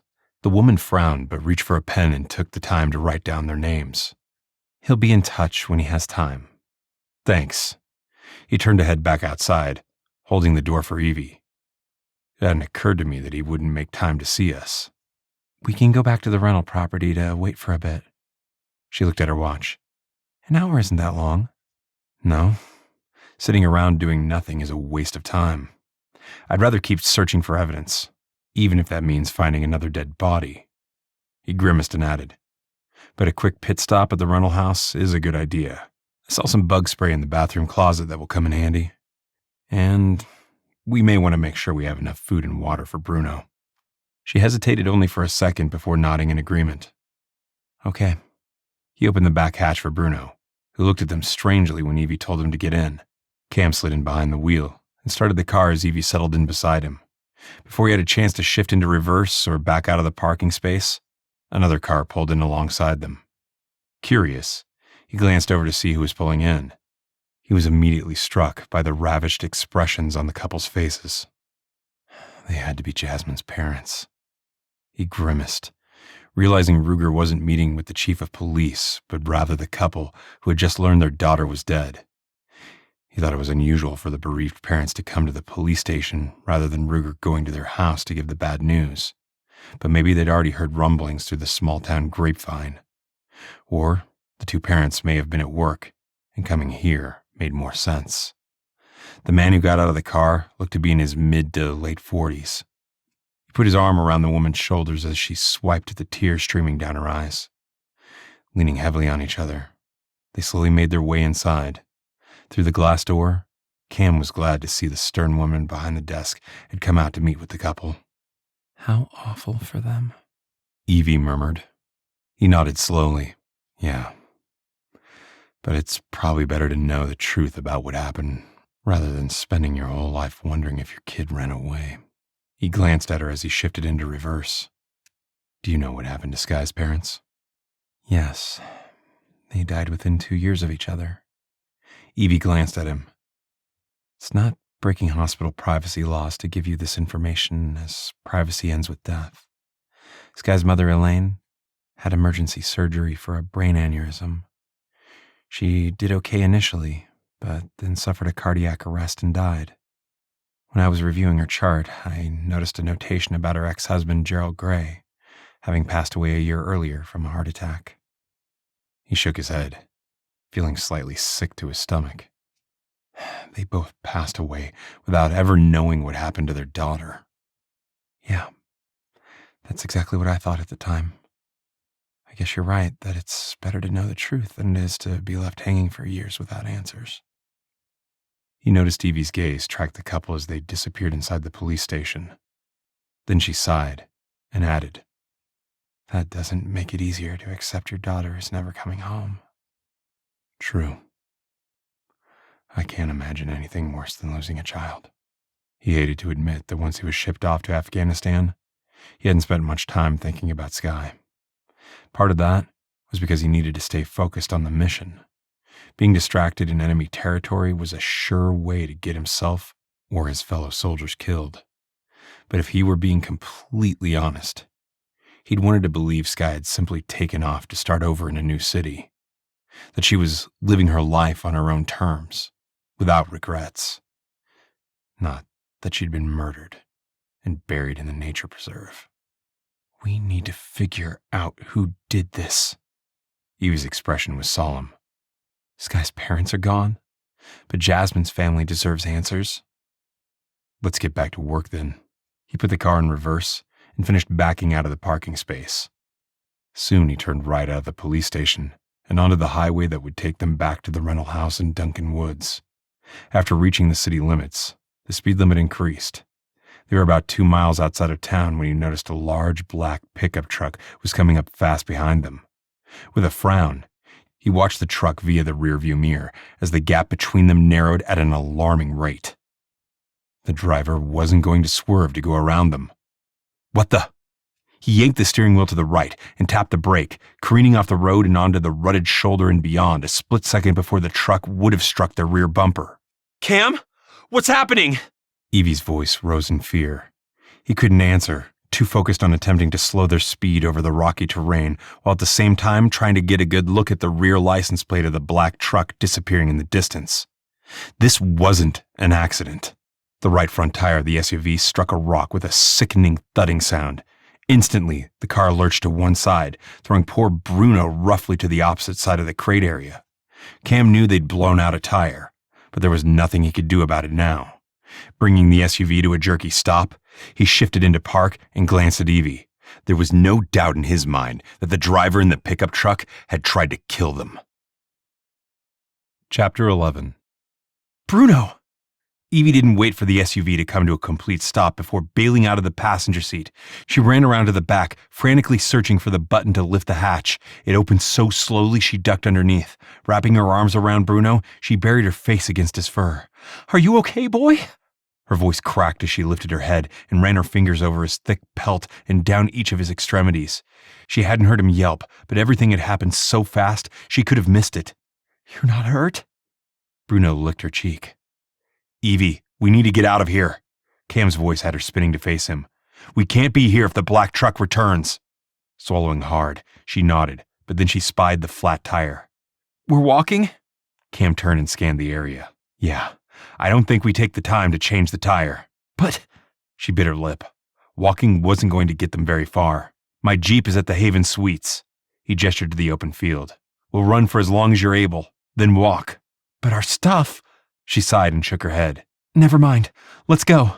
I'll carry your backpack. Cam made quick work of shoving the laptop inside, then shouldering the pack. She knew he was in better physical shape than she was, so she didn't bother to protest. As it was, Bruno and Cam could both go faster than she could. You go first, Cam said. I'll back you up. Keep Bruno beside you. She couldn't believe they were going to try outrunning a truck. She set out at an easy pace, keeping a wary eye on the uneven ground. The last thing she wanted was to fall flat on her face. Cam stayed behind her. She wasn't sure why he hadn't taken the lead until she realized he was covering her back in case the truck did return. Lifting her heart, she silently prayed for strength and endurance. Cutting through the field helped put distance between them and the road. As she jogged, she tried to envision the location of the Haven Suites in comparison to the highway. How far would they have to go on foot? 2 miles? 5? Her feet were already screaming in protest as her breath soughed in and out of her lungs. She made a mental promise to get in better shape once this nightmare was over. Are you okay? Cam's low, husky voice wafted toward her. She risked a quick glance over her shoulder before focusing her attention back on the uneven terrain. Cam wasn't breathing hard or even sweating. Was he a man or a machine? Fine. She pushed the single word through her tight throat. There was no way she could have a conversation while jogging. She wasn't even sure how long she'd be able to keep running. Cam was silent for several minutes. She badly wanted to slow down to walk, but gritted her teeth and kept going. Just as she was beginning to think the truck wasn't going to return, she felt Cam touch her shoulder. Head for the cluster of trees to your left. Hurry! She didn't waste her breath to respond. Instead, she dug deep, picking up her speed as she angled toward the trees. Thankfully, Bruno seemed to think this running for their lives was a big game and eagerly loped alongside her. They'd barely reached the trees when she heard a crack of gunfire. Collapsing to the ground, she put her arm around Bruno and pulled him close, her heart hammering in her chest. Cam stayed on his feet, holding his weapon with both hands. Had he fired the shot? As if in response, she heard another crack of gunfire. She sucked in a deep breath. The shot hadn't come from Cam. The driver of the black truck had returned to finish the job. "Call 911, Cam said. Then he fired off 2 rounds in rapid succession. The sound was incredibly loud, and she was tempted to cover Bruno's ears, and her own. Glancing at the dog, though, she was amazed to see he wasn't fazed by the gunshots. She fumbled for her phone, pulling it from her pocket. When she finally heard the dispatcher's voice, she sent up a prayer of relief. "This is Evie Tobin. The driver of a black truck is shooting at us. We're a mile from Highway 23. Please, send the police right away." "I'm dispatching an officer to your location," the calm voice said. "Are you safe?" "No, he's shooting at us." It was all she could do not to scream at the top of her lungs. "Please, hurry." "Please remain on the line," the dispatcher said. Evie didn't want to remain on the line. She wanted her hands free in case they had to run away again. Rather than responding, she tucked the phone back into her pocket and looked up at Cam. "The police are on the way." "I hope they get here in time to catch him." Cam's calm voice helped steady her nerves. He had the situation under control. Returning fire seemed to have done the trick. A thick silence settled between them. Peering around Cam's solid frame, she didn't even see the black truck anymore. Did he leave? Intense relief warred with dismay. How would the police find him? Yeah, he turned around and took off after I returned fire. Cam's tone was grim. Before he could say anything else, she heard the wail of sirens. He raised his voice to be heard. "I doubt they'll find him." Evie lowered her head to Bruno's fur, squeezing her eyes against the threat of tears. They were safe for a moment, but for how long? A sob broke free. Cam dropped down beside her and pulled her into his arms. "It's okay. We're okay." She shook her head, feeling far from okay. The constant attacks against her were bad enough, but the close call with Bruno had hit hard. If that black truck had struck the back of her SUV, Bruno might have been badly hurt. Or killed. "Please, Evie, don't cry." Cam's voice was slightly panicked. "I'll keep you safe." She struggled to take a deep breath, willing the tears away. She wasn't a crier. Working with arrogant and often annoying surgeons had caused her to develop a thick skin. But this was different. Life and death. Her and Bruno's life and death. Cam's too. She had to admit he'd put himself in harm's way to protect her. She drew another deep breath, swallowed her tears, and stiffened her spine. They would get through this. The killer would be found and arrested. "I'm fine now." She lifted her head and swiped at her face. Cam searched her gaze, then surprised her by brushing a quick kiss across her lips. "You're amazing, Evie."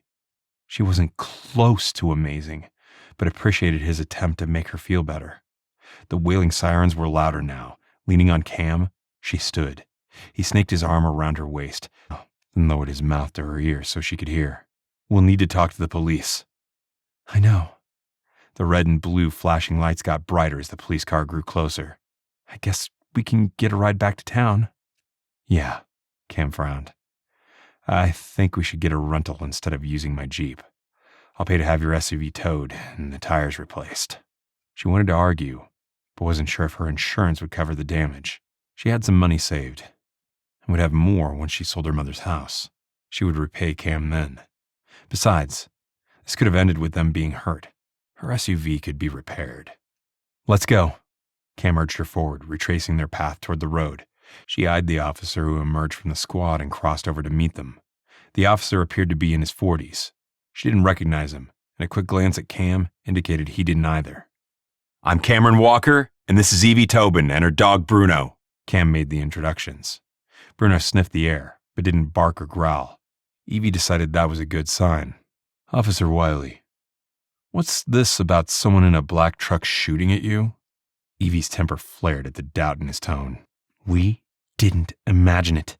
We had to run for our lives to escape, and it was only after Cameron returned fire that the black truck took off." "And all this was after he tried to run us off the road," Cam added. "As you can see, our SUV suffered a flat tire." "Do you have the make and model or license plate number?" Wiley asked. "I can't be sure," Cam admitted. "Possibly a Chevy, roughly 5 to 7 years old, with tinted windows." He was too far away, going too fast to get a license plate. Officer Wiley glanced down at Bruno, then at her. "You're the one who found Skye's remains." "Yes." She bent to stroke Bruno's fur. Bruno found them. The cop glanced at Cam, who stood ramrod straight, his expression inscrutable. And you're the former army soldier. At least Wiley hadn't identified him as the prime suspect in Skye's murder. Cam nodded. We'd appreciate a ride into town. Sure. Officer Wiley turned to head back toward his police car. If you think of anything else, let me know, and I'll add it to my report. Evie slid into the back of the police car, making room for Bruno to come in beside her. As Cam joined them, a terrible thought cascaded over her. If something happened to Cam, the real killer would be in the clear. Detective Ruger would assume Cam was guilty and close the case. Taking in Cam's somber expression, she could tell he was thinking along the same lines. This wasn't just about clearing Cam's name. It was about bringing a brutal serial killer to justice. Cam wasn't sure Officer Wiley believed the driver of the black truck intended to kill them.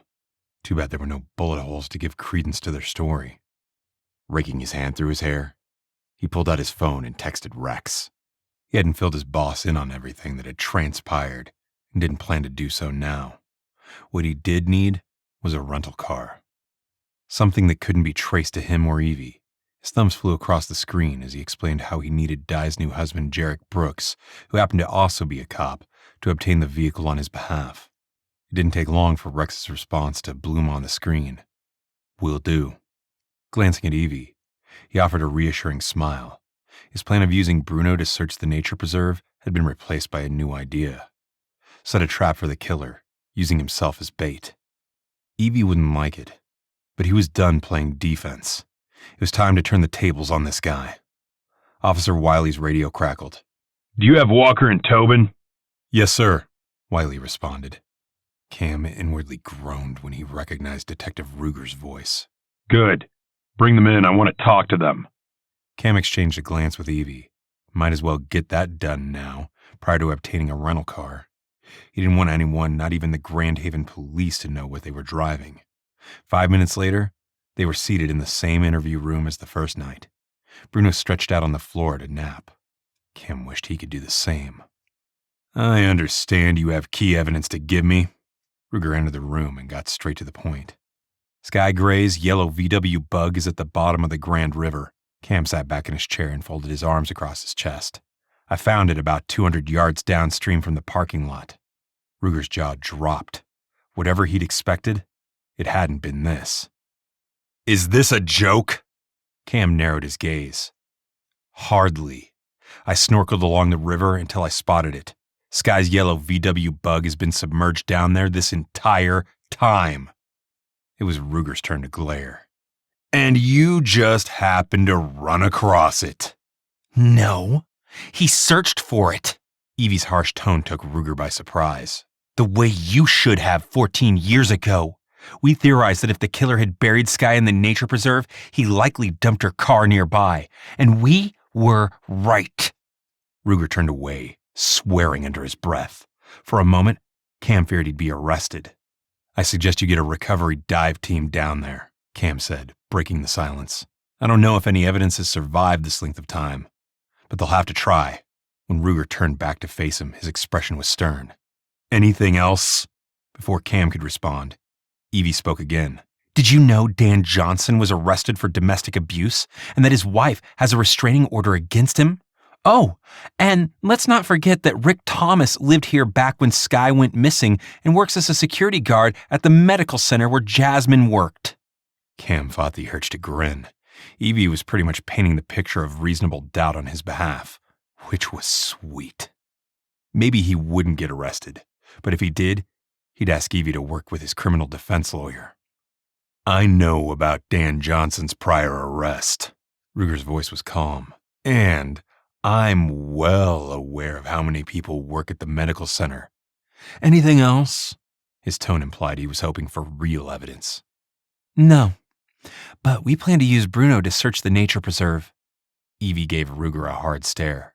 We'll be sure to call if we find another dead body. You do that, the detective shot back. Then he turned to Cam. And you're sure you found Skye's car? There could be other vehicles that have been pushed into the river over the past 14 years. I'm sure. He rattled off the license plate. Go ahead. Check your records. We'll wait. Ruger scowled, turned, and left. When they were alone, Evie grasped his arm and spoke in a hushed voice. Do you think they'll find anything in the car that will clear your name? No.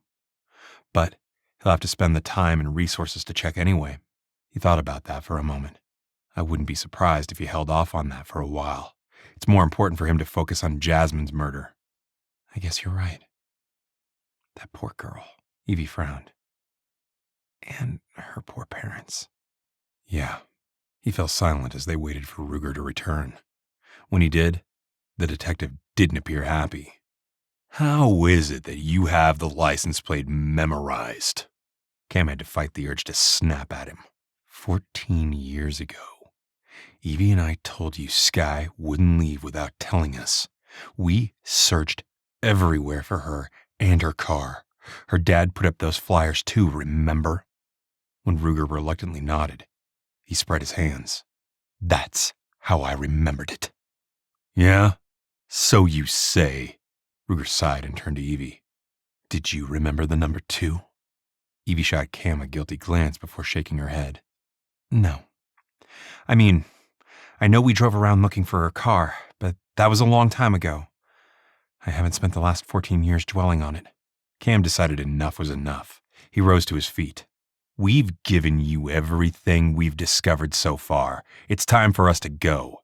I hope your officers keep an eye out for that black pickup truck. The one that might or might not be a Chevy, Ruger drawled sarcastically. Yeah, sure. Don't forget the tinted windows. That should help narrow your search. Cam crossed to the door. I doubt there are many black Chevy trucks with tinted windows owned by Grand Haven residents. This is tourist season, Ruger said as Cam opened the door to leave. That truck could belong to anyone. No way. The killer is someone who lives here now or has lived here. He pinned Ruger with a sharp gaze as he gestured for Evie to precede him out of the room. You know that as well as I do. There's no way this is the work of a stranger passing through town. For once, Ruger didn't have a snappy comeback. Cam escorted Evie and Bruno out of the police station, grateful to leave the place behind. The more we talk to him, the more I dislike him, Evie said as they walked back to the road. I don't have any confidence in his ability to find the killer. You never know. Cam tried to give Ruger the benefit of the doubt. He's focused on Jasmine's murder, which is a good thing. His comment about the number of staff members at the medical center tells me he's already gotten a full list of their names and addresses. Maybe he'll dig deeper into Rick Thomas, or anyone else who works at the medical center. For a moment, he wondered what Dan Johnson did for work. He doubted the guy would pass the background check needed to work in a hospital setting. I hope you're right, she sighed, then stopped at the side of the road. Which way? The Haven Suites. He gestured toward the hotel sign that was clearly visible from here. We'll use my Jeep to drive to the rental car facility. Rex is arranging for a buddy of ours to rent an SUV for us. Okay. She eyed him curiously. I take it you're trying to minimize the paper trail, but we'll still need to give our driver's license information, right? Yeah, that was a technicality they couldn't bypass, not without fake IDs, which they didn't have time to obtain. He scanned the road for any side of the black truck. Stay close, Evie. We don't have to run, but we need to hurry. She didn't argue, no doubt hoping the same way he was, that being so close to the police department would work in their favor. There's no logical reason the killer would risk being seen this close to the authorities. The walk to his Jeep took almost 15 minutes. When they reached the Jeep, he took a moment to look over the vehicle to make sure it hadn't been tampered with. What are you looking for? Evie frowned at him in confusion. Anything suspicious. He ran his hand along the underside of the Jeep, making sure a tracking device hadn't been placed on it. Then he wiggled beneath the vehicle and used his phone as a flashlight to examine it further. He wasn't a mechanic, but he'd learned enough from his deployment overseas to satisfy himself that the killer hadn't sabotaged it. Don't worry, he said, crawling back out. It's clean. You're scaring me. Evie looked around the parking lot with apprehension. That's not my intent. Think of it as taking extra precautions. He offered a reassuring smile as he spent the next few minutes snapping the canvas top in place to protect Bruno from potentially falling out as they drove. Once that was in place, he dug his keys from his backpack. Thankfully, he'd kept them close. Evie glanced at him as he opened the back door for Bruno. He'd be safer in a crate area. She frowned as she slid into the passenger seat. But I guess there's no point in whining about it. The rental won't have a crate either. Sorry about that. He understood her concern for Bruno's safety, especially after the near collision on the highway. The good news is that the killer won't know what we're driving. But he might assume we have a rental. She clicked her seatbelt into place as he slid in behind the wheel. He might see this Jeep in the parking lot. Actually, I hope to leave the Jeep at the Lighthouse Motel. He braced himself for an argument. Why on earth would you do that? Because it's time we set a trap for this guy. He glanced at her as he drove out of the parking lot toward the only rental car facility in town. I'm sick of waiting for him to strike again, Evie. Aren't you? No. I think that's a bad idea. Evie's eyes widened with apprehension. Please, don't do that, Cam. Don't leave me and Bruno alone. His heart squeezed at her words. Evie, there's no way this guy can find you at the rental house. You'll have a clean vehicle and a place to stay where you won't be found. You don't know that. Her voice rose in agitation. What if he does find me? Why would you take that risk? He winced and reluctantly nodded. Okay, let me see if I can get one of my teammates here to back you up. Evie bit her lip and looked away, clearly not happy with the plan. He fought back a wave of guilt.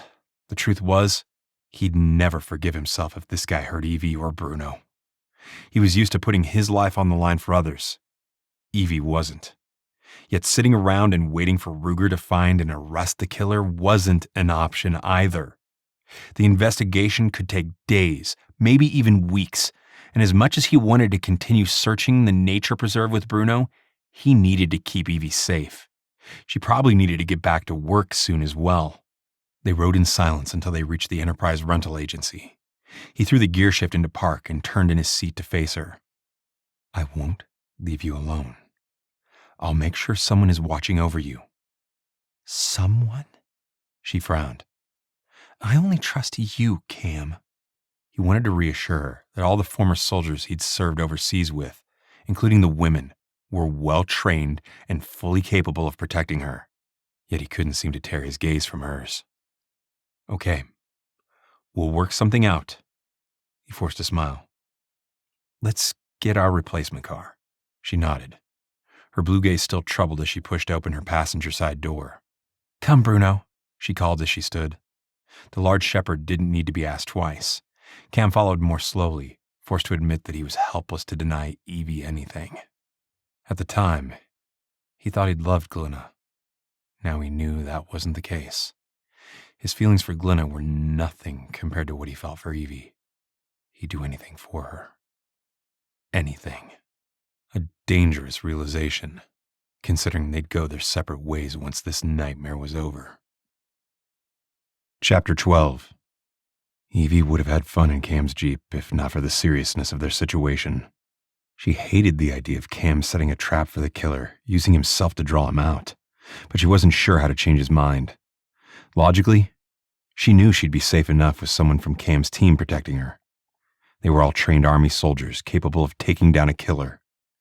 Yet irrationally, she wanted that person, whoever he was, to be the one used as bait, because she cared for Cam a lot. Her feelings were deeper than the old high school crush she'd nursed for him. Easy enough to admire him from afar as Skye's boyfriend. But now that she'd spent 2 long days with him, she knew this was different. The trip to the rental car agency hadn't taken long, but she felt as if Cam's ragtop Jeep had a huge target emblazoned on its back. Jeep was a popular brand here, and there were plenty of SUV models around, but his was unique, and she felt certain the killer would easily recognize it. You and Bruno are going to use the rental car, Cam said as they headed inside the rental car company. I'm going to take my Jeep to the Lighthouse Motel. Her stomach clenched. I don't want you to do that. Can't we just leave your Jeep here for a while? He arched a brow. For one thing, I don't want to get it towed. For another, I need to have it parked somewhere the killer will find it. Biting her lip, she averted her gaze. Pleading with him apparently wasn't going to change his mind, no matter how much she wanted it to. Cam took the lead at the front desk, handing his driver's license over, then gesturing for her to do the same. She tried not to look as panicked as she felt, but it wasn't easy. She'd grown accustomed to having Cam's reassuring presence by her side. Bad enough that she had to stand at the riverfront while he snorkeled to find Skye's car. But driving around alone, even with Bruno, made her feel vulnerable. They weren't bulletproof.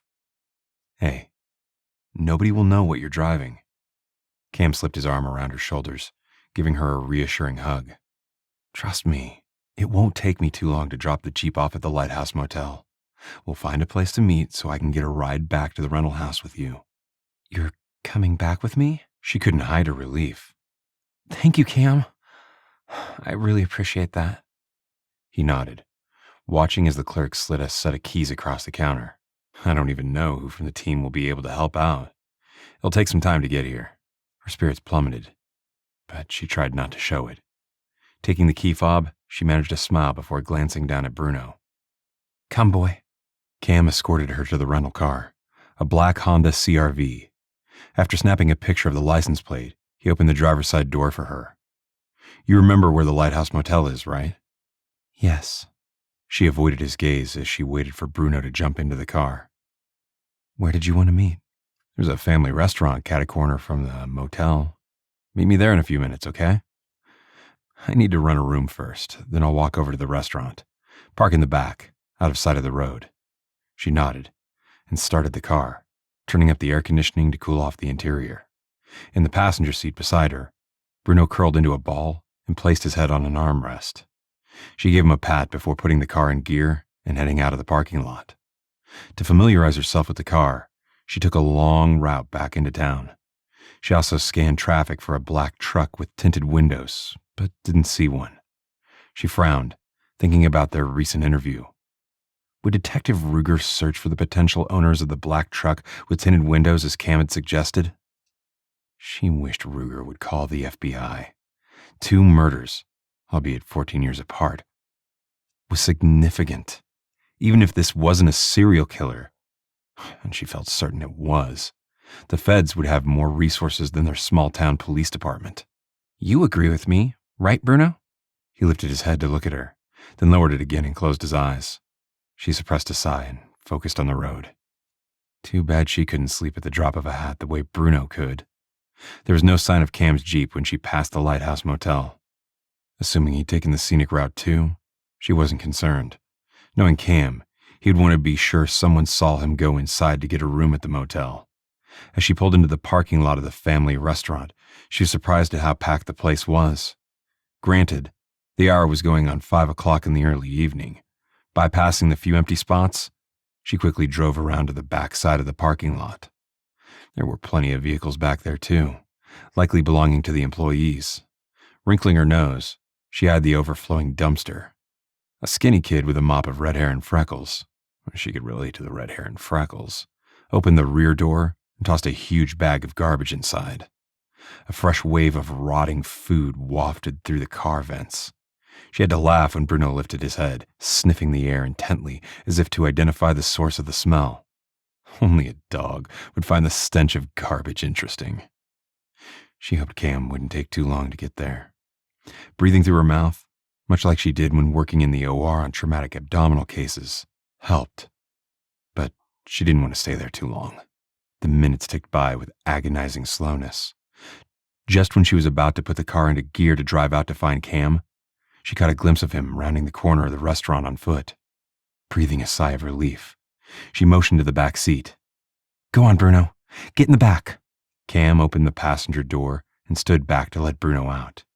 He opened the back for the dog, tossing the backpack inside as well, then slid in beside her. Wow. Has it been this stinky the whole time you waited? Yep. She put the car in gear. The poor employees have to smell this every day. Can you imagine? I'm sure it's worse in the heat of summer. He shook his head, clicking his seatbelt into place. I have a room and left the Jeep parked behind the building. I didn't want to make it too obvious that we were laying a trap. Sounds good. She glanced at him as she drove around to the front of the building. You really think the killer will look for us there? I hope so. He frowned and pulled out his cell phone. I want this guy behind bars as soon as possible. She wanted that too, but not as much as she wanted Cam to be safe. As she continued driving through town, she listened as Cam spoke with someone named Doc. Hey, Doc, call me as soon as possible. If you're available, I need backup in Grand Haven, Michigan. Doc?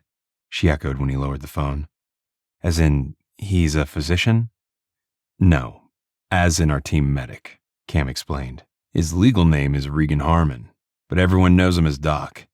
He fought alongside the rest of us, but his main duties were all about providing emergency and often temporary medical care while under fire. I see. There were many days working trauma cases in the OR that seemed chaotic at best, but at least she was providing care under a semi-controlled environment. Patching wounds in the middle of combat must have been challenging. I'm sure he saved plenty of lives during his tours overseas. Yeah. But it's the ones you can't save that haunt you. Cam's grim expression betrayed his sorrow, and there were too many of those to count. Especially at the end of our tour, when we were bugging out to come home. A surprise attack hit us hard, and we lost more than half our team because a group of pencil pushers were incompetent. I'm sorry. She reached out to touch his arm. That must have been horrible. He shrugged. Yeah. As they passed a burger joint, she made an abrupt turn. When he looked at her in surprise, she flushed. I don't know why, but I'm starving. Burgers work for me. He glanced around the fast food parking lot. I haven't seen the black truck anywhere. Have you? No. And I looked. She took her place in line at the drive-thru lane. I'll need to feed Bruno before we head out to do any more searches. Understood. He turned to scratch Bruno behind the ears. I'll have 2 of whatever you're having. Grilled chicken, fries, and a water? She arched a brow as they edged closer to the speaker. Sure, why not? Only 1 water, though. He grinned and pulled cash from his pocket. My treat. Much like their earlier stop to get sub sandwiches for lunch, this felt a little too much like a date. After placing their order, she drove up to the next window. Feeling self-conscious, she took his money and paid for their meals. A moment later, she passed the water bottles over first and then the bag of food. The enticing aroma of French fries was a welcome change from the garbage. You remember how to get to the rental house? Cam asked as she pulled out onto the highway. Yes. She watched the rearview mirror closely as they left the downtown area of Grand Haven, relieved there was no sign of anyone following them or the black truck with tinted windows. As she headed down the driveway to the rental house, a wave of exhaustion hit hard. It seemed like eons rather than hours since they'd been there. This constantly being on guard and looking over her shoulder was getting old, and Cam still wanted to use Bruno to help search the nature preserve. Swallowing a sigh, she parked in the driveway as there was no garage associated with the place. She killed the engine and pushed her door open. Cam passed over the bag of food so he could grab the backpack. Bruno jumped down and stood for a moment sniffing the air before he followed her inside. She quickly filled a bowl of water for Bruno, then took the pack from Cam so she could feed him. Bruno was a high-energy dog who loved to eat, digging into his food with enthusiasm. She joined Cam at the table. We need to say grace. He nodded and surprised her by reaching for her hand. Gripping it tightly, she drew in a slow breath. Dear Lord Jesus, we thank you for keeping us safe today. We ask you to continue watching over us as we seek to uncover the truth. Please also bless this food we are about to eat. Amen. Amen, Cam echoed. Thanks, Evie. You're welcome. She reluctantly released his hand, acutely aware of her growing feelings for him, and wishing very badly that he might one day feel the same way about her. Cam glanced at the screen of his phone as they ate, anxious for Doc to call him back. He needed to get himself or someone else out to the Lighthouse Motel before darkness fell. Maybe it was a big assumption to believe the killer would wait until dark to strike, especially after he'd nearly run them off the road earlier. Yet he couldn't fathom why a hunted killer would take the risk of being spotted during the daytime. He'd thought of mounting a camera in the motel room after he'd left to walk over to meet Evie at the restaurant. He decided against it, preferring to head back to the nature preserve with Evie while it was still light out. If nothing happened tonight, he'd set up a camera the following day. By now, the body of Jasmine Kramer was likely out of the ground and lying on a slab in the city morgue. He wanted to know how she'd been killed and whether she'd been sexually assaulted. Not that Ruger would give him, of all people, any of the details about the murder. "I need to take Bruno outside," Evie said when she'd finished her meal. "Hold on, I'll come with you." He quickly ate the last of his fries and chugged his water. Then he stood. "Okay, I'm ready." "Let's go, Bruno." She turned and headed out the back door to the yard. Cam's gaze went instantly to the path they'd walked earlier that day. Of course, nobody was there, but seeing it again made him think about how many hikers had tread there to create the path in the first place. Bruno watered a few trees, then got down to business. Evie praised him as she took care of the mess. He admired her dedication to the dog, always putting Bruno's needs first. One of many reasons to admire her, he silently admitted. Tucking his hands into the front pockets of his jeans, he stood back, scanning the woods for any sign of a threat. "Who's a good boy?" Evie asked, clapping her hands together. Bruno romped toward her, his tail wagging furiously. Then he abruptly wheeled around and ran back toward the woods. He was about to voice a protest when Bruno returned with a stick in his mouth. He dropped it at Evie's feet, then backed up, looking from her to the stick and back down again, clearly expecting her to throw it. She didn't disappoint. The stick wasn't heavy enough to go too far, but Bruno was all about the chase. He brought it back and then repeated the game. The third time, though, the stick landed farther in the woods. Bruno scrambled after it, but he didn't reappear right away. "Bruno! Come, boy!" Even as she called out, Evie walked toward the path. Cam hastily ran over to catch up to her. "That's the stick," Evie frowned. "Where did Bruno go?" "You better wait here. I'll find him." Cam strode down the path, scanning the woods for the dog. Anything could have snagged the shepherd's attention, but he couldn't discount the possibility that the dog had caught the scent of the killer. "Bruno!" He couldn't squelch the feeling of unease. Glancing back over his shoulder, he was glad to see Evie had stayed back as requested. He couldn't afford to be distracted between watching her and the dog. Within minutes, he was far enough into the woods that he grew uneasy. Where was Bruno? How could the dog have disappeared from his line of sight so quickly?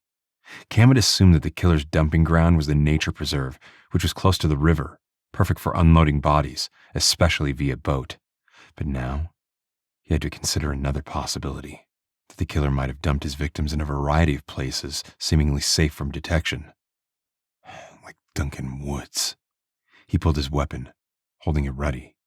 He didn't call out for Bruno again, but continued scanning the woods for the dog. His phone vibrated in his pocket, likely Doc returning his call, but he let it go to voicemail. After a full 10 minutes of walking, he caught a glimpse of the dog moving through the trees to his left. "Bruno?" This time the dog turned his head at the sound of his name. Bruno must have spotted Cam because he trotted toward him, taking a direct path without regard for the thick brush. "What did you find, boy, huh?" He dropped to one knee to examine Bruno more closely. There were no obvious signs of injury, which was good. Nothing in his mouth either. He still wasn't sure what had drawn the canine this far from the rental house. "Did you find something? Did you?" Bruno's brown eyes were steady on his, but of course, the dog didn't answer. He straightened, then swept his gaze over the woods. Bruno took that moment to turn and head back into the brush, glancing back at Cam, clearly signaling he should follow. Without hesitation, he did so, skirting some of the thicker bushes rather than plowing through. A minute later, he was surprised to find Bruno sitting tall beside another fallen tree. As Cam approached, the dog let out a sharp bark.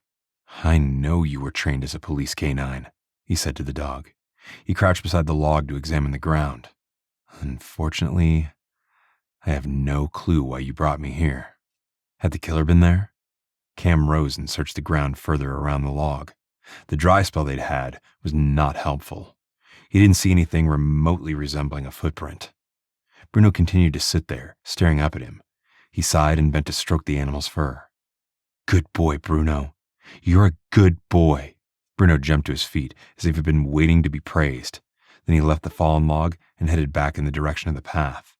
Cam followed the dog's lead, anxious to get back to Evie. Maybe he shouldn't have left her alone. Just because they had a rental car and a rental property didn't mean she was safe. Bruno's alert at the fallen log was proof of that. Kicking himself 10 ways to Sunday, he quickened his pace. Evie? He pitched his voice loud enough to carry, or so he hoped. I'm with Bruno. We're on our way back. Okay. Her muffled voice was difficult to hear, but her response made him feel better. He absolutely needed to do better moving forward. What if the killer had drawn Bruno out into the woods on purpose for the opportunity to get Evie alone? The very thought of her facing off with this guy made him break out in a cold sweat despite the heat. Bruno stayed on the path, moving at a steady pace with his curvy tail swaying back and forth. The dog hadn't growled in warning, so he didn't think the killer was close by. But it was logical to assume the killer had been at the fallen log at some point recently. Earlier today? Yesterday? The day before? The not knowing was killing him. During his 2 tours in Afghanistan, he'd fought many an unseen enemy. It wasn't easy to tell if an Afghan was friend or foe. Oddly, this seemed worse. A nameless, faceless sicko who had already brutally murdered 2 women and likely more. Bruno! Evie greeted her dog with relief, bending and petting him enthusiastically. He holstered his weapon, about to apologize for his actions, when she shocked him by throwing herself into his arms. You shouldn't have left me here. Her voice was muffled against his shirt. You were gone for an eternity. I went crazy, imagining the worst. You're right. I'm sorry. He held her close, solemnly thanking God for keeping her safe despite his lapse in judgment. If God was watching over them, he hoped their Almighty Father would protect Evie first and foremost. Never again. I'm going to hold you to that promise. She held him tightly for another long moment before finally loosening her grip. Tipping her head back, she looked up at him. It wasn't easy to resist the urge to kiss her. What on earth did Bruno find? Good question. I wish he could talk so I would know for sure, but he led me to another fallen log. He glanced down at Bruno, then shrugged. I didn't see anything unusual, no tracks or prints, but he clearly alerted to something at that spot. More like someone. Evie's expression turned grim. Who else could it be but the killer? Is it possible he's been burying bodies over here too? I don't know. He forced a reassuring smile. Let's try not to think of the worst. It could be he was here a few days ago. Yeah, right. She scowled. He might know we're staying here. He hesitated and eyed the well-worn path again. It had bothered him earlier and was even more concerning now. I don't see how he could have figured out we're staying here. But if you want me to find something else, I can do that. He eyed his watch. No guarantee we'll find a place yet tonight, though. I don't know what to think. She blew out a frustrated breath, stepping back and jammed her fingers through her curly hair. Logically, I know this guy isn't Superman with X-ray vision, but I'm on edge about how Bruno took off like that. She wrinkled her nose. It's too much like the way he bolted away from me the first night at my mom's house. He disappeared into the woods only to return with the bone from Skye's forearm. Okay, if you think we should trust Bruno, then I'll look for somewhere else to stay. It was starting to look as if they wouldn't get back into the nature preserve to look for more bodies anytime soon. He told himself that if they drew the killer out of hiding and grabbed him, there would be no need to search. Yet he didn't like the idea of doing nothing constructive until darkness fell either. Maybe we wait until you hear back from Doc. Evie bit her lower lip, clearly worried she was overreacting. Remembering how his phone had vibrated earlier, he quickly pulled it free. Rather than seeing Doc's number, he noticed the call was from a local number. Concerned, he was about to ignore it when he realized the only person who had his personal number was Detective Ruger. Ruger hadn't left a message, which was interesting. He quickly returned the call. Grand Haven Police Department, how may I direct your call? This is Cameron Walker returning Detective Ruger's call.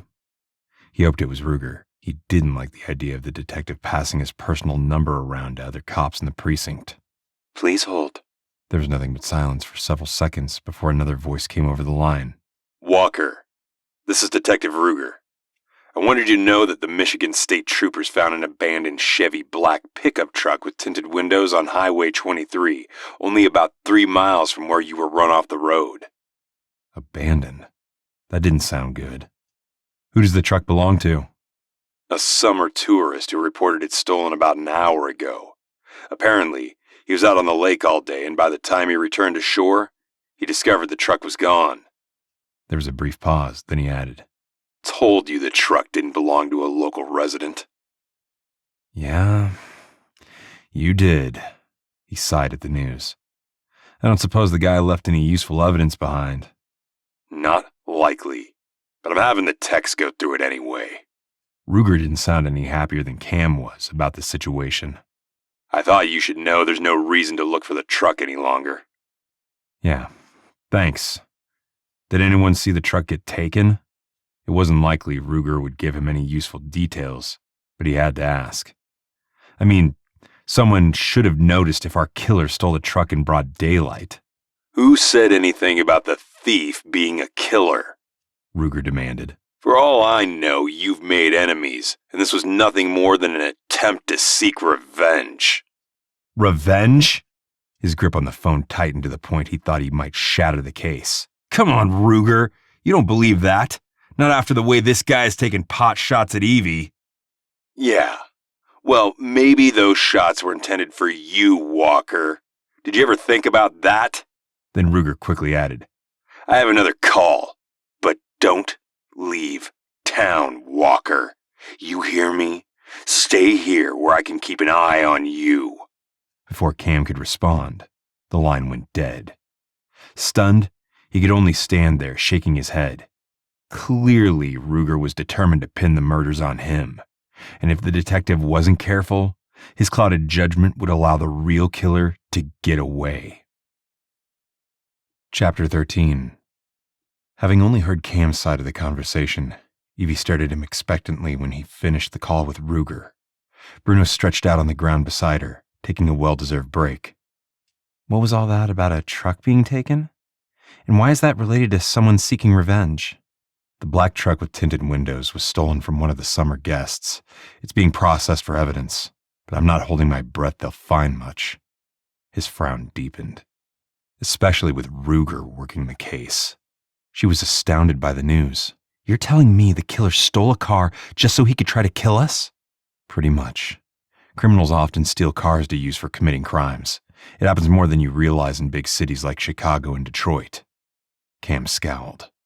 As far as the revenge angle, Ruger is being his usual stubborn self, refusing to consider the possibility that the killer is someone who's lived here for years.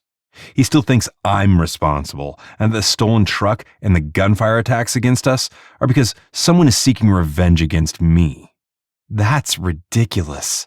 Evie had to admit the first round of gunfire didn't take place until after Cam arrived. But how would the killer have known he was on his way? No way did she believe this was a coincidence. She knew she was the target.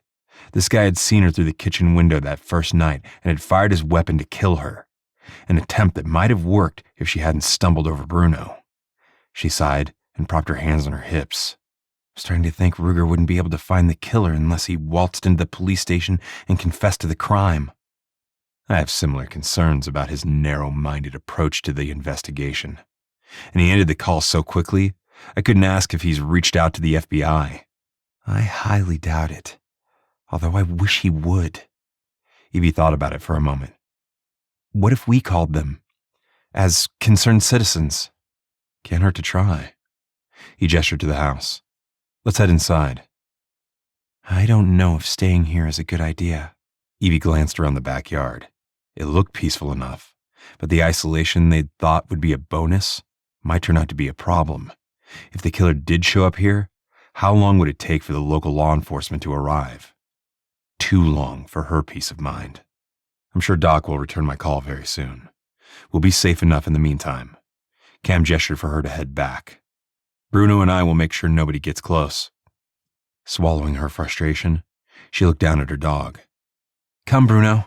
Without hesitation, the dog scrambled to his feet and followed her across the lawn to the back door. Yet even being inside the house didn't provide a sense of relief. Evie dropped into one of the kitchen chairs, wondering if she'd ever feel safe again. As if on cue, Cam's phone rang. She straightened in her seat as he flashed a grin. Hey, Doc, did you get my message? She would have liked to hear the entire conversation, but as it turned out, Cam kept it brief. Great. Appreciate the assist. I'll text you the address. See you soon. He lowered the phone, then thumbed the screen. After he'd sent the information, he smiled reassuringly. Doc will be here in about 5 hours. 5 hours? Evie couldn't hide her dismay. Where's he coming from? Mars? He lives outside of Lexington, Kentucky, but happens to have been north of Cincinnati when he got my call. He's already partway through Indiana. He smiled reassuringly. He'll make good time. Okay. She told herself 5 hours was better than nothing, but what concerned her the most was that they'd be out of daylight by the time Doc arrived. If the killer was going to show up and make his move, he'd likely wait until after dark. Hopefully middle of the night dark so they had time for Doc to get here. We'll be okay until Doc arrives. Cam must have read the concern in her features. And if the trap we set for the killer doesn't work tonight, there's always tomorrow night. Doc will stick around as long as we need him. She forced a smile. Whatever you think works best. Speaking of that, I like your idea of calling the FBI. Cam poked at his phone, then nodded with satisfaction. Looks like they have an office in Grand Rapids. Do you think their phones are manned 24/7? I doubt it. I'm sure law enforcement has a way to get through right away, but not the general public. Figures. That means it's too late to go through to anyone tonight. But let's at least leave a message. Evie wished they'd made the call earlier, but felt certain the case wouldn't be solved by the morning. Not with Detective Ruger so focused on Cam as the prime suspect. Cam made the call. He was brief and succinct, explaining there had been 2 dead bodies found in Grand Haven Nature Preserve roughly 200 yards from each other, while expressing his concern about local law enforcement's ability to handle the case. Then he left his full name and number with a request for a return call as soon as possible. Maybe they have someone monitoring their messages on off hours, Evie mused when Cam dropped into the chair beside her. A message about 2 murders should garner attention. He shrugged. I guess we'll find out. He abruptly stood. I think we need to go back to digging into social media for information. She nodded. Okay, that's a good idea. We couldn't find Dan Johnson earlier, but we didn't know about Rick Thomas working as a security guard at the medical center until today. We might be able to find something on him or his friends. Exactly. He dug into the backpack and found and removed the device, setting it on the kitchen table. Unfortunately, most police officers don't have social media accounts, although it can't hurt to look for Kyle Abernathy and Jackson Dupree. Jackson? She shook her head, glancing down at Bruno. Bruno didn't alert on Jackson's scent. I'm sure he's not involved. I believe in Bruno's ability, but I still plan to check. At this point, we should consider everyone as a potential suspect. He glanced at her. Would you mind making coffee? I picked some up when I got the snorkel gear. This could take a while. Sure. She stood and crossed over to the counter. Making a fresh pot of coffee didn't take long, and when it finished brewing, she filled a mug and handed it to Cam. He thanked her with an absent smile. She decided against having coffee this late, tugging her chair closer to Cam's. Bruno rose to his feet, made a circle, then lay back down under the table beside them. She absently reached down to pet him. The dog was a comfort to her, especially during stressful times like these. Searching social media is better than doing nothing. Yeah. He glanced at her briefly, then turned his attention back to the screen. We'll use the time we're waiting for Doc to arrive. Don't go outside with Bruno alone, though, okay? Let me know if he needs to go out, and I'll tag along. Sure. Curling her fingers into Bruno's fur, she took several deep breaths to remain calm.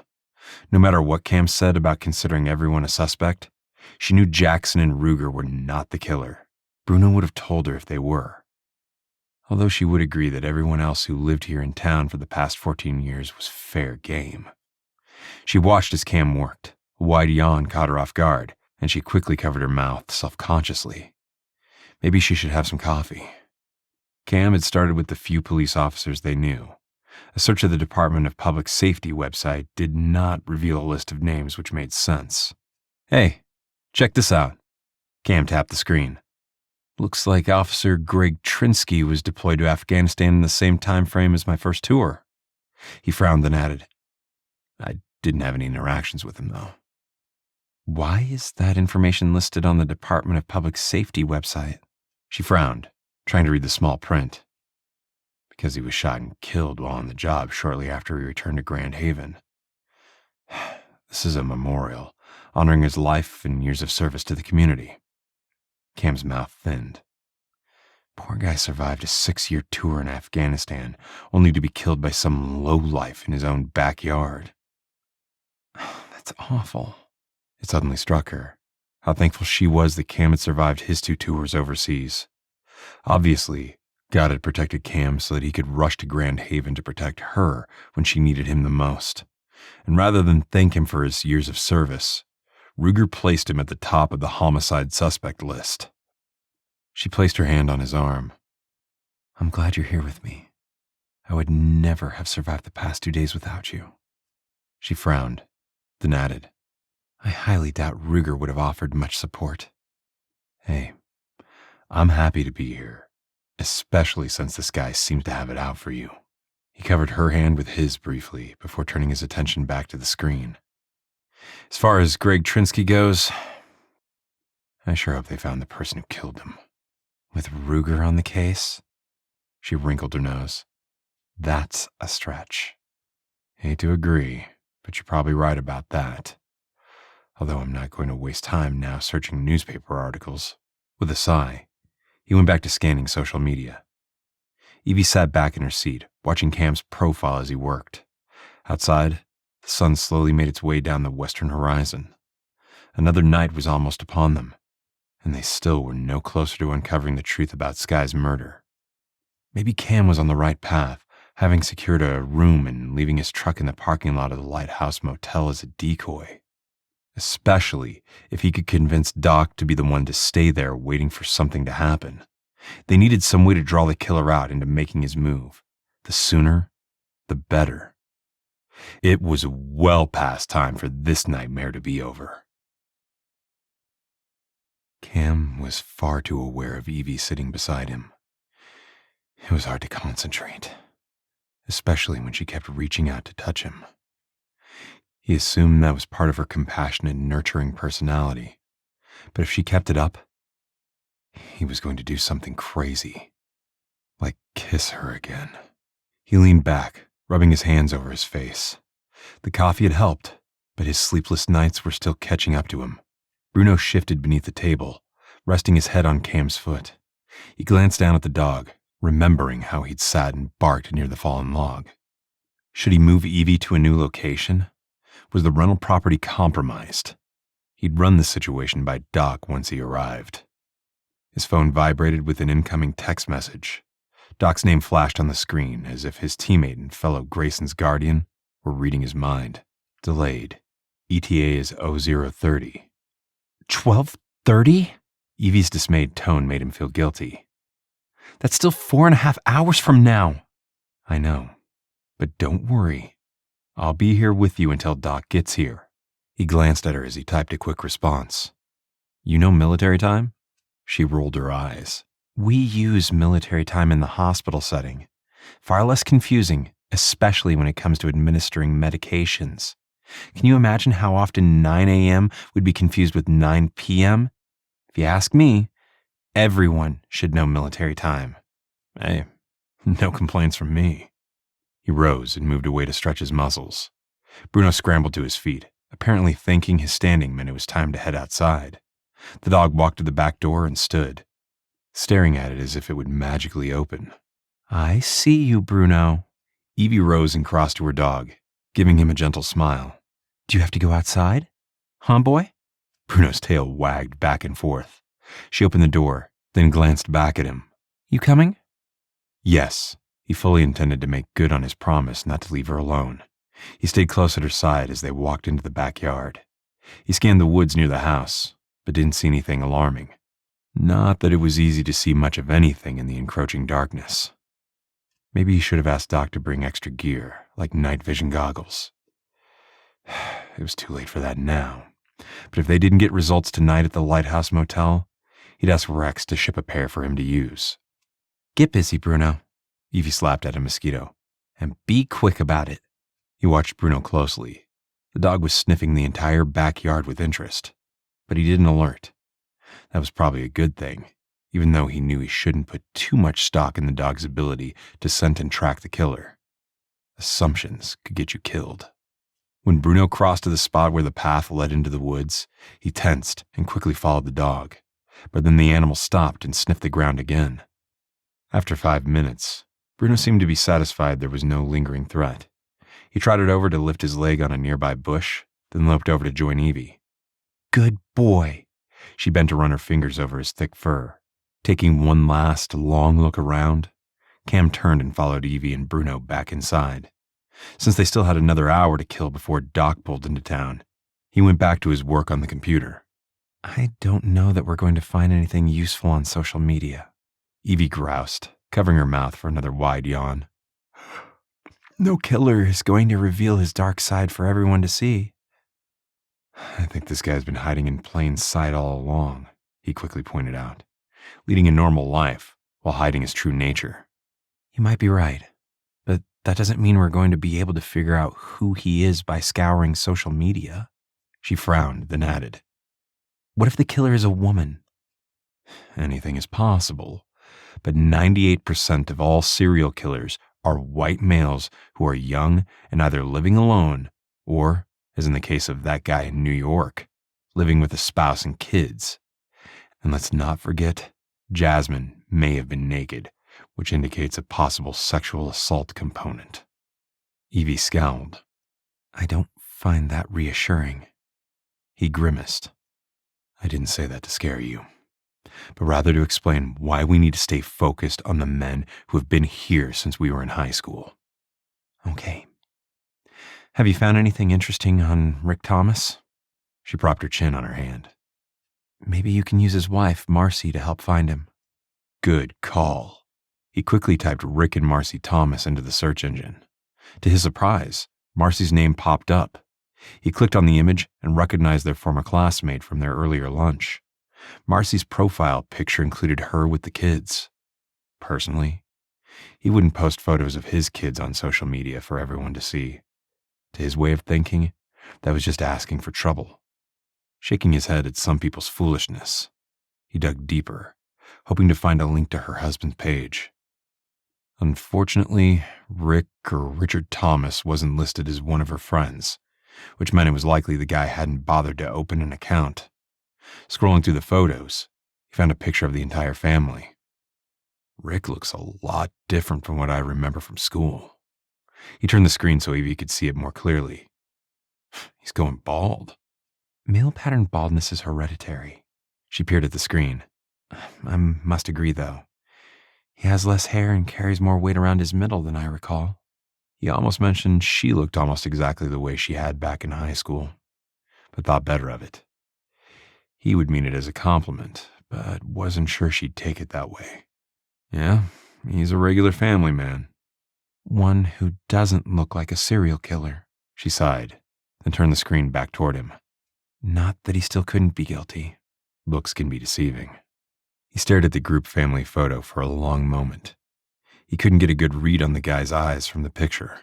We're not going to find anything more about Rick other than what his wife posts about him. I say we move on. That's fine. Evie glanced at her watch, and he knew she was anxious for Doc to arrive. Who's next? He'd already tried each of the police officers they knew by name. Drumming his fingers on the table, he considered who else to try. He really wished he'd been able to find a page for Dan Johnson. Then a thought occurred to him. Why not try Dan Johnson's ex-wife? Evie's gaze held doubt. Why would she be on social media when she has a restraining order against him? She made a good point. Still, he typed Loretta's name in the search bar anyway. He's not on social media, so she might feel safe enough to post. That's still too risky, Evie protested. He didn't disagree. He found a page for Loretta Gilmore, her maiden name, but a quick glance at the page revealed she hadn't posted anything in the past 3 years. In fact, her location still identified her as living in Grand Haven. Okay, you were right. She's not active on social media. He stared up at the ceiling, frustrated that their efforts for the evening had been in vain. I can't think of anyone else to search for. We don't know anything more than we did earlier. What about Beverly Jenkins? Evie suggested. She mentioned her husband was a cop, but didn't give us his name. Maybe she has a social media presence. We can try, but we won't know her married name. He typed in the name Beverly Jenkins and was surprised to find an account in her name featuring her familiar face. Wow, I'm surprised to find she's on here under her maiden name of Jenkins along with the last name of Abernathy. Abernathy? Evie's blue eyes widened. She's married to Kyle Abernathy? It would be quite the coincidence that there would be 2 cops on the force with the same last name. He tried to dig into her profile, but couldn't. She has the privacy settings enabled, so I can't see any of her photos or posts. But you can do a background search on her, right? Evie leaned forward eagerly. Her marriage would be on file. True. He quickly entered the information into the database. Okay. I can confirm she's married to Kyle Abernathy for the past 8 years. Interestingly, it looks like they filed for a legal separation 2 years ago. He frowned at Evie. She made it sound like they were still married, right? Right. Could be they didn't follow through with the divorce. Evie stared at the photo on the screen. Maybe she sensed something was off about Kyle, but then decided not to follow through with breaking up their family. She sounded content when we spoke to her earlier. That's true. He thought again about Dan Johnson. The domestic abuse angle gave him an idea. Let's try a general search on our buddy Dan.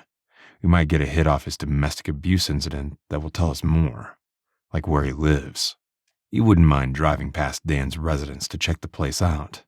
He might live with his dad, Evie pointed out as he typed Dan Johnson, domestic violence in Grand Haven into a popular search engine. That's entirely possible since he would have had to pay a divorce lawyer big bucks. And if they had a house, he'd have to split the proceeds with Loretta. The top hit was indeed a newspaper article about Dan Johnson's arrest. He was disappointed that the short article only mentioned the few details they already knew. That Dan's wife, Loretta, had called the police because her husband, Dan, had struck out at her in anger. Reading the words made his blood boil as he recalled how Dan had forcibly dragged Tammy into the lake. Look, it gives an address. Evie's soft hair brushed against his arm as she leaned closer. Maybe Dan still lives there. He typed the address into a new search engine to bring up the map. The house was nothing fancy, but nice enough for a family. He opened another window to look at a popular real estate site. According to this, the house was sold 3 years ago. He shook his head and sighed. I am sure Dan sold the place as part of the divorce decree. Well, it was worth a shot. Evie sat back in her chair. Do you remember where Dan's family lived when we were in high school? He frowned. We were never friends. I never spent any time at his house. I don't recall him having any parties either. Me either. She looked glum. I guess there's nothing else we can do to find him. He went back to the original search command and eliminated the domestic violence terminology and hit enter. To his surprise, another article popped up on the screen about recent promotions at the Grand Haven Medical Center. What is this about? He clicked on the link and nearly fell off his chair at the information that appeared on the screen. I can't believe it, he said. Evie, check this out.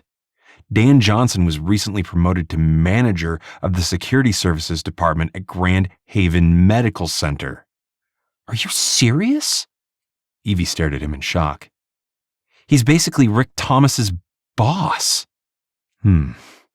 And since he works at the medical center, he'd likely have crossed paths with Jasmine Kramer.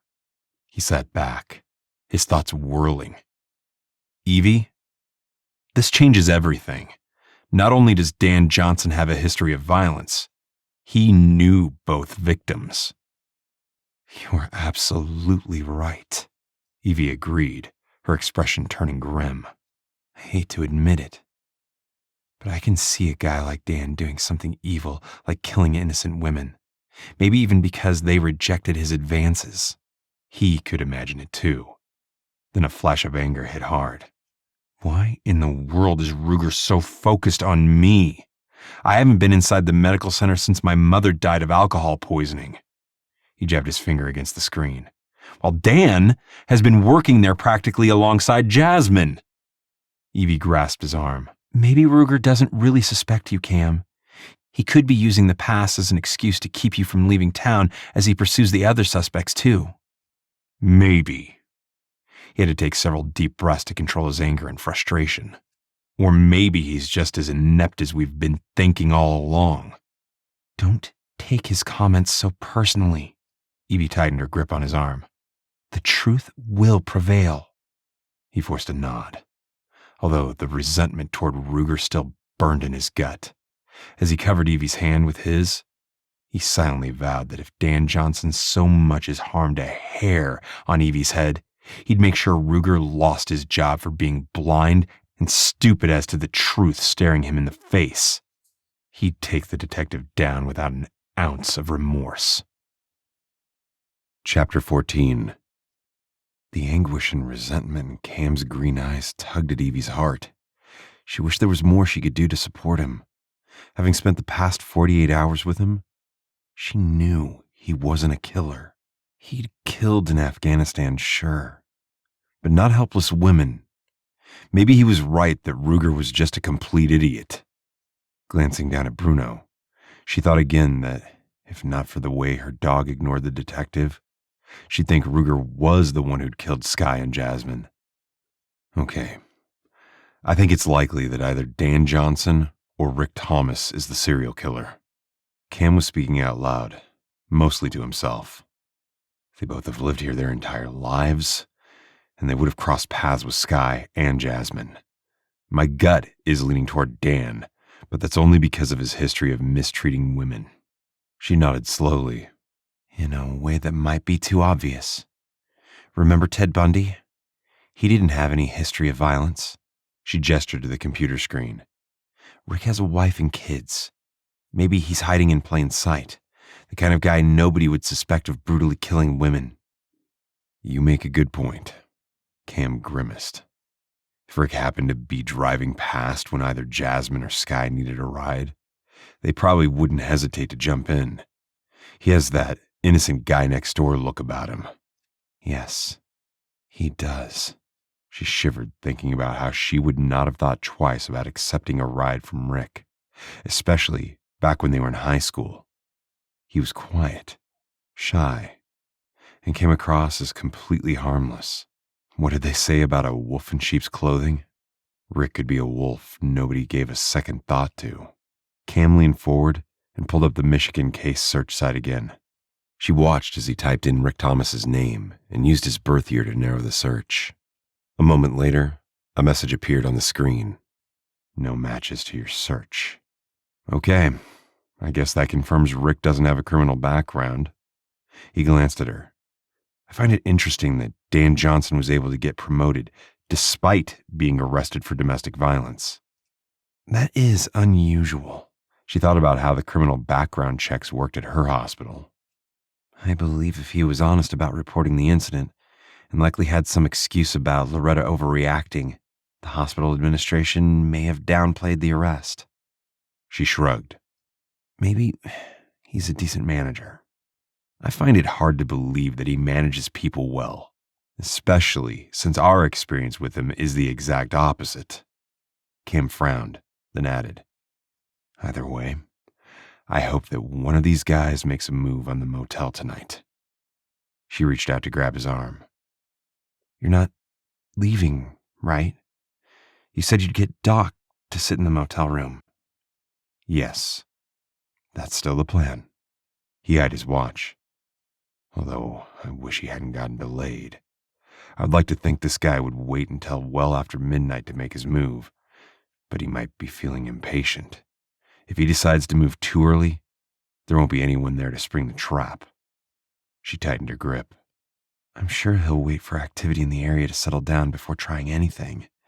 The Lighthouse Motel isn't that far from the Shipwreck pub.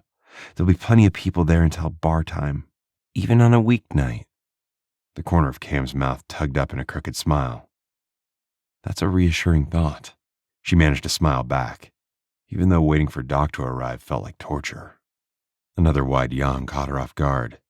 The exhaustion she'd managed to mostly ignore weighed heavily on her now. Releasing Cam's arm, she stood and paced the length of the room. Bruno watched her walking back and forth for a moment, then stood to follow her, as if anticipating another trip outside. Relax, big guy, she murmured. I'm just trying to stay awake. Why don't you get some rest? Cam suggested. There's no reason for both of us to lose sleep. Are you sure? She felt guilty placing the responsibility for staying awake to stand guard over her on his shoulders. I can keep you company. There's no need for you to do that. Besides, I'm used to going without sleep. This is far more comfortable than being in the desert of Afghanistan. He gestured down the hall to the bedrooms. Rest up. I'll drink more coffee and let you know when Doc arrives. The thought of sleeping, even for a couple hours, was enticing. She didn't function well on less than 5 hours of sleep. Some of her long call weekends had resulted in her getting less than that. But this was different. Remaining hyper-alert for a sign of the killer getting too close had worn down her defenses. How anyone could stay vigilant for long periods of time was a mystery. She couldn't do it. Give her a long, complex, and traumatic OR case any day. After a moment, she nodded. Okay, if you're sure. But Cam, if you need a break, wake me up. I can sound the alarm if I see something suspicious too. I'll be fine. He waved that off. Besides, we have Bruno to help alert us to danger. I trust his nose more than my own senses. No matter what anyone says, I know that dog will recognize the scent of the killer. I think so too. She bent to stroke the dog's silky fur.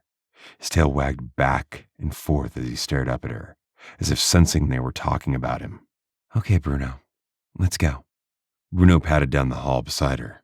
She ducked into the main bedroom, taking advantage of the private bathroom. She decided to sleep in her clothes, just in case they had to leave in a hurry. Up, boy. She patted the mattress beside her. Bruno didn't need to be asked twice. He gracefully leaped up onto the bed, making a circle, then settled down with his back pressed against her. Good boy. She yawned again, pulled the covers up, and closed her eyes. For once, she fell asleep as quickly as Bruno did. Bruno's low growls woke her what felt like 5 minutes later. She blinked, frowning as she realized darkness had fallen. Peering at her watch, she realized the hour was going on midnight. Later than she'd thought. Instantly wide awake now, she sat up. Bruno wasn't on the bed beside her, but at the door as if he needed to go out. Considering Bruno never woke her in the middle of the night to go outside, red warning lights flashed in her mind. What is it? She whispered, even though that was probably silly. What's wrong? Bruno turned his head to look at her, then back at the door. There was no mistaking he wanted out of the room. Tossing aside the covers, she slipped her feet into her running shoes and crossed over to the open door. The moment she had it wide enough, Bruno snaked through, his growls growing louder. Cam? She kept her voice hushed in case. What? She wasn't sure. Cam? Are you here? There was no answer. Cam wasn't in the kitchen or the living room. Her heart thudded painfully against her breast as she crossed to the window to look out at the front yard, wondering if he'd broken his promise and had gone to the Lighthouse Motel to meet Doc. But no, the rental car was still sitting in the driveway. Okay. But where was Cam? Spinning away from the window, She quickly headed back down the hall. Cam wasn't in the second bedroom or in the bathroom. He must have gone outside. So much for not leaving her alone. A flash of annoyance hit hard as she peered out the rear bedroom windows overlooking the backyard. Still no sign of Cam. Her irritation quickly morphed into fear. Had the killer lured him outside somehow? Stepping back from the window, she nearly tripped over Bruno. She understood Cam left Bruno behind to protect her, but she was still irked. She hurried back to the kitchen and searched for something to use as a weapon. A knife meant she'd have to get close enough to the killer to use it. Why had she left the bear spray behind at her mom's house? Kicking herself, she turned and spied the fireplace tools. Crossing the room, she grasped the poker. It wasn't nearly as heavy as she'd hoped, but she might be able to use it as a bat or a club. Maybe. Poker in hand, she turned back to the kitchen. Bruno continued to growl, which only alarmed her more. Her dog knew something was wrong. Either Cam was in trouble or the killer was nearby.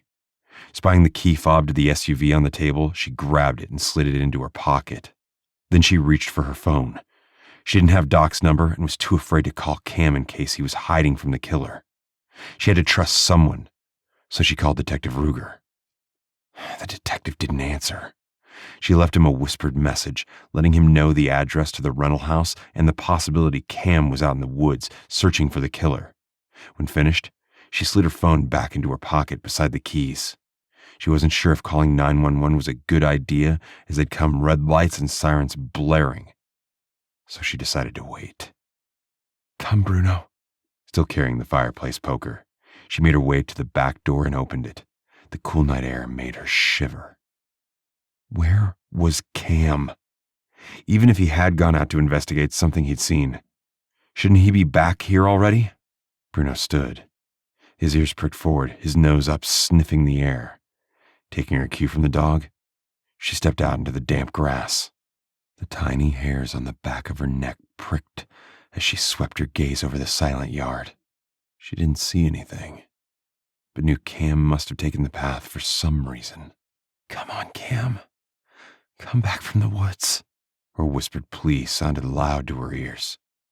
She turned to look at the rental house behind her. It was dark because she hadn't turned on any lights. In the distance, she glimpsed a flash of headlights. Had Doc finally arrived? She strode toward the driveway where the rental car stood. The fact that there was no garage had bothered her at first, but now she was glad there was nothing to obstruct her view of the long, winding driveway. When she didn't see any headlights growing brighter in the darkness, her shoulders slumped. Maybe Doc hadn't arrived after all. The car on the road could have just been heading past the property toward town. Still, she continued walking toward the rental car. It was parked so the nose of the vehicle was pointed toward the road so they could drive away in a hurry if need be. Straight down the driveway and out to the road. Cam must have turned the vehicle around at some point, maybe even before he headed into the woods to find whatever it was he was looking for. And why wasn't he back yet? Because the killer had grabbed him? Or because he'd found something? Or someone? For a moment, she considered taking Bruno into the woods, but now that they were outside, the dog had stopped growling. She wasn't sure if that was a good sign or a bad one.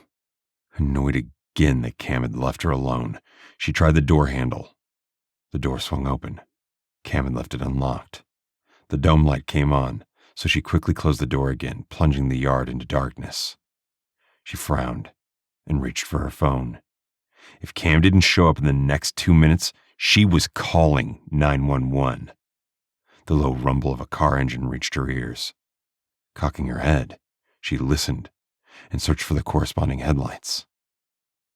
There weren't any. No lights, but the definite sound of a car engine growing louder.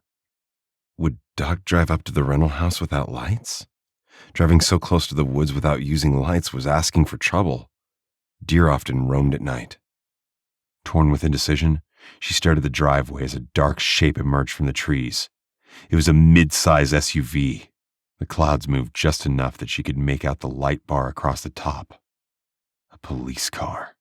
Had Ruger gotten her message and decided to either come to the rental house or send an officer to respond?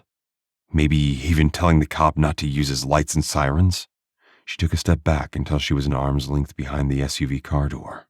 Bruno stayed close to her side.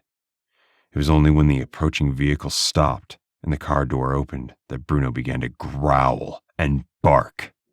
Even though her weapon was useless against anyone with a gun, she found herself gripping the fireplace poker with both hands. Bruno had identified the killer, and all she could do now was pray for God to protect her and Bruno, helping them escape certain death. Cam moved as silently as the army had taught him through the dense woods. His gaze probed for any sign of movement. There was no way he'd imagined the bobbing light that had garnered his attention when he'd gone out to move the SUV around in case they needed a quick escape route. The light had been unmistakable, and he'd been determined to discover the source. Cam's last text from Doc was that he was only 30 minutes out, so when he'd spotted the light, what he'd believe was likely a flashlight, he decided to investigate. He left Bruno with Evie, knowing the dog would protect her. The problem was that once he'd gotten several yards into the woods, the light had disappeared. He kept going, hoping the moving flashlight would return, but only darkness remained. Had the killer heard him coming after him and doused it? Or had Cam glimpsed something else? He wasn't familiar enough with the woods to know if there was a road that cut through at some point. He hated to admit the light he'd seen could have belonged to a vehicle, a car that was long gone. Had he gone out there for nothing? No. His gut was telling him the light was significant, and he trusted his gut instincts throughout his deployment, especially during the exfil from Afghanistan, so he wasn't about to ignore them now. He continued pushing forward, thinking it was entirely possible the killer had returned to Duncan Woods to relive another of his horrific crimes. It wouldn't surprise Cam to learn the killer had buried some of his victims' bodies out here, the same way he had buried Skye and Jasmine in the nature preserve. Grand Haven had an abundance of woods. Although having some proof of his suspicions would be nice, something to convince Ruger of his innocence, Cam held his weapon with two hands as he carefully slipped through the dense foliage. He reasoned the killer might have gone to the Lighthouse Motel, realized his Jeep was a ruse, and headed out to find them. Remembering how Bruno had alerted near the fallen log, he worried the killer might also know about the rental house. One factor he hadn't considered was that the locals might know which properties were used for summer tourists. The town of Grand Haven was small enough that rental houses would not go unnoticed, especially by locals who happened to live near one of the handfuls of rental properties. He imagined how incredibly annoying it would be to have a weekly turnover of people staying nearby, especially if those tourists made a lot of noise. For all he knew, Dan Johnson or Rick Thomas had made a point in knowing which homes were rentals, maybe even to offer the various places to those visiting loved ones in the hospital for prolonged illnesses. And if that was the case, there was no place he and Evie could stay that wouldn't be found. A chilling thought. After what seemed like eons, he stopped to listen.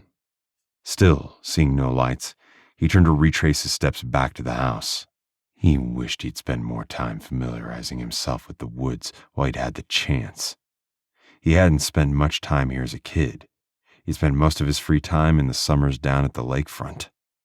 Kicking himself for being an idiot, he quickened his pace. He was anxious to get back to Evie. There was no reason to move stealthily now. He almost wished the killer would hear him in the woods and show himself. He desperately needed for this to be over, to find and arrest the killer, to get his life back, maybe even to have a future with Evie, if she considered seeing him again once the real killer was identified and brought to justice. There was no sound, other than his own footsteps snapping the occasional dry leaves and twigs as he navigated the dark woods. Although his eyes had adjusted to the dim light, every so often, the clouds would move away from the nearly full moon, adding a bit more illumination for him to see. The sound of Bruno's sharp and frenzied barking hit him with the force of a knife stabbing him in the chest. Why was Bruno outside? Swallowing a lump of dread, Cam broke into a run, swatting low-hanging branches out of his way and jumping over small bushes in his haste to return to the rental property. It briefly occurred to him that Bruno might be barking at Doc Harmon. The dog wouldn't know his fellow teammate and would alert Evie to the presence of a stranger. Yet he didn't slow his pace. Then, Evie let out a shrill scream. "No! Please, Lord Jesus, no!" The prayer tumbled free without his realizing it. Still running, he tried to imagine who was at the rental house with Evie. The killer? Or Doc? Would he get there in time to save her? He never should have left her alone. Had the killer used the light to draw him from the house? If so, the ruse had worked. He'd fallen for it like a rookie soldier on his first stakeout. "I'm coming, and the police are on their way!" Maybe it was an empty threat, but he hoped that whoever was in the clearing with Evie believed him. He put on another burst of speed and finally reached the clearing. His gaze widened in shock when he caught sight of a police officer holding a gun. Evie stood near the driver's side door to the SUV while Bruno barked and growled beside her. He didn't recognize the cop because he couldn't see the guy's facial features clearly enough in the darkness. It wasn't Ruger. That much he knew. "Evie, look out!" He kept running, but held his weapon with both hands again now, wishing desperately that she wasn't standing between him and the armed cop. "Last chance! Get in, or I'll shoot the dog!" The cop looked more than capable of eliminating Bruno from the equation. Rather than obeying the cop's command, Evie yanked the driver's side door of the rental car open. "Get in, Bruno! Stop!" The officer's shout, followed by a sharp crack of gunfire, and the sound of glass breaking stole Cam's breath. Was he too late? Evie dove into the car behind Bruno. As she slammed the door, another crack of gunfire rang out. Yet somehow she started the engine, shifted into gear, and slammed her foot on the accelerator. A third crack of gunfire rang out. The rental SUV surged forward as the cop fired a fourth time. "No! Please, Lord Jesus, no!" Concerned, the cop had hit Evie sitting behind the wheel. He tried and failed to see the outline of her head through the rear window. Feeling desperate now, he closed the gap, praying with every fiber of his being that God would keep Evie and Bruno safe. The officer abruptly dove to the side, tucking and rolling along the ground before he stopped moving and continued firing. The cop took so many shots it was impossible for Cam to count them. He couldn't even guess how many bullets the cop had left in his clip. To draw the cop's attention from Evie, Cam returned fire. Because the officer was stretched out on the ground, he made a smaller target. But Cam had been trained by the best. He fired again, just as the face of the officer was revealed as clouds moved away from the moon. He thought he heard a muffled grunt, but then more gunfire rang out. Something struck Cam hard in the chest, sending him stumbling backward. He wasn't sure how he remained on his feet, but he did. He took aim again, determined to eliminate the threat for good when Evie cranked the wheel of the SUV and drove straight at the location of where the cop was stretched out on the ground. The SUV struck the man lying there with a sickening thump, thump. Even then, Evie didn't stop. After she rolled over the officer, she put the car in reverse and backed over him again. Then she drove over him a third time, clearly determined to make sure he was no longer a threat. The still form of the man on the ground didn't move, yet Cam didn't lower his weapon.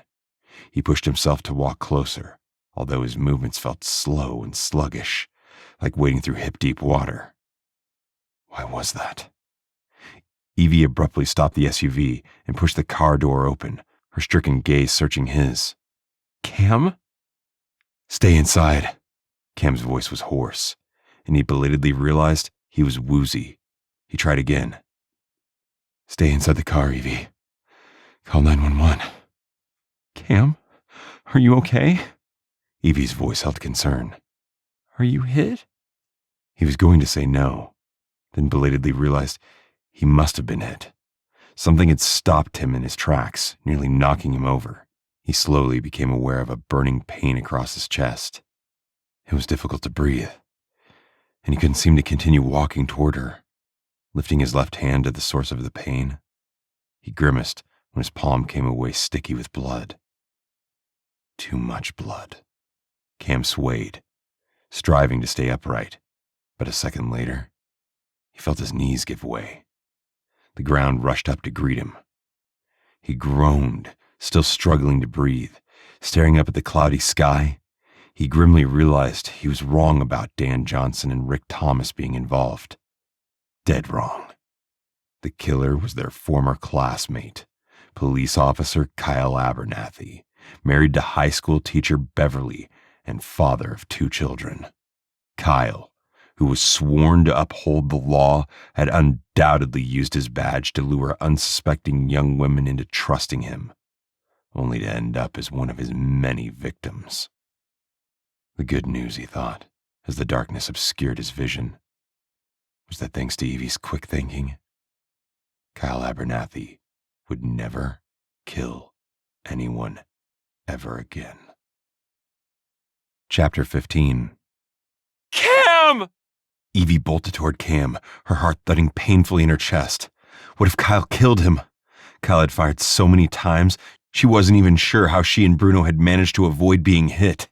That they'd survived was only because of God's grace. She dropped to her knees beside Cam's body and took a long, deep breath before feeling for a pulse. The rapid beat of his heart was thready and weak. In the light of the moon, she could make out a dark puddle of blood congealing on his chest. He had been shot. She couldn't see how bad the wound was or how much blood he was losing. Do you hear me? Hold on, Cam, do you hear me? She balled his shirt up and pressed it over the entry wound on the upper left side of his chest. Exit wounds were usually worse. Keeping him on his back so the weight of his body would add pressure might help. Bruno came over to sniff at Cam.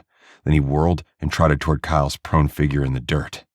Glancing at her dog, she belatedly realized she needed to make sure Kyle was no longer a threat. Was running over someone enough to kill him? She had no idea. She didn't want to leave Cam, but forced herself upright. She crossed the yard with trepidation, half expecting Kyle to jump to his feet like some evil killer in a horror flick. Bruno sniffed at Kyle, then sat and barked as if to let her know he was the killer. "I know, boy. Good job," reaching Kyle. She swallowed hard as she saw the indentions from the SUV tire tracks crisscrossing his body. She'd done that. Granted, Kyle had shot at her several times, but she'd run him over. More than once. He'd deserved it. She'd only been trying to survive, but somehow, that didn't make her feel any better.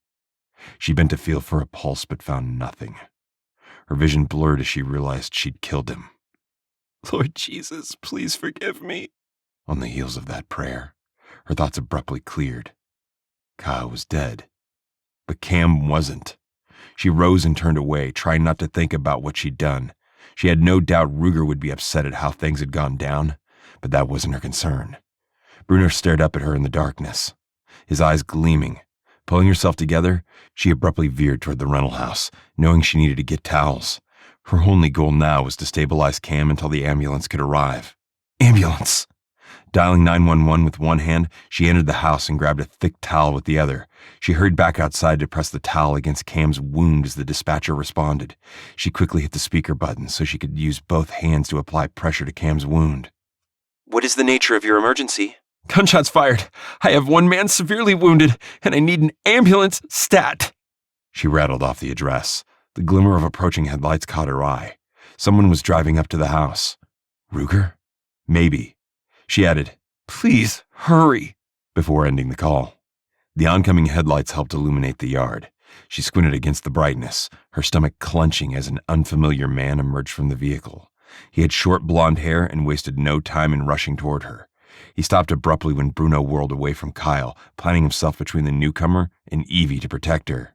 "Easy, boy." The man she assumed was Doc held out the back of his hand. She thought she heard the hint of a southern drawl in his voice. "I'm one of the good guys." Friend, Bruno. He's a friend. She couldn't hide her relief. Are you Doc? Please help. Cam's been shot. Doc gave Bruno a wide berth to join her. He knelt on Cam's other side. They moved so the light from the vehicle bathed Cam's body. Hold pressure, she instructed. I want to check his pulse again. With a curt nod, Doc waited until she moved her hands to apply pressure to Cam's chest wound. He was bigger than she was, and she hoped adding his weight would help slow the blood loss. She found Cam's pulse and sent up a silent prayer for God to continue watching over him. "Only one bullet wound?" Doc asked. I think so. She quickly ran her hands over Cam's extremities. He was upright and talking for a while before he collapsed. That's a good indication the bullet missed vital organs. She wasn't so sure. Chest wounds could be tricky, especially since she felt certain the upper lobe of Cam's lung was likely collapsed. I don't suppose you have IV fluids handy, huh? She eyed Doc as she continued palpating his pulse. The ambulance is on the way, but I'm concerned he hasn't regained consciousness. Could be from the blood loss or severe pain. Maybe a combination of both. Doc held her gaze. You're a nurse? Yes, I work in the OR. She stared down at Cam, feeling helpless. He left the house while I was sleeping to head into the woods. I'm not sure why. Bruno and I came out to look for him when Kyle arrived. He threatened to shoot Bruno if I didn't get in his police cruiser. Kyle's the dead guy back there? Doc asked. Yes. He's a cop. And a brutal killer. She grimaced. He fired several rounds at me, and yet I managed to run over him with the SUV. A lot. Despite the grim situation, the corner of Doc's mouth kicked up in a crooked smile. Saw that. Good job. She winced, trying not to feel guilty for what she'd done. It wasn't easy. At the time, all she could think about was preventing Kyle from continuing to shoot at her and Cam, and Bruno. She hadn't even been sure if running over him would be enough, so she'd backed up to do it again, hoping to keep him down. If she were honest, her anger had cloaked her judgment. She'd been so upset and angry that he'd killed Skye and Jasmine, along with who knew how many others, that she'd snapped. If she could have run him over 10 times, she would have.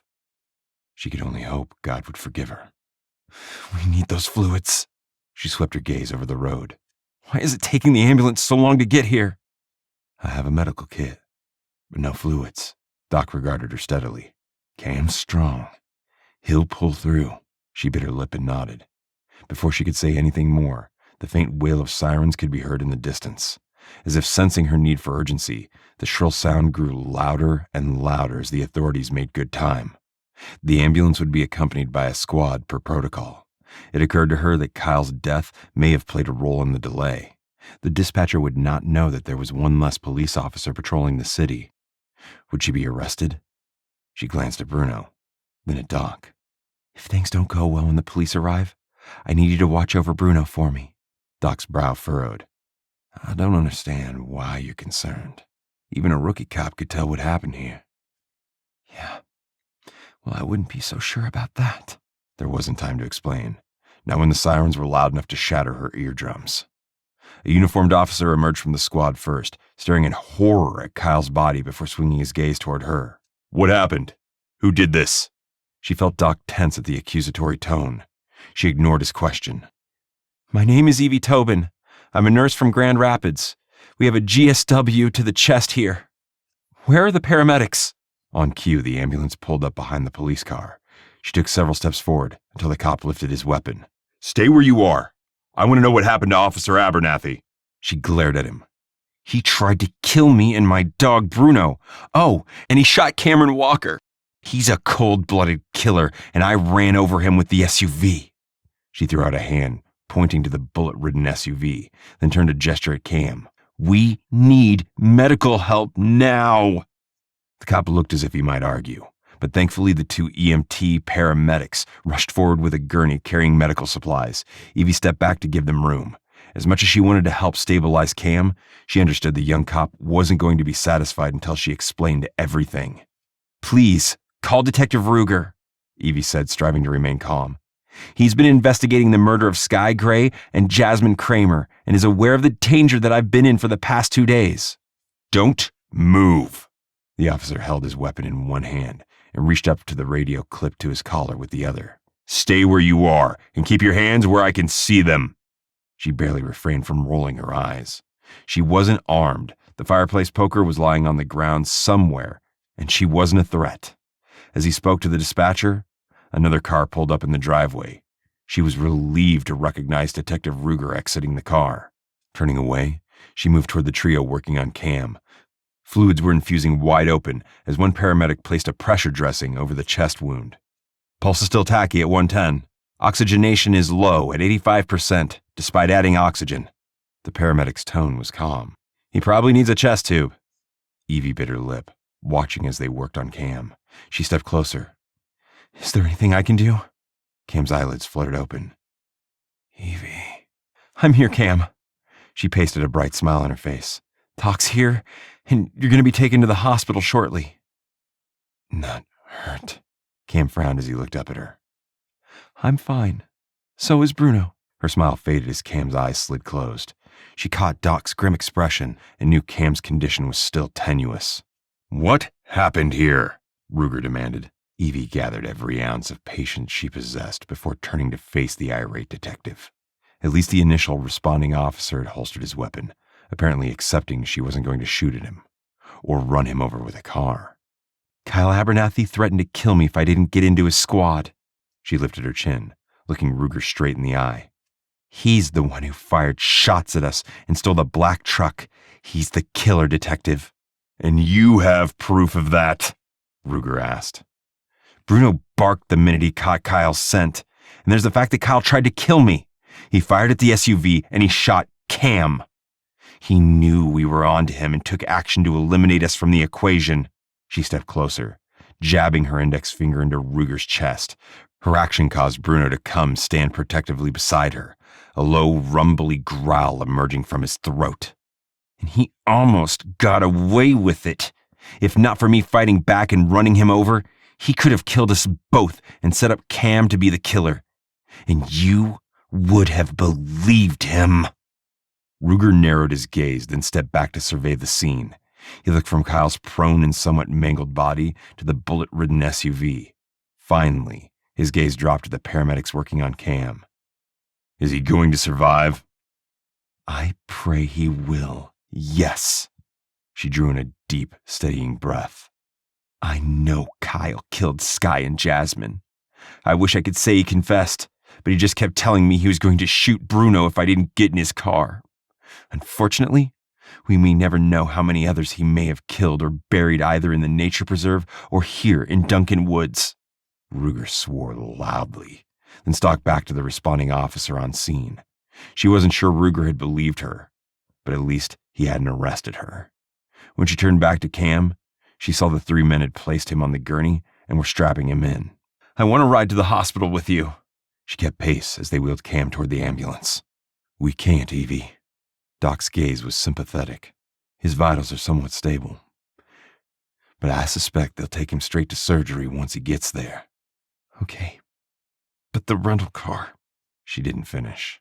Not only was it full of bullet holes, but it was a key component to the crime scene. I'll drive you and Bruno, okay? Doc rested his hand on her shoulder. Let's go inside to wash up first. She nodded, belatedly realizing their hands were stained with Cam's blood. Turning away as Cam was loaded into the ambulance was difficult. She'd fallen in love with Cam over these past 2 days. 2 days that had felt like a lifetime. She wanted nothing more than to be there for him, to support him through this, the way he'd supported her. But that wasn't her role now. She had to accept that Cam was in good hands. Not just those of the skilled doctors and nurses within the Grand Haven Medical Center, but in God's hands. All she could do was to continue to pray for his total and complete recovery, even if that meant he'd walk away from her once this was over. Cam woke from his nightmare, one in which Evie had been shot and killed by Kyle Abernathy, to the bright lights overhead. A cacophony of voices rang in his ears, along with an incessant beeping sound. A hospital. He hated the hospital. The acrid cleaner scent reminded him of the day his mother died. Squirming, he tried to search the faces looming over him for Evie, but didn't see her. Because it was easier, he allowed his eyes to drift closed. The next time he awoke, he was alone in a small, mostly bare room. Turning his head, he caught a glimpse of Evie curled up in a chair beside his bed, her eyes closed as if sleeping. Bruno dozed at her feet. Relief that she was unharmed hit hard. He shifted in the bed and winced as pain shot through his chest. He gingerly touched the dressing on the upper left side of his chest, belatedly remembering Kyle had shot him. Right before Evie ran him over with the SUV, his mouth was dry as chalk. But he was loath to disturb Evie. Being on this side of the hospital bed wasn't any fun. Visiting his mother as she'd lain dying hadn't been great either. His door opened, and Doc walked into the room, flanked by Detective Ruger. Cam grimaced, realizing rest time was over. "Hey, Cam," Doc greeted him. "Hi, Evie." "Hi, Doc." Evie unfurled herself from the chair. Bruno shifted, but didn't get up to greet the newcomers. Apparently, he was tuckered out.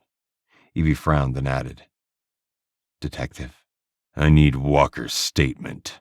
Ruger's tone was curt. Cam reached for the cup of water on the bedside table. Evie quickly grabbed it. "You can only have ice chips," she said, offering a spoon filled with ice chips. "You can't eat or drink until your gut is working normally again."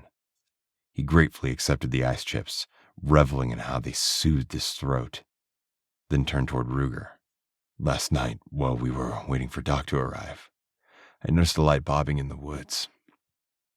I thought it was a flashlight being carried by the killer, so I went out to investigate." Evie frowned, but didn't say anything. He owed her an apology for leaving her and Bruno alone. "Why did you immediately think the light was the killer?" Ruger asked. "Because Bruno had alerted near a fallen log in the woods earlier." Cam lifted a hand.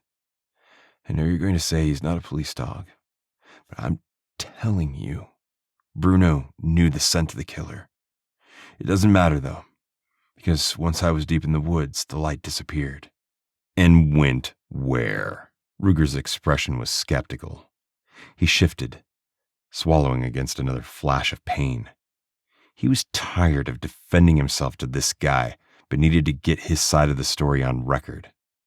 "Looking back, I think it was a ruse to draw me away from the house.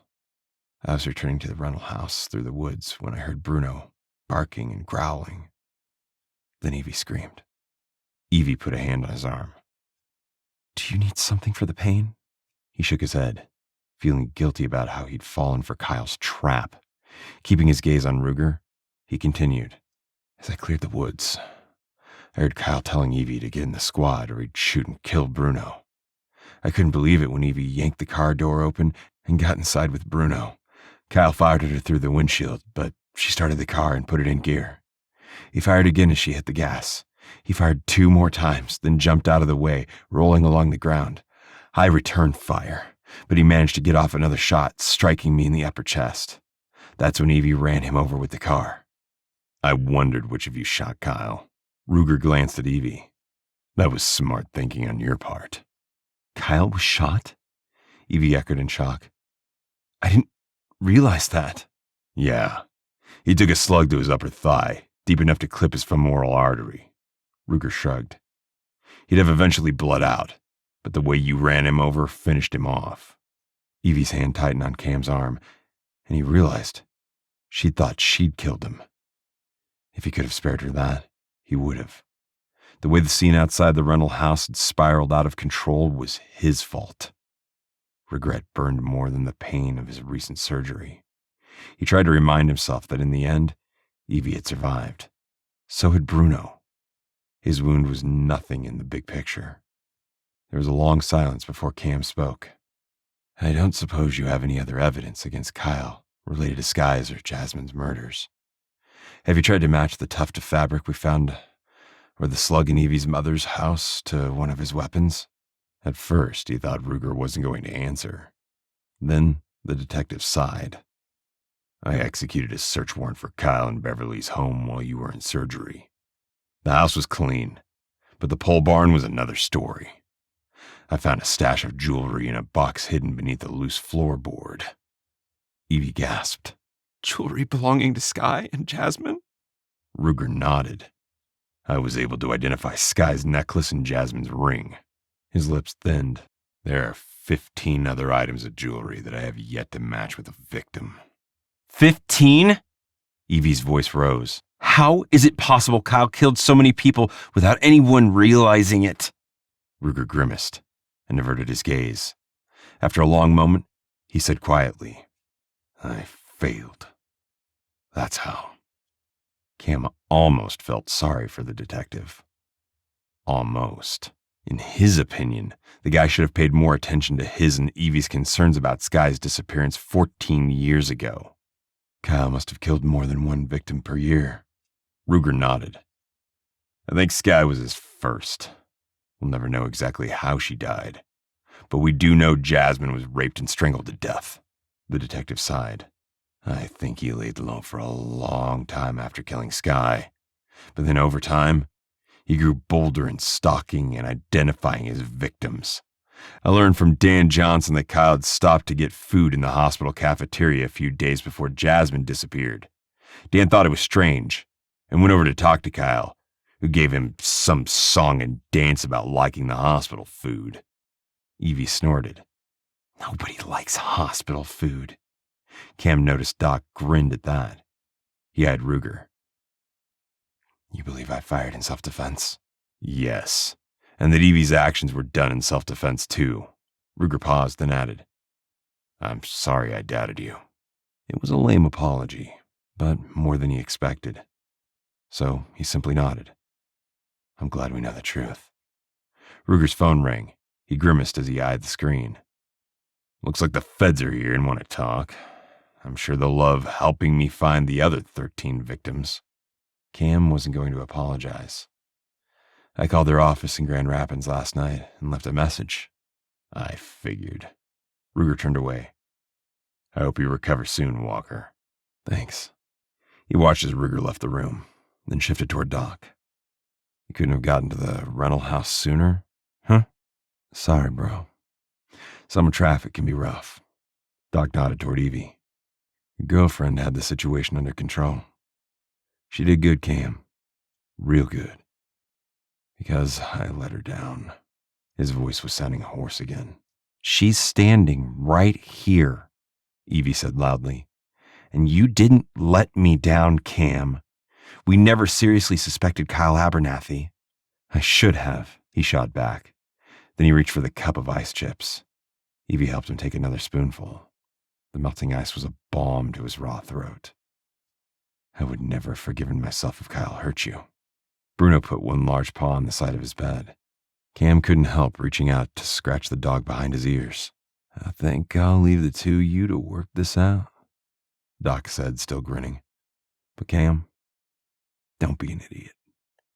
Evie's a keeper. With that, his teammate turned and left the room. Cam turned so he could see Evie better. I'm sorry I told you I wouldn't leave, but I did. I hope you can forgive me. Cam, you put your life on the line for me and Bruno. Her gaze softened as she bent to press a kiss to his cheek. There's nothing to forgive. I've prayed nonstop that God would spare your life. And he answered my prayers. That's all that matters. He held her gaze, deciding there was no reason not to follow through with Doc's suggestion. Evie, I love you. And Bruno, he added, as the dog's nose nudged his hand. Did I sleep through a nurse giving you pain meds? Evie asked. What? No. He put a hand up to touch his bandage. Trust me, this burns like fire. Is that your way of saying you don't feel the same way? If so, I understand. He hastily added. I would still like to see you again, if you're willing. An exasperated expression crossed her features. I do feel the same way. Watching you fighting for your life was the hardest thing I've done since my mother passed away. I love you too, but wanted to be sure. She let her voice trail off. Now he understood. He reached over to cradle her hand between his. Evie, I love you. This isn't the meds talking. It's the truth.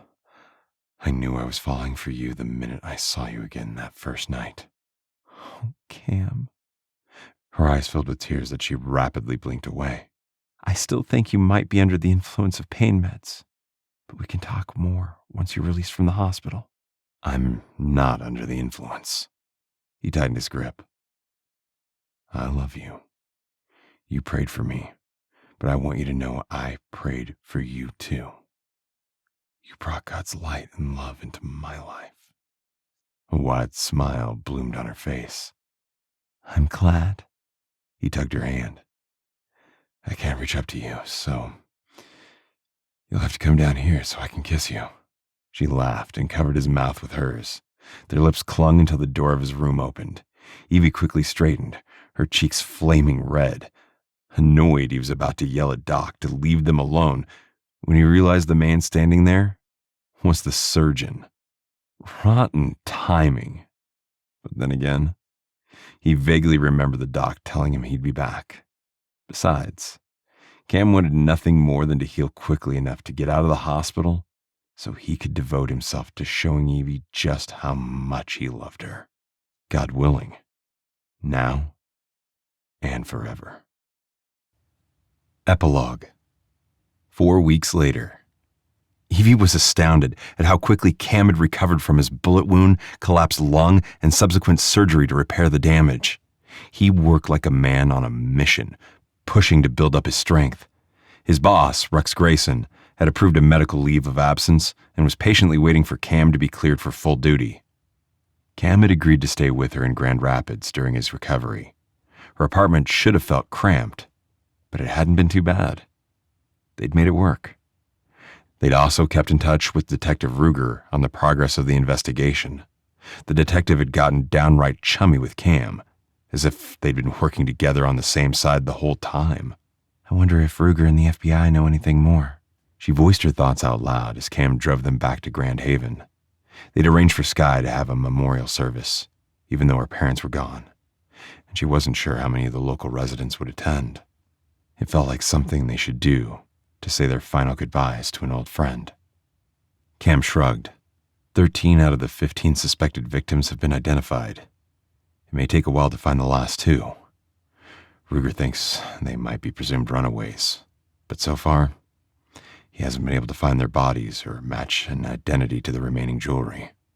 She could only imagine how difficult the task must be. It's horrifying to know they found bodies in Duncan Woods, as well as the nature preserve. They'll keep looking, Cam assured her. They're using cadaver dogs. One team has come all the way from Wyoming to help. She nodded. You mentioned your buddy Mac knew a woman with a cadaver dog. What a grim task that must be. Yeah. Alexis Sullivan, well, Alexis Flannery now, and her dog Denali are good at what they do, Cam said. They'll find the last 2 victims. The town had been rocked by the revelation that Kyle Abernathy was a serial killer. Beverly had packed up her kids and moved away to avoid the venomous looks and horrible comments. The situation was hardly Bev's fault, but Evie understood many of the residents in town wondered how Bev could have been blind and ignorant of Kyle's dark side. Some of Kyle's friends and many of the police officers were suffering the same type of scrutiny. The sad truth was that Kyle had been good at hiding his true nature. From Ruger, from his fellow cops, and from his family and friends, until he'd made a last desperate attempt to kill her and Bruno and Cam. They arrived at the Grand Haven Church a few minutes later. Evie couldn't believe the parking lot was nearly full. So many people, she murmured. What started as a memorial for Skye has morphed into a way to honor all the victims. Cam nodded at Jasmine's parents, looking slightly less bereaved than they'd been at the police station the night they discovered their daughter had been murdered. That's good. She pushed open the car, then opened the back for Bruno. Let's do this. They headed inside. Several people stared at Bruno, but nobody complained. The word of how Bruno had identified and tracked the killer had gotten around, so he was viewed as much of a hero as Evie and Cam were. The church pastor kept the service brief but poignant. He mentioned the names of the 13 victims the police had identified, and then included the last 2 unknown souls who would hopefully be brought home to rest very soon. He spoke of God's grace and forgiveness, but Evie understood that forgiving Kyle would take a long time. When the service was over, many of the local residents stopped by to offer their gratitude for what Evie and Cam had done to bring the victims home. Evie was humbled, since she'd only done what was necessary to survive. A pretty and slightly pregnant woman with dark hair accompanied by a beautiful border collie stopped by. The collie and Bruno sniffed each other with interest. Evie tightened her grip on Bruno's leash, but needn't have worried. Her dog behaved like a perfect gentleman. I'm Alexis Flannery, and this is my canine Denali. I wanted to extend my gratitude to you both as well. She smiled and nodded at Cam. Grady McFarland mentioned he served with you in Afghanistan.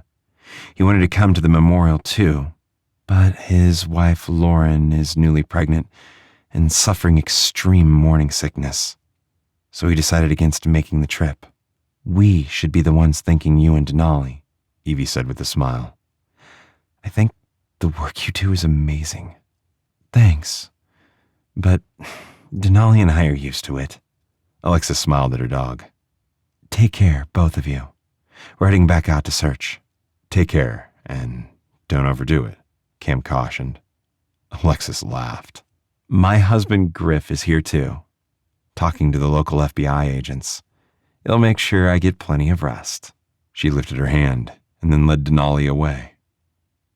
The memorial service was nice, Evie said once they were alone again. That was a good idea. Not just for us, but for the whole town. Cam nodded, tugged her to a shady spot alongside the church, then surprised her by dropping to one knee. She gasped as he held out a diamond engagement ring. Evie, I love you more than anything. Will you please marry me? His green gaze sparkled. We'll live wherever you like, but please, don't make me wait too long. I want to marry you sooner rather than later. Oh, Cam, yes. She beamed as he slid the diamond onto her ring finger, but her gaze was centered on Cam's. I love you very much, and I can't wait to be your wife. Hallelujah. He rose to his feet without wincing and pulled her into his arms for a deep kiss. Let's look at houses in Grand Rapids, he murmured. Your apartment is nice, but I think a house is better for raising kids. I'm open to looking at houses. She turned to look at the church and the town where they'd both grown up. How do you feel about possibly moving back to Grand Haven? He pulled back to search her gaze. Are you sure? Yes, I am. She hadn't realized how much she'd wanted to come back until she'd watched the entire town come out for the memorial service. Back when she'd faced danger, she wanted nothing more than to get far away. Maybe she'd been too hasty. It was great growing up here, wasn't it? I think our kids deserve the same. And somehow, the atmosphere is warmer now that the truth has been revealed. Maybe we need to stay to help the townsfolk heal and move on. Absolutely. Let's do it. He tugged her close and kissed her again.